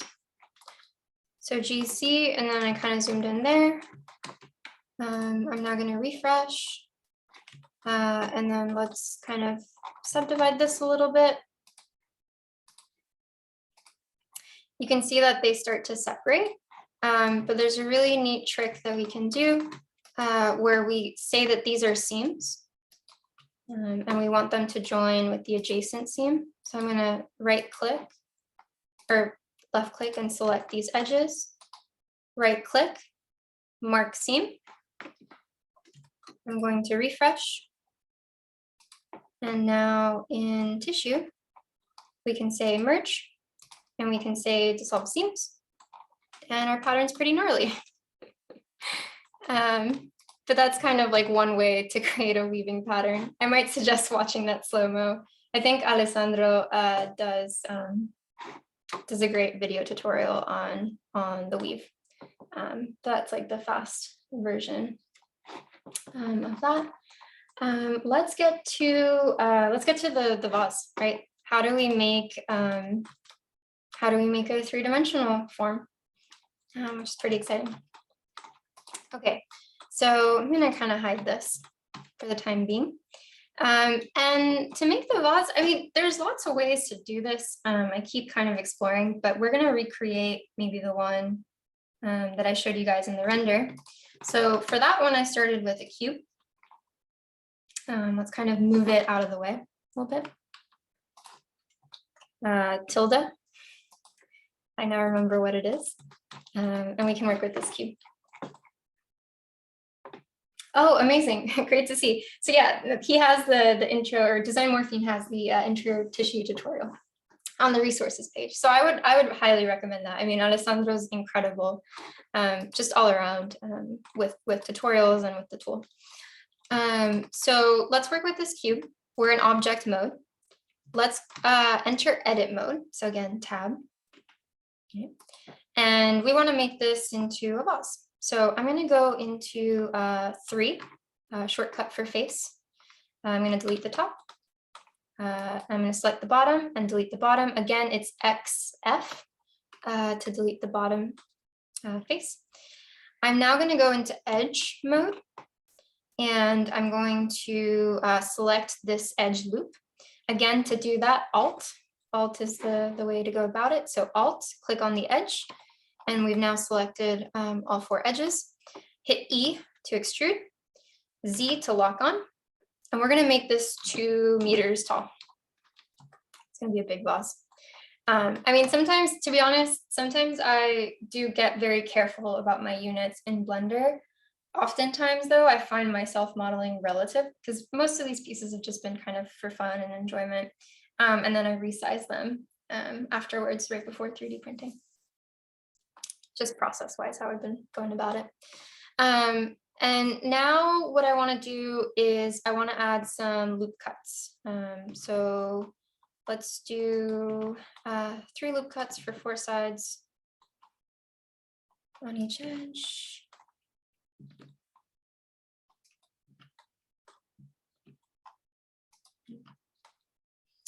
So now I have this box, but as we know, the box, let me just move it up a little bit. As we know, the box can become softer, right, with a subdivision surface. We can start easing what that looks like. This piece here, it might be hard to tell, but it actually came up on the corners a little bit. So we're gonna make that happen. I went to vertices. We're gonna select these vertices here at the middle of each of these corners, and we're kind of gonna move it up. So GZ to move up. Let's move it up by 1.5, maybe. Let's start there. And then let's do the same thing with the top vertices, like the middlemost vertices. But we're gonna move them down, right? And it's like, okay, that's kind of interesting. Not quite it, right? But we're gonna get there. So now what I want to do is maybe bring these in a little bit. So I kind of like it when they taper on the bottom and top. So we're going to go S for scale, 0.75 maybe. And again, we'll do the same thing to select all of the edges because everything is in an edge loop. Alt, click, S, 0.75. And we're starting to get something that's looking like something. But let's keep sculpting this thing. So we can maybe let's scale those down a little bit more as well. Same thing, S 0.75. Want to make it dramatic. S 0.75. Maybe too dramatic.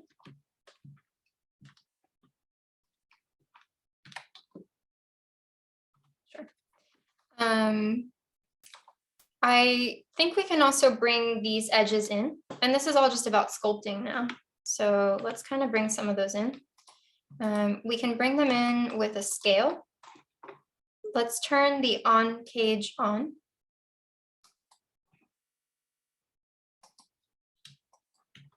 And I'm going to select these middle edges on all sides.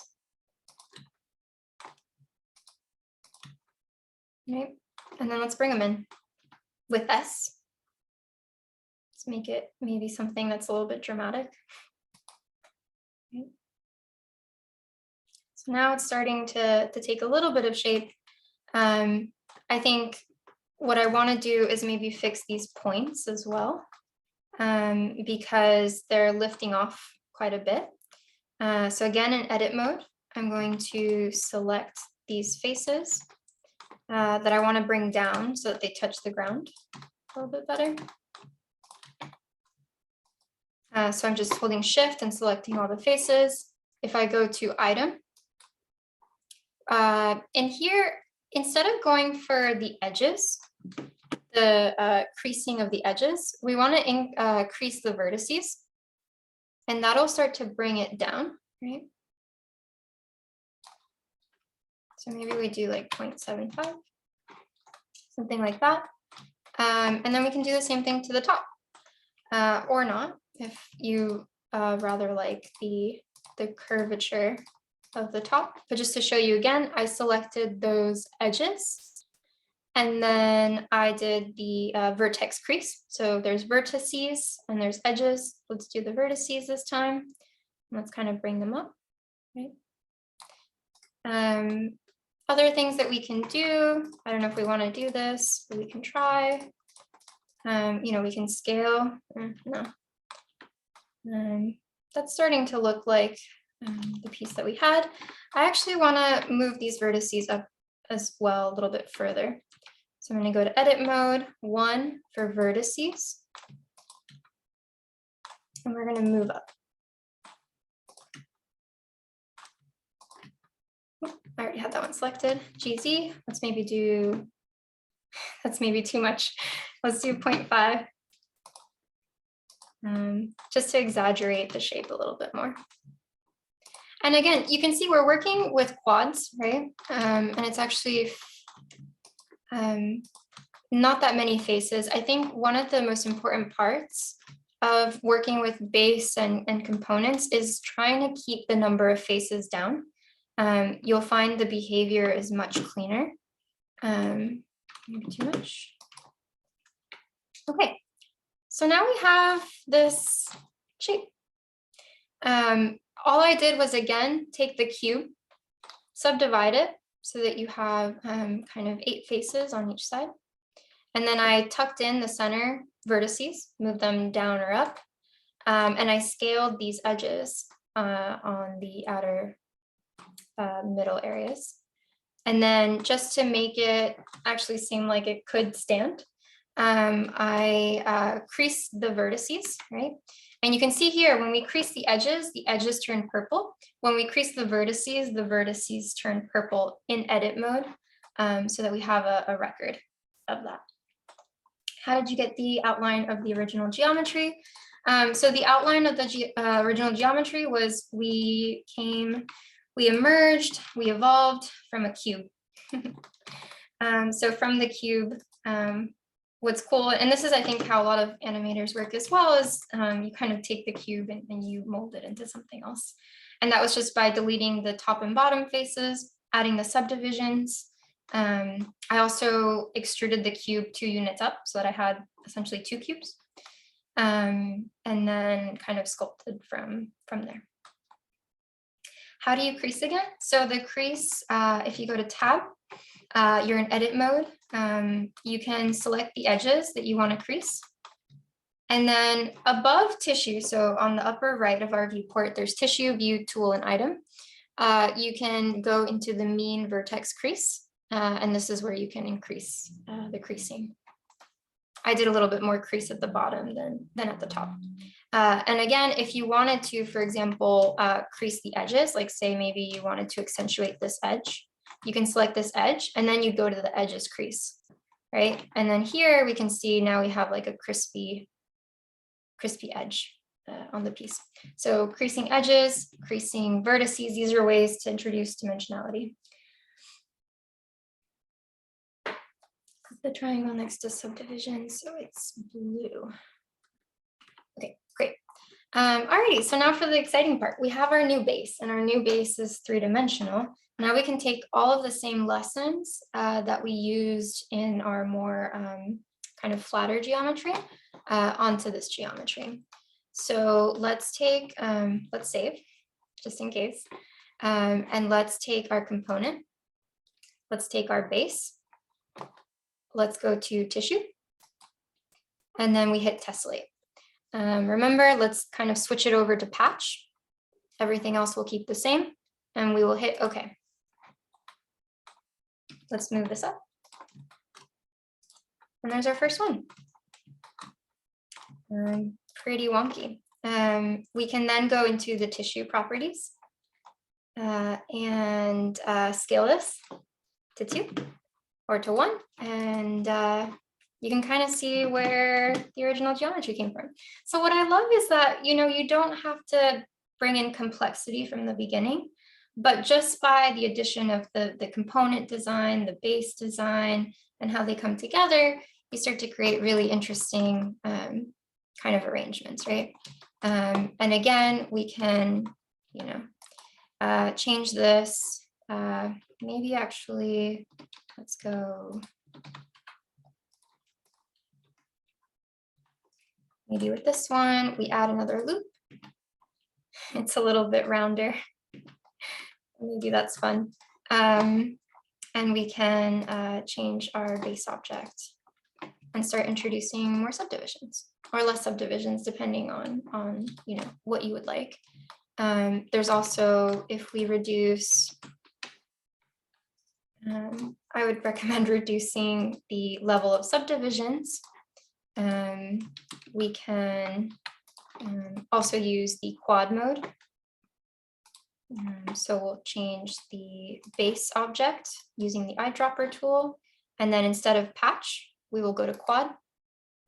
And now you're starting to see like different levels of resolution, right, on these geometries.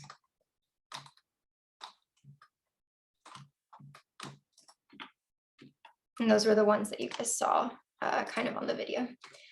Are the new tessellated models able to be printed? Yeah, so there is a step that needs to be done to print them. So if you guys are familiar with 3D printing, one of the things you need to do is you need to make it you know, non-manifold, like fully enclosed watertight mesh. And I think right now you have to remember that these are individual parts and pieces. So there's a bit of processing that goes into making it 3D printable. But the cool thing is,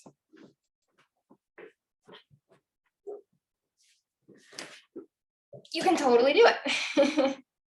So I can show you guys, if you're interested, kind of how to 3D print these. I'm going to document it, but I tried to 3D print it earlier the other day. All right, let's go into it then. So if you did want to 3D print one of these, we're actually going to use a similar method to last time with the weave. So the dissolving of the edges. So alrighty, if we wanted to make this 3D printable, with this component, it's actually quite simple. So let's go like maybe 10. No, let's go. All right, let's go here. So if we wanted to make it 3D printable, we need to make sure that each component could connect to the other one, right? So in order to do that with this one, what I might do is I would select this face. I might, just to give the gap, which is what I did with these prints that I have here, did I inset a little bit? Not liking that inset. I feel like I made it maybe smaller, but essentially you inset and then you delete that face and you kind of repeat that. all sides.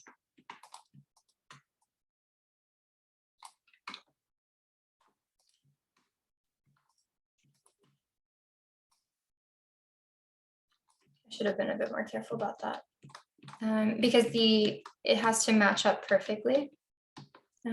So let me make sure that I have the right distance here. Okay, so let's inset this a little bit. Let's do like 0.1 maybe, and then XF. And then because we know that Shift R is amazing. Oh, no, because it copies delete, so maybe not. What did I do before? 0.1? That's right. So you want to create an opening in your model.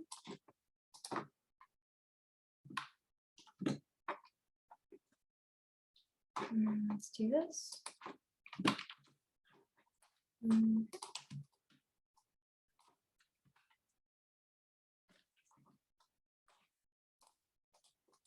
Okay, delete that. Let's delete that. Okay. So we have all these sides now. I'm going to then mark them as a seam. So I'm hitting Alt, Shift, select my edge so that it selects that loop. It's just kind of a shortcut. Alt, Shift, select. I'm going to right click. I'm going to mark seam. And now if I tessellate, let's take like this one, for example. I'm going to change the component, clear out, use the eyedropper, select my new component. I'm going to zoom into this.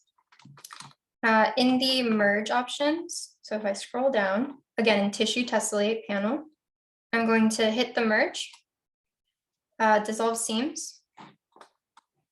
This thing is on bounds. It is on bounds.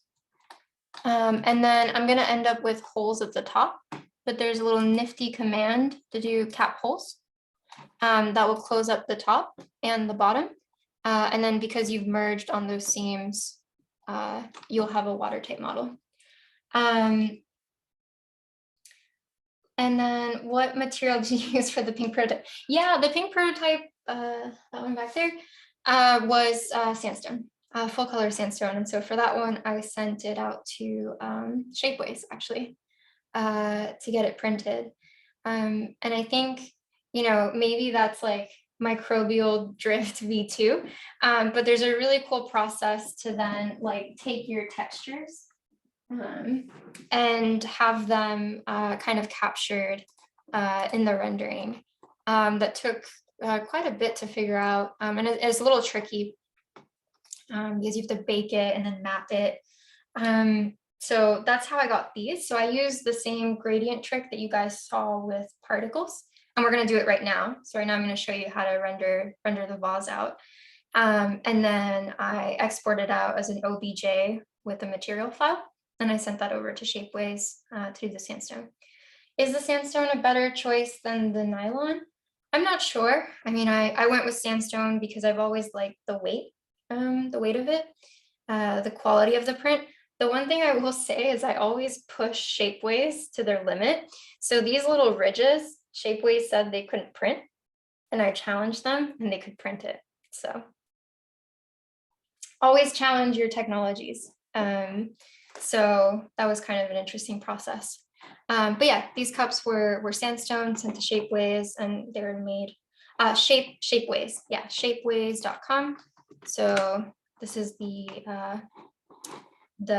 website, and what you can do is you can load your models and then have them printed in different materials. So if you guys have seen some of the soaps that I've done as well on Instagram, like those are made using, like the original molds were made using Shapeways, and then I casted them to create the soaps. But Shapeways, really great resource if you're looking for SLS sandstone printing. Okay, let's add some rendering, some color to the system. that we started to create. I think too, you know, again, just as I was saying before, what I love about this process is that I can just keep testing out different iterations, different combinations of components to,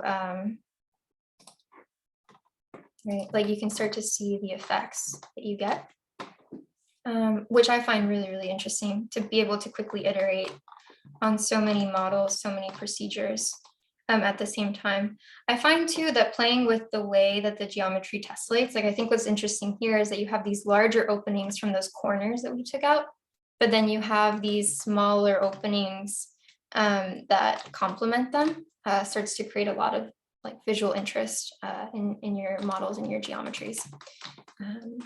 So let's render out one of these guys. You guys have any favorites on which one you want to render out? I'm kind of maybe creating a favorite here. Maybe we'll go with this one. Something kind of gnarly. The gap one, yeah, I like the gap one too.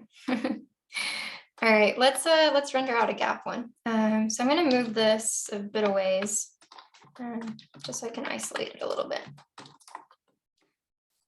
Okay, so when it comes to rendering out the vase, there's like a few things that I kept in mind. The first was whether I went with EV or cycles, or whether I went with like just a regular material or what's known as subsurface scattering. So I made a little diagram of what it looks like when you render out using different settings. Let's kind of go to that.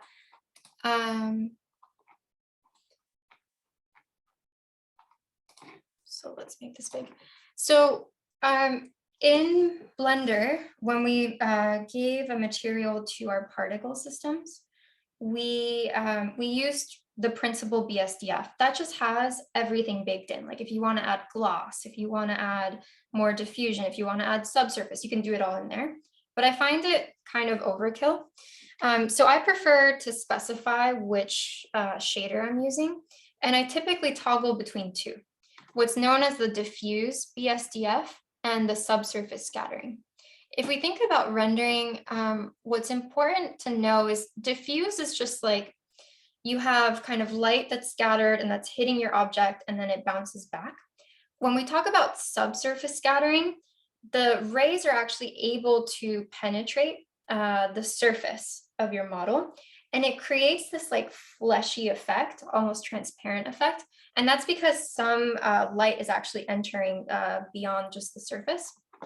I'm by no means a pro in rendering and like the technicalities behind it, but I understand just kind of the basic concept of it.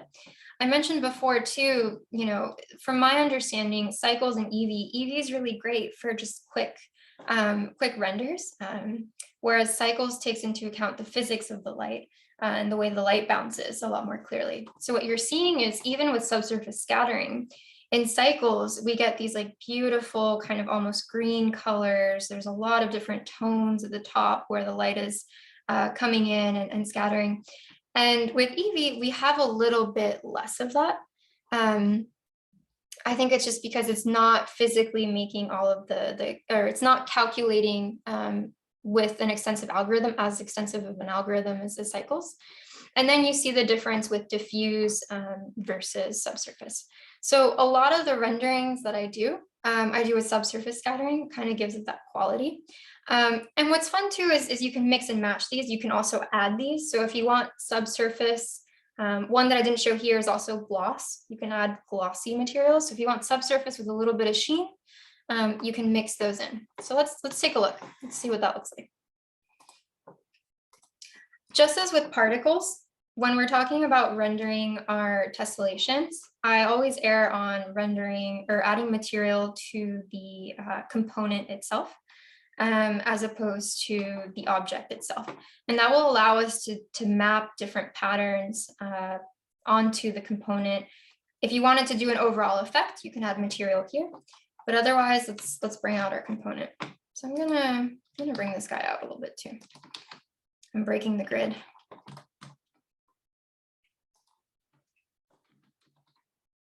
Okay, so for this one, let's pull up our timeline and let's change it to a shader editor. Again, just as we did last time, we're going to go to the materials tab down here in the properties, and we're going to add a new material. Maybe we call this like gradient. What we're seeing is the same kind of configuration that we had before, where we had the principal BSDF and the material. But we don't want the principal BSDF, so I'm going to delete it. What you're going to see now is that our component turned black because there's no kind of color, there's no light, there's no material being considered here. So I'm going to hit Shift A. Again, I'm in my shader editor, which you can select on the top left here. Shift A, search, and I'm going to go for a subsurface scattering. So if I put sub, immediately subsurface scattering turns on, and we can click this. All right. Now I can select a color. Let's go with pink. And we can place it into our surface. In the material previewer, you're not going to really see any difference. We need to make a little scene. So let's do Shift A. Let's actually, let's see here. Cursor active. Let's do Shift A, mesh plane. All I did was I changed my cursor to the active object. I did that by clicking the object, hitting Shift S, and then going cursor to active. So now when I make a plane, it goes straight to my component. And I'm just going to create a ground. Just kind of scaling this up to make a little ground plane. Maybe we just move it down a little bit. We need a light. So let's get our favorite area light. We're going to move it in the Z direction, and we're going to scale it a bit. Maybe going to move it, I'll move it towards the intentional object here that we're trying to create. And I'm going to rotate it a little bit. Typically, I like to rotate lights in my scene because it gives more dimensionality. Oftentimes too, I'll have multiple lights, one to give like a diffuse glow and one to give a more directional light source. Let's turn the snaps off. Okay, let's make sure this is maybe a bit brighter. And let's go to render view, see what we have going on. Alrighty. I'm gonna move the plane maybe back to 0 actually. Let's make the light a little bit brighter. It's not brighter. What you'll start to see is that it gets a softer glow. In my viewport, let's see, maybe I can reduce the noise a little bit. So I went to my camera settings, like the render settings. I'm set to cycle. I have my GPU doing the computation right now. It's a little bit faster. And then again, you can change the settings in the viewport versus the render. So I can increase the sample size to something kind of ridiculous, but that will help provide some clarity. I can also reduce the noise threshold or denoise it as well. But denoising isn't doing calculations. It's using a different system. So to me, it produces a really kind of fake effect. So I don't typically use it. I typically reduce the noise on my renders. But you start to get a bit of a softer glow. Let me maybe close out some of the other stuff I have open to help out my computer.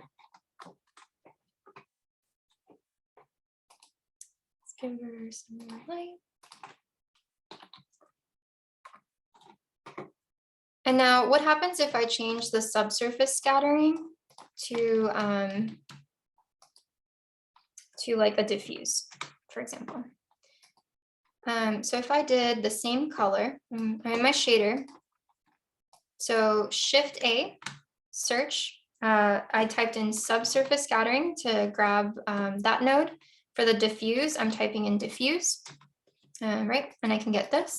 I want to maybe match the color. So I'm going to click the box here that has the color, select the eyedropper tool, and then click on the color. So it's the same color. And then maybe one thing we can do is just make a copy so you guys can see the difference. So one of these I'm going to make with, this is just to show you guys the difference. One of these I'm going to make with diffuse, and one of them I'm going to make with the subsurface. So you can see like the subsurface already creates really interesting light effects. There's maybe some slight grayish or greenish happening here, whereas in this component, it's a pretty solid color. The other one that I like to sometimes bring in is, let's make this one, let's copy this, let's maybe call this C, is the glossy. So let's see what that one looks like.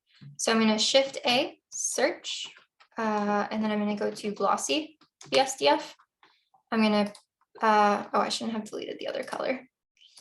Let's maybe go back to it. Let's see if I can copy it over. If you want to switch colors really quickly in your node editor, one way you can do that is by next to the name, clicking the browse material button, and then switching the material that you want to place in. Sometimes too, you can just copy from one to another. And I'm just copying this in so that I can eyedrop the color. Okay. And then let's connect it to our surface. And you can see this one's pretty glossy. She has a sheen. She has a sheen to her. But what I like to do is, you can also mix them. So for the middle component, we can add a glossy, let's say. I wonder what happens. Let's try a different color, like a slight blue maybe. And then we can use a node called the add shader, right? Add shader. No, it's not add shader, it's mix shader. Mix shader. And we can combine these two to create a new material, right? Something that's somewhat glossy and somewhat pink, and you can change the factors. Thanks, Stephanie, for joining. We're wrapping up, so hopefully when you watch the recording, you can get to the big hero rendering, but so nice to have you. And yeah, if you guys have to step out, totally understand, and go a little bit over. So yeah, we can change how much of one or the other we pull. So it's a fun way to mix the components that you have. But I guess what we're here for is, a little something that's more dynamic. I mean, let's take this one and let's see. I kind of want to move this down a little bit so it hits the surface. Let me save. And let's update our component. So we're gonna go to, let me go back to shape. Woo, my computer's, oh, there it goes. Material preview. So let's go back to the tissue tessellation options. Let's change the component and let's change it to this one that we have diffusing kind of happening and going on. Already, if we go to render mode, we can start to see the effects at play.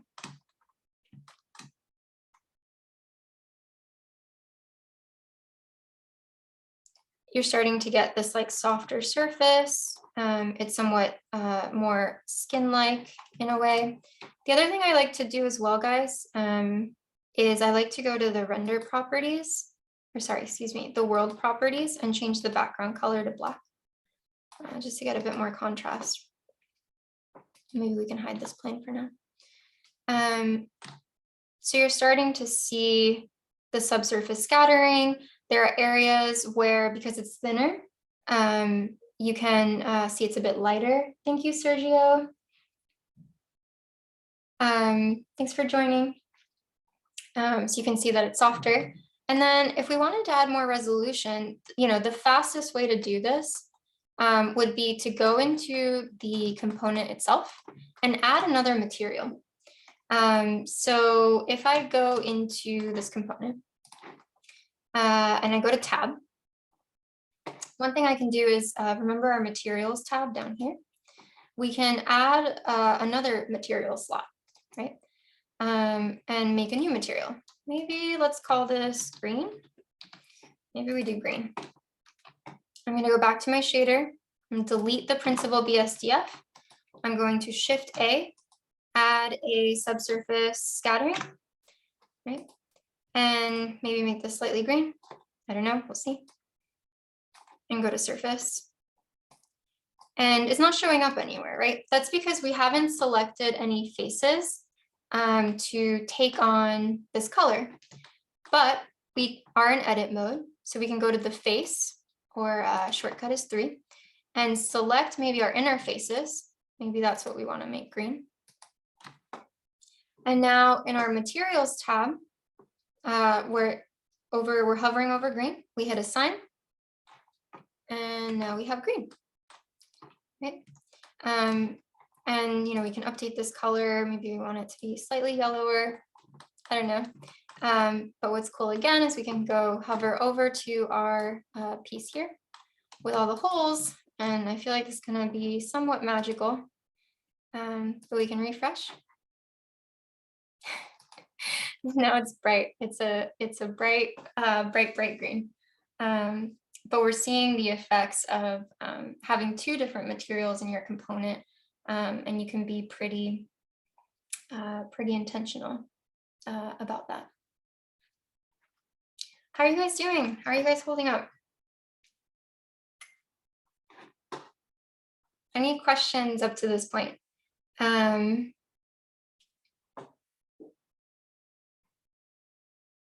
missed how to add additional material. Okay, so I can go over that really quick. Let's do it again. This is awesome. Great. I'm glad that you guys are really enjoying it. Yeah, and then you can play with the colors and the different parts of it, and maybe you want glossy inner bits and flatter outer bits. This is where you get creative. So to add that other material, let's go to the material previewer. Oh, that's pretty fun to look at. So let's save. To add material, let's delete it. And let's just do this really quick. We'll create a new slot, make a new material. Maybe this one is blue. We delete the principal BSDF. We add the subsurface scattering. We change our color. Maybe we're hoping to get some blue. Go to surface. We see that it's not applied anywhere. So enter the edit mode. Make sure that your faces that you want the colors applied to are selected. So I'm just selecting these loops, holding Alt-Shift and clicking. And then in my materials tab, I hit assign. I hit refresh. And now we're blue.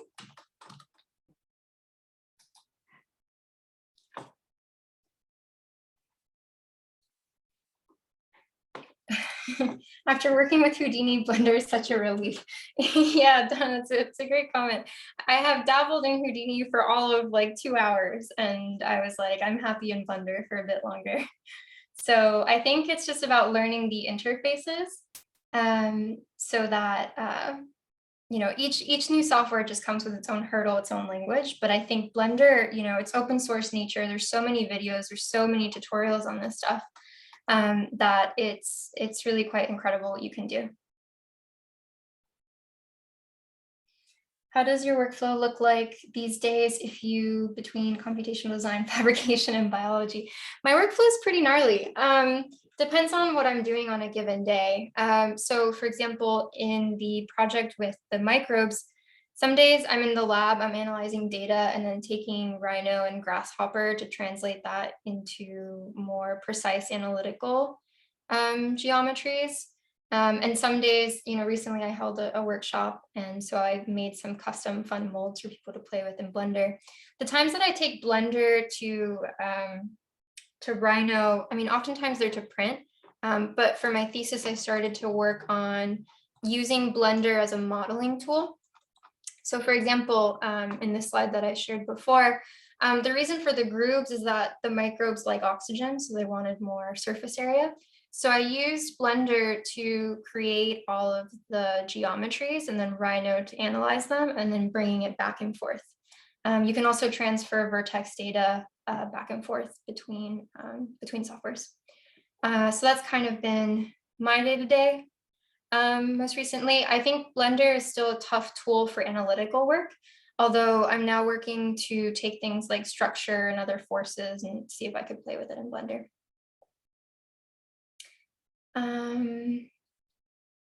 What material did you print to make? So that one was SLS printed, I think.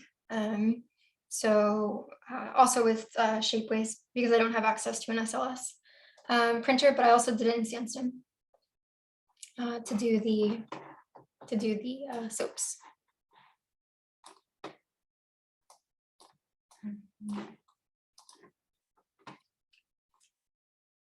Are there recyclable materials to test materials? Christian, I'm not sure what you mean by that question. And Donna, yeah, absolutely. Like, I think, Rhino and Grasshopper is really great for analysis, things like solar, things like structure. And yeah, Houdini or Blender, I think it's important to kind of understand the strengths of every software and use them to the advantage. Oh, thank you guys so much. Would it be possible to get a copy of the presentation? I'm not sure, but all of this stuff is on my website.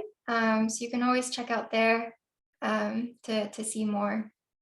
And for more details, I'm hoping to update it soon. I've been pretty swamped with everything going on, but I'm trying to be more open into the process and how all these systems work. Thank you so much, Laura. If there's anything you want us to provide, we can provide it. Up to you. Maybe good to drop your website link in the chat. Yeah, absolutely. So I can drop my, and then afterwards, Mike, I'm happy to share the presentation. I had some little, so my website and my social handles, everything's all the same. It's just microbi.xyz. Tried to keep it consistent. So yeah, if you go there, that's my stuff. And you can see some more detail into the weird things that I get up to. Awesome. Yeah, does anyone else have any questions before Laura leaves us today? We need more female tutors. We have so many female tutors. I mean, we've even had blocks where it's just 4 female tutors. So if anyone doesn't know, we're a majority female run company. Yeah. Thank you guys so much. Thank you for joining. Thank you for, kind of bearing with me 5 hours. There's so much more probably to break and do a deep dive into, but I hope that gave you kind of an overview of the possibilities with Blender and yeah, some of the magic that hopefully you can make now. Tag me and stuff, make some stuff. Like post it on your stories. Like, come on, I want to see if, what you can make. Like, what does your weird fleshy thing look like? Maybe it's pointy. I don't know. That's a good point. I mean, making stuff and because we reshare everything too. It's good to make stuff and share it. Yeah. So share it, tag me in it. Love to see what you guys made. Yeah. Well, where will be the recording? Yeah, I mean, it's emailed to you like described on the registration page. You had to click the little button that said you've read it. So, if you click those buttons, make sure you read what you're clicking.